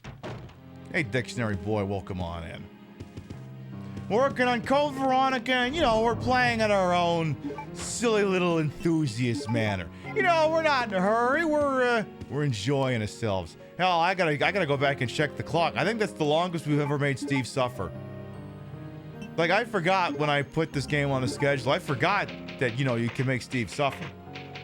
So, like, everything we did there was not planned. Like, I know sometimes there's a lot of execution planning that does go into this broadcast, and then sometimes, like, fuck it, let's just make shit up. That's the beauty of it. Like, I can come up with things, and, plan how a broadcast's gonna work out, execute it beautifully, and then sometimes the right idea hits you, like, fuck it, let's just torpedo the next hour of the show for a stupid idea. And, that's the beauty of streaming. Like, I mean, again, I could just talk to a wall because I'm good at it. But, like, through subtle cues, some chat, the broadcast can evolve in different directions. It's beautiful. Also, did I put the ink ribbon back? Oh, good. I was worried the internet was going to be able to start laughing at me. From what you've heard, the Dreamcast is the better port of the game. Well, there's a couple things that... So the thing is most people are more familiar with playing the quote-unquote X version of the game, which does include some differences in the form of Steve's haircut being changed to not be so glaringly comparable to Leonardo DiCaprio's. But also, Actually, I could take this and just keep it on my person for now because we're gonna need it in about 5 minutes anyway. Or no, you kind of need it in 2 places. You know, I'm gonna go put it back in the box. But yeah, Steve's haircut, frankly, I think in this game is better. It's more period specific. And the X version does have some different cutscenes. And, you know, just because... Like, I'm pretty sure we've all seen this game before. But, you know, there could be one person who does. And I don't want to wreck it for them. So I'm gonna be vague. But, you know, the people who understand how this game goes, you can pick up what I'm driving at here. Like... There's a revelation that happens at some point in the game, and it would hold... There's 2 things. One, the intro specifically for the Dreamcast version kind of blows it already. Because the little attract thing that plays in the X version of the game is different than the one in the original. Like, it's different. Like, Frankie's got lines... Okay, Alexia's got lines. I'm calling her Frankie because I don't want to set off your Echo Dots or whatever the piss it is these days. Whatever the hell the Amazon stupid fucking AI thing is. Anyway, like they add cutscenes involving someone who, for lack of a better term, I'll call Corey Hart. And no, I don't mean the guy who used to play center field for the fucking Brewers. We're like they become so excited that he's in this game that they decide in the re-release to put in like 2 or 3 extra cutscenes before like he gets formally introduced. It's like, well, that was a great little secret we almost had. Like, I feel like the revelation would carry more weight if it hit you like a brick in the 3rd act. But no, the X version suddenly decides he needs to be introduced in the 1st act. For no reason whatsoever.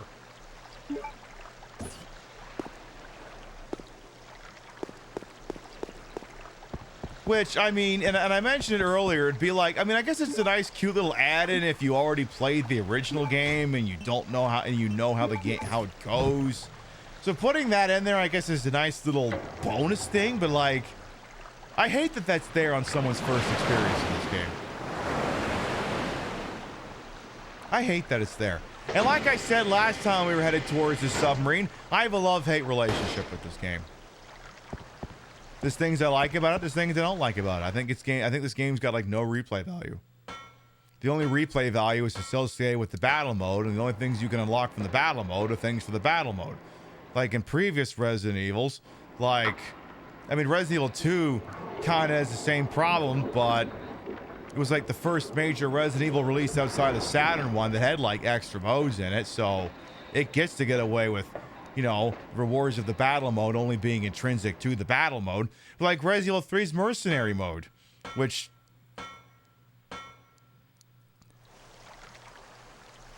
Technically, it's an uncouth comparison to compare any technological achievements of Resident Evil 3 to this, because both games were developed at the same time by different Capcom teams, which is why it feels weird going from Resident Evil 2 to Resident Evil 3 to this, because this plays more like Resident Evil 2, because it's made by the same people who made Resident Evil 2, and it's considered a direct sequel to Resident Evil 2. Because in Resident Evil 3, like, Jill can freely run up and down the stairs. She doesn't have to push a button and just automatically go down it like this.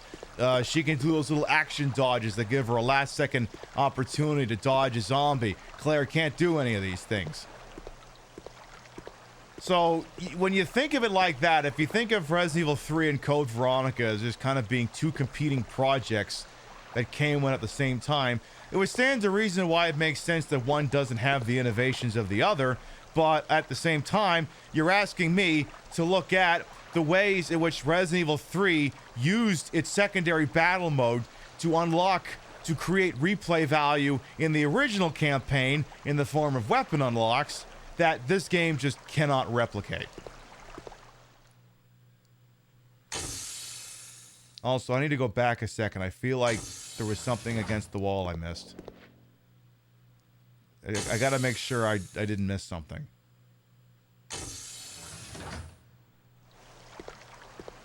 Oh. Besides, I don't remember where the actual bow gun is in this, and I just wanted to make sure this wavy thing wasn't it. I figured it cost me nothing to turn around and check right now. But as technically this was supposed to be Resident Evil 3, but then I think PlayStation got pissed off and they wanted to have Resident Evil 3, and frankly, I think Sony was pissing third-party developers off a lot less than Sega was at this point, so Sony got what they wanted and Sega got to eat dick. I'm trying to remember, is there even like a good reason to kind of go over to the other room right now? I don't think there is. The one with the little switch that when I flick it, the bats get all pissed off. I don't think there's any real reason to go over there right now. So I'm going to leave that zombie as is. In fact, these two guys... Whoop, whoop, whoop, whoop, whoop, whoop, whoop. I mean, when you're on a roll, sometimes it's easy to duck the zombies in this game. Sometimes. But so help me God, if you accidentally push back... See, the problem is... Damn it! Okay, I am going the wrong way. Okay, let's try that again. Right idea, wrong door. Turns out I need to go this way. Hi, how you doing? Bye. Ooh, I kind of want that ink ribbon, though.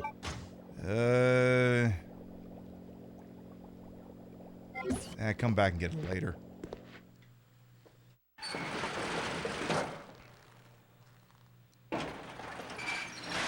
Switch One games, they're $85. Well, the good news, Dictionary Boy, is statistically speaking, every Switch owner has 35 games they barely played. So the good news is you don't have to buy any more games.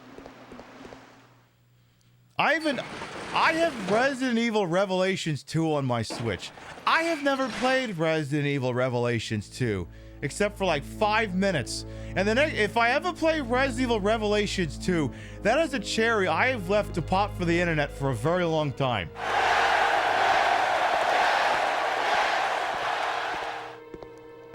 Just think, you could be in attendance for a first-time playthrough of the Resident Evil game I probably should have played 10 fucking years ago.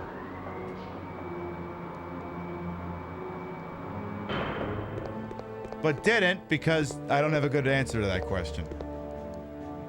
Alright, let's move to LeVar again.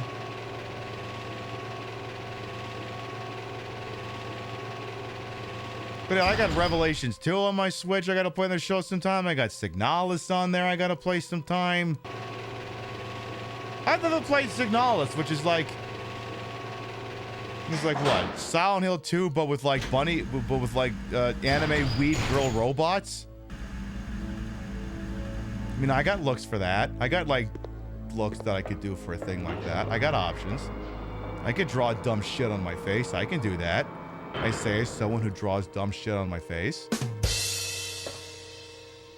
Like this. I drew this mole.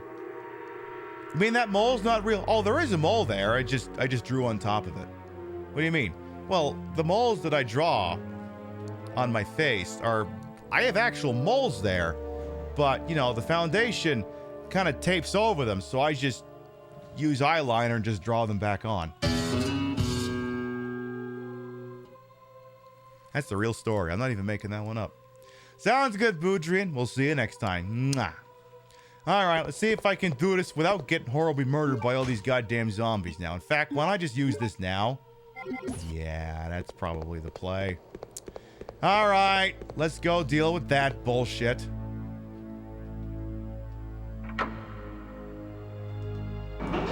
So here's all the zombies, yada yada yada. Well, the other thing too, I mean, not just the fact that I appreciate my moles, but like the funny thing is, like, my mother, you know, actually, why don't I wait till the tense music's not playing here? Sir, please. Let's take a big step back so I can see who I'm shooting at here.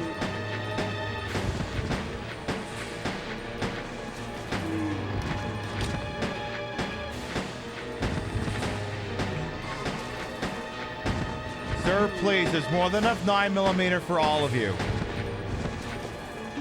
All right, I think it's time for knifey.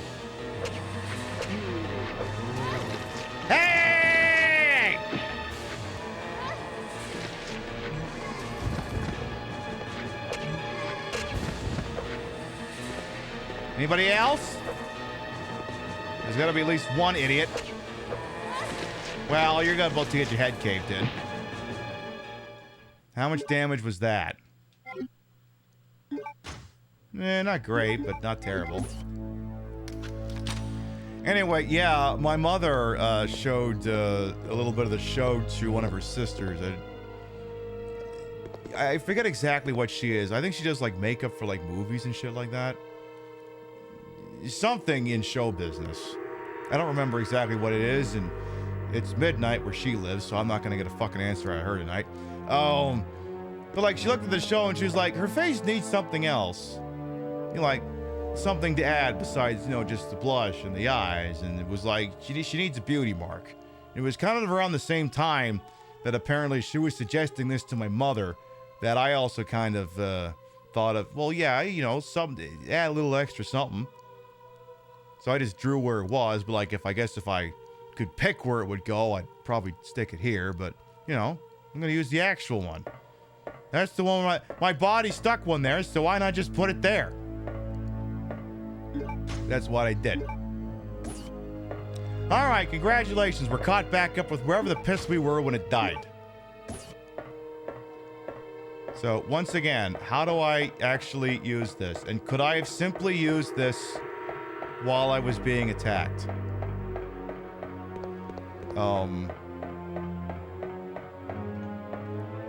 Unclear.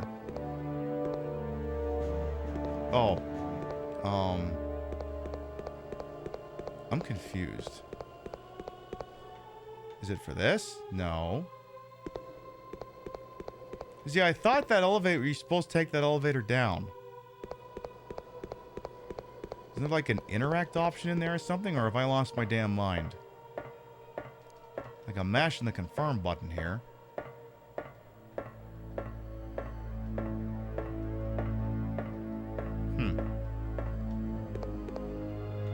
It's clearly blocked by the load. Device is not working.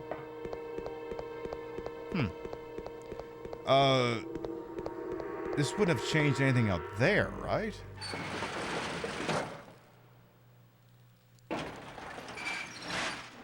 No, it hadn't. So... Oh, I got that biohazard card. Like, what did this even accomplish? You got that stupid card. Okay. Well, what the hell would I do with that? Biohazard card. It says... Access card... Good fucking luck on the rest of that. A card shining in silver. You can use this at the military training faculty. Okay. So apparently this can be used somewhere. Very descriptive, I know. Okay, that's all that was in aid of. Fair enough. Yeah, I think I'm getting ahead of myself. I thought I was supposed to go down that elevator, but I think I'm confusing that with a different elevator that goes down? How many downward elevators could one game possibly need? Hello, Mr. Nazi Zombie, sir. Could you please take a step forward? Thank you. I appreciate it. Now, don't touch my ass. What did I just finish saying? Dick. I gotta stop being so, I gotta stop being such a weenie about not doing a mag dump on these idiots. Alright, well, the important thing is that I had an umbrella badge on my belt, that being the style at the time. Alright, let's get into this, let's get into this damn thing here. And I gotta check the box score for the Jays game. Come on, come on. All right, Jays won the game. It's going to a game 7. Which I will not watch because every time I watch the Jays, they lose, and every time I don't watch them, they win. So I will not be watching the game tomorrow night.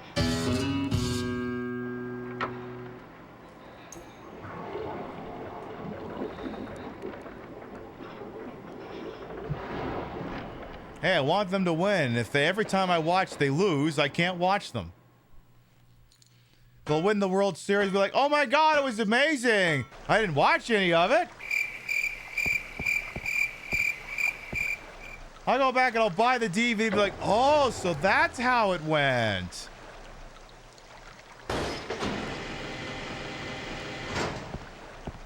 It'd be nice.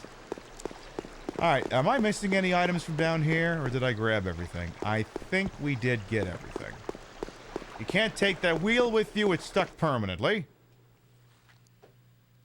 So yeah, we didn't take the right turn at Albuquerque to get to the training facility. What we'll do is we'll do a little drop off of items over here. And oh, I forgot there's weed over here. I forgot there's other weed over here. Wee. I'll grab that and get myself back up to the green special. Yes, that is beautiful. And then we'll wander on over to the military training facility. Annoying question. If this entire place was meant to be, you know, to teach and train up Umbrella's best and brightest, why didn't they think to have an anti-air attack system? Why did it not occur to any one of these Poindexters at this place that the position is extremely vulnerable both to naval attacks and air attacks? You know, like 2/3 of where attacks usually come from, you're incredibly vulnerable. How come there's no anti-aircraft guns? How come there's no SAM sites? How come all the planes that presumably flew over and bombed this place, how is it they were able to operate with impunity? Why was air superiority so easy to get? Like, I mean, you fly an airplane anywhere near Washington, D.C., you got like F-16s flying up your ass before you get anywhere. How come that wasn't the case here? It's a valid question. And not the least of which because I say it's a valid question. It's a valid question. I'm beginning to think that Umbrella may not actually be staffed by its best and brightest. So yeah, Mr. Alfred Ashford, who claims to descend from the lineage of the Ashford family, one of the world's first and finest. How come it didn't occur to any of you to play Missile Command? You remember Missile Command? Game for the Atari 2600, you take this little pointer and you fire little rockets up into the air and they create like these little poofy things. And if the missiles that are coming down fly into the poofy, then, you know, the missile goes kablooey and all your little buildings down there are safe. How come it didn't occur to anyone at Umbrella Corporation that they may have to someday play Missile Command? Yes, only yes men, no qualifications. Are you qualified to work for Dan Clancy's Twitch? Then you're qualified to work for the Umbrella Corporation.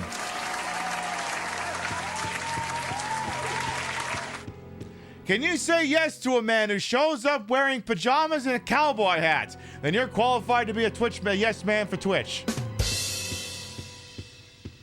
Can you nod your head up and down while a man plinks away at a piano? Then you're qualified to be a Twitch yes man. Like, I'm sorry, like, I'm not calling it that shirt that old Danny boy wears, these goddamn things, a Twitch shirt. The man is literally showing up in his fucking pajamas. I could stand wearing this outfit right next to Dan Clancy at a convention, and I swear to God, at least half the people will think he's the idiot.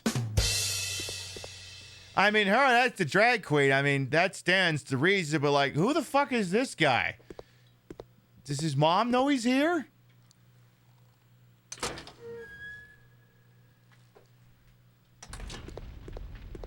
Feel like you talk to the guy, you approach him like he was a lost child at a convention. Do you know where your mommy is? Let me go see if I can find a police officer. Maybe he can help you get where you're going. Excuse me, officer, I have a lost child here. I think that's the guy who runs the company. Really? This guy? Get right out of town. No, I'm convinced, officer, that this man has wandered away from his parents. You need to help me find them. And you can't tell me I'm wrong. Like, if I wandered around a convention like this, that wouldn't be your first thought. You have a couple of different thoughts, being like, in order. Oh my God, check out a dumpy. Oh my God, what a piece of work. Oh my God, look at her dumpy. And I mean, if you're a hateful person, there could be a couple gamer words thrown in there too, but you're not going to think, oh my God, is that person lost? You're not going to think that. You might think I want that person out of here, but you're not going to think I'm lost.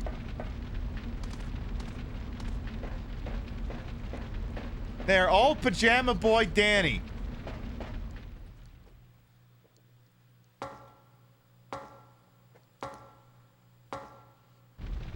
Those comments will play really good with the morning crowd. All right, so according to the notes that I have, there is a military training facility allegedly through this door. Allegedly.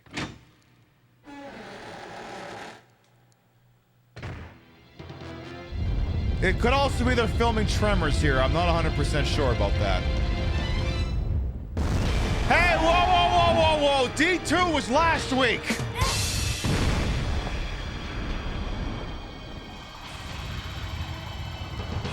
Sir, you're a week late. Go back to D2 where you belong.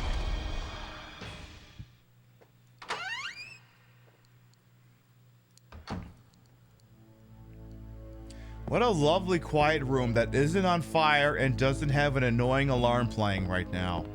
I hope it stays that way. Oh my God, payphones. Wait a minute. Why would this place have payphones? Oh my God, the phone is not working. The line seems to be dead. No, Claire, you have to put in a quarter. Claire, these are what people used to make phone calls at when they were away from home and needed to make a phone call. Now you just carry a brick in your wallet that microwaves your balls and enables you to make phone calls. Okay, maybe it doesn't actually microwave your balls. I don't fucking know. Ew. Ew, I'm in the Nazi zombie bathroom. No. Claire, you're equipping the knife, not exiting the menu. I swear to God, this knife is going to be the death of me.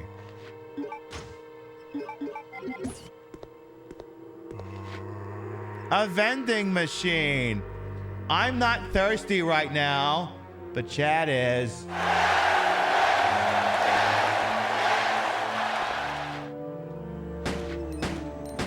If I come back later, will you be thirsty?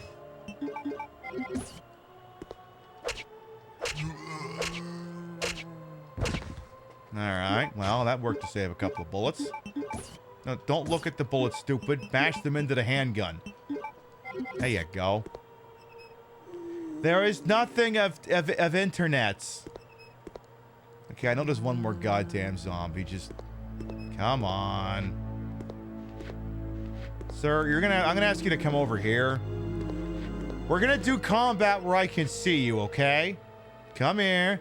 Come here. Come look at the titties. They're amazing. I know. I get to look at them too. The view from up top is pretty good.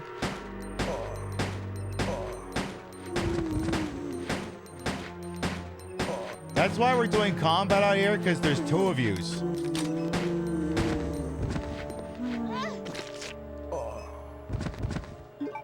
Alright, well, just in case he's not dead yet. Now he's dead. Again, this knife is going to be the death of me, I swear. But I'm going to try it, because then it's like, oh my God, it's so OP. And I'm like, really? I seem to be going through healing supplies more often. And that's a problem. Alright, more bow gun arrows for the bow gun that I don't have. And, what the hell's this? Oh, nothing. Are there any titty posters in here? Come on, it's the locker room. There's got to be some titty posters. Ooh, what do you got other than dead bugs? You got something in your crotch? Okay. Wow, they're really pushing the bow gun here. There's nothing of internets. More than... We've picked up 90 bowgun bolts in here. Listen. We went to a sporting goods store and they were on sale. Oh, that squeak just showed up. Oh, that's the other squeak this game makes.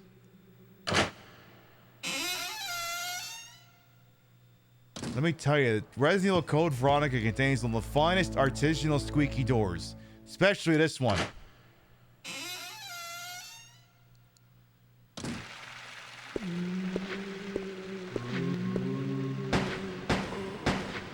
Sir, you're required to wear your towel in the sauna.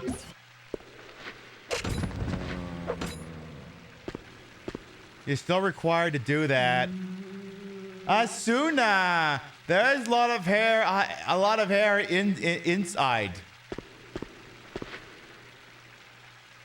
Well, yeah, it's a sauna, girl.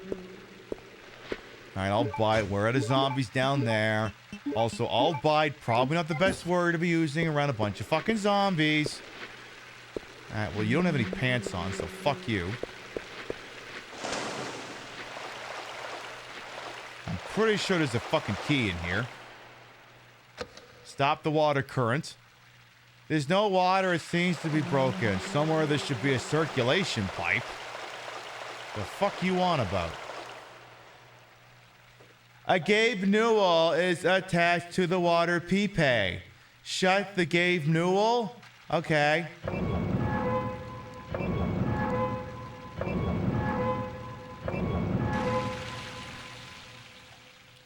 Oh my god. It stopped watering. Okay, well there's something here apparently. A key with tag. Okay, you love the narrating? Good. Oh, let me see. What does this tag have to say? It says, a small key made of steel with the word storage. Oh, wait, no, it says storage. I love storage.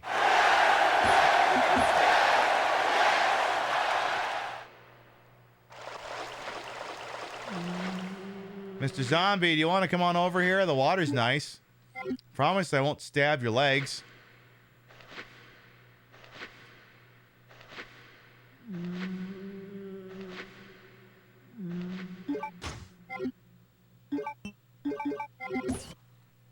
Come here. Come here. Just don't throw up on me, okay?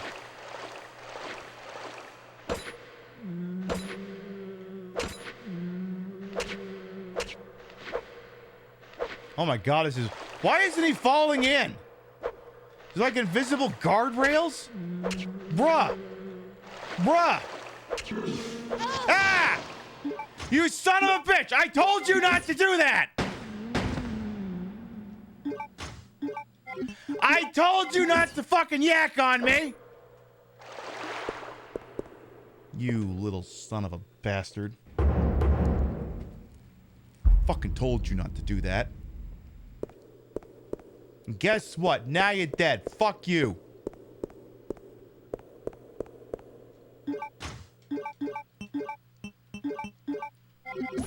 Yes, I'm gonna be a dick in this game. Deal with it. I can't remember if there's like a save room that's within like easy access over here, or if I'm basically gonna have to go back on over to the previous area. Can't remember. I feel like there's one that's sort of within easy reach here, but I suppose there's only one way to find out now, is there? Oh yeah, be through this door. Oh no, this isn't a save room. This is a combat room. Hi, Hey!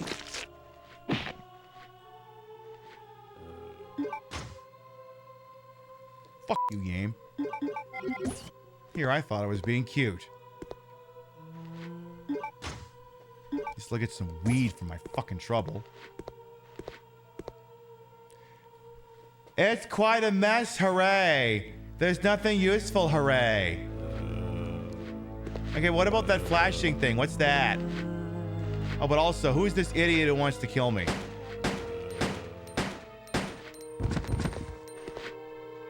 Again, knife, don't make me regret this decision. Knife, you're making me regret this decision.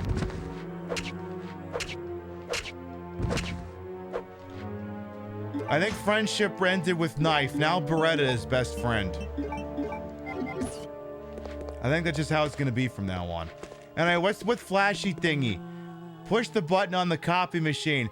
This machina can also be used as a printer.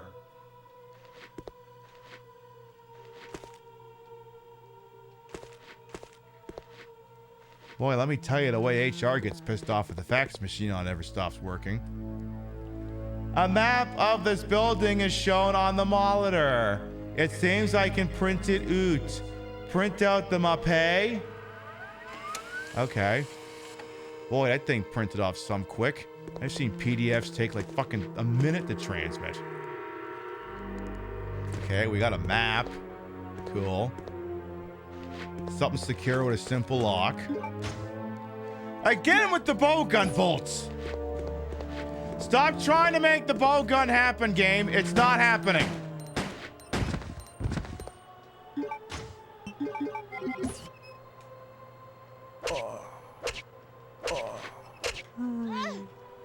And also stop trying to make the knife happen. It's not happening. I gotta stop using this goddamn thing. But my brain's like, you could save on bullets. Saving on bullets does me no good if I keep burning through healing supplies.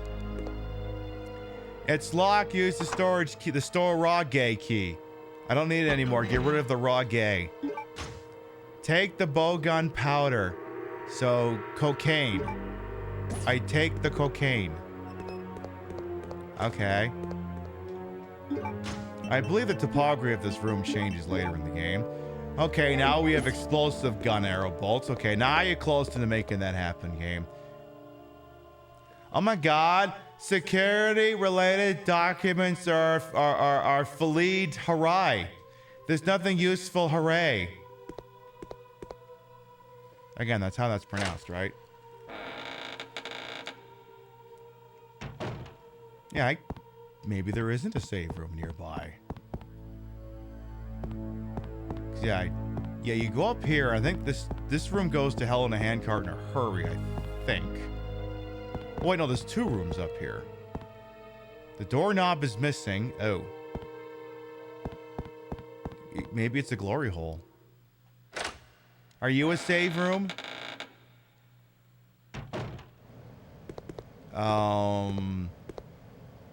Not really. No, this is a room where some shit goes down. Well, they keep trying to make the bow gun happen. I guess it's now officially happening. There's also a filet.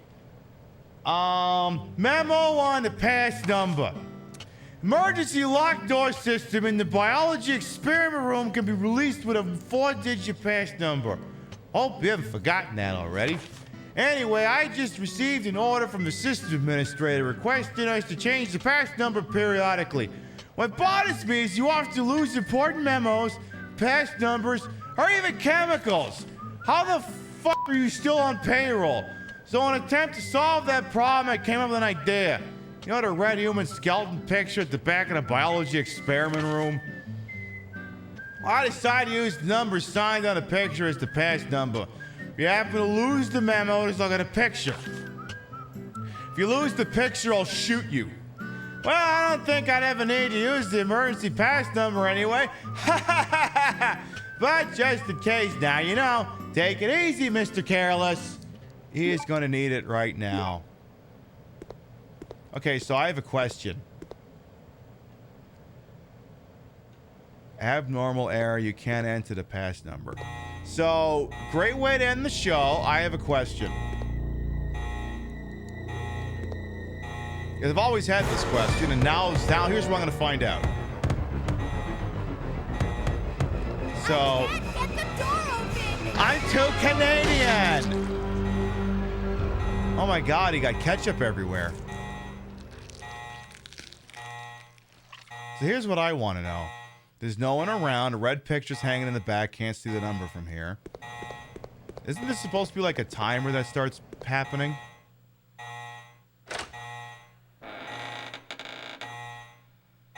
Biohazard contamination detected. Level 3. Emergency shutters will close. No, don't. Damn it. Damn it, I thought it was possible to lose that. Damn it, I was really banking on that. Fuck. It would have been great. You'd been locked on the other side. I would have done a game over, and I could have ended the show like that. Great. Now I have to listen to this stupid fucking alarm forever. Thanks, Claire. Thanks a lot.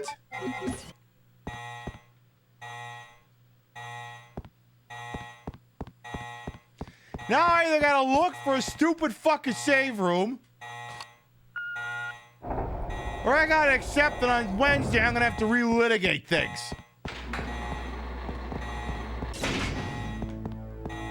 Well, apparently that door's closing behind me.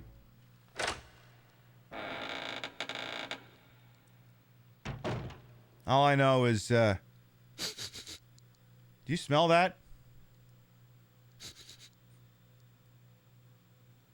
It smells Twinkie in here. Oh, look out! The Twink's got a gun!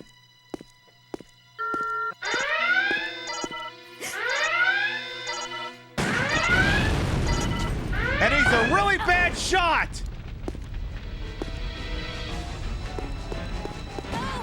Ow. Okay, he's getting better.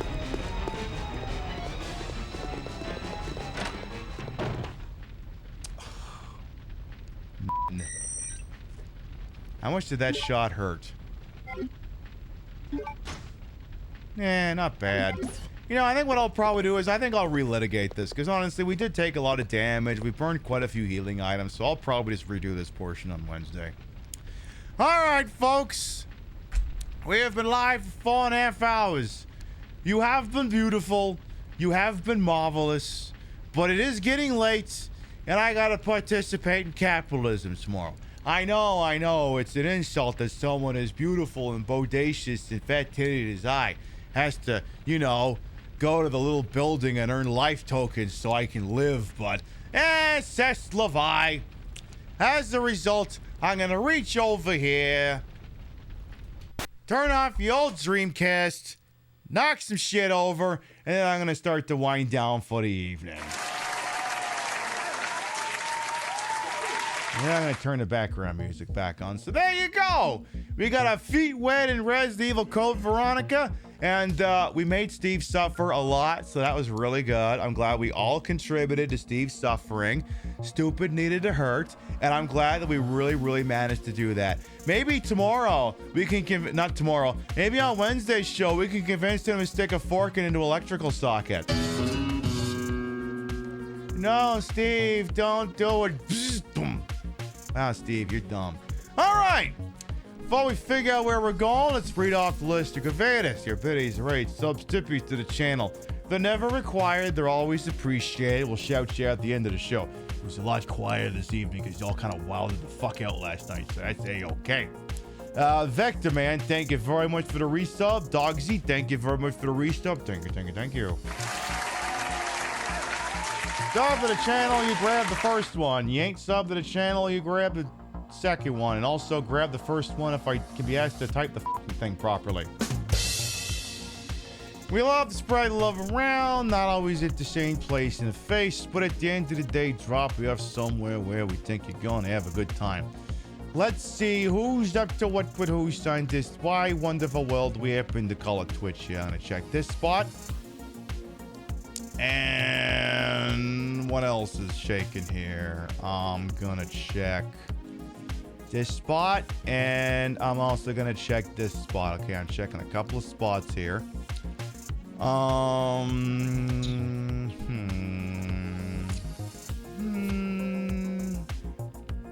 boy. Oh, wow. I haven't seen this game played in ages. We should go on over there. All right. Friends of the channel, Rambo Racial is wearing an outfit that I think I've also bought this outfit. I think we have the same outfit. I think her and I have got some of the same costuming, and I'm down for this. She's playing a little game called The Darkness, sort of a classical FPS from almost 20 years ago. Yes, your back hurts too. Let's go see what it is she's up to over there. That's the real thing that we'll do. We'll be live next Wednesday night, 7 p.m. Eastern, 4 p.m. Pacific, for the continuing adventures of Claire, definitely not a homophobe, Redfield, in Resident Evil Code Veronica. Will Steve stick his finger in the electrical socket? Will the twink with the rifle figure out how to fire the goddamn thing? Will Steve be made to suffer endlessly throughout the broadcast? Well, I mean, I don't have to, I don't have to, that doesn't have to be a tease. The answer is going to be yes. Any way I can torch that little bastard, I'm going to do it. You come on by on Wednesday. I'll see if I can find any new and exciting ways to make that happen. Thank you very much, everyone who followed, biddied, rated, subbed, lurked for a bit, put up with my bullshit. We're here the entire time. You all continue to contribute to the ongoing success of this shit show we call the Pip Show. Thank you very much for stopping by, and we'll see you next time. Good night, everyone. Also, if you're Dan Clancy, get out of your goddamn PJs, cut your hair, and look like a fucking CEO already. See you later, folks. Mwah.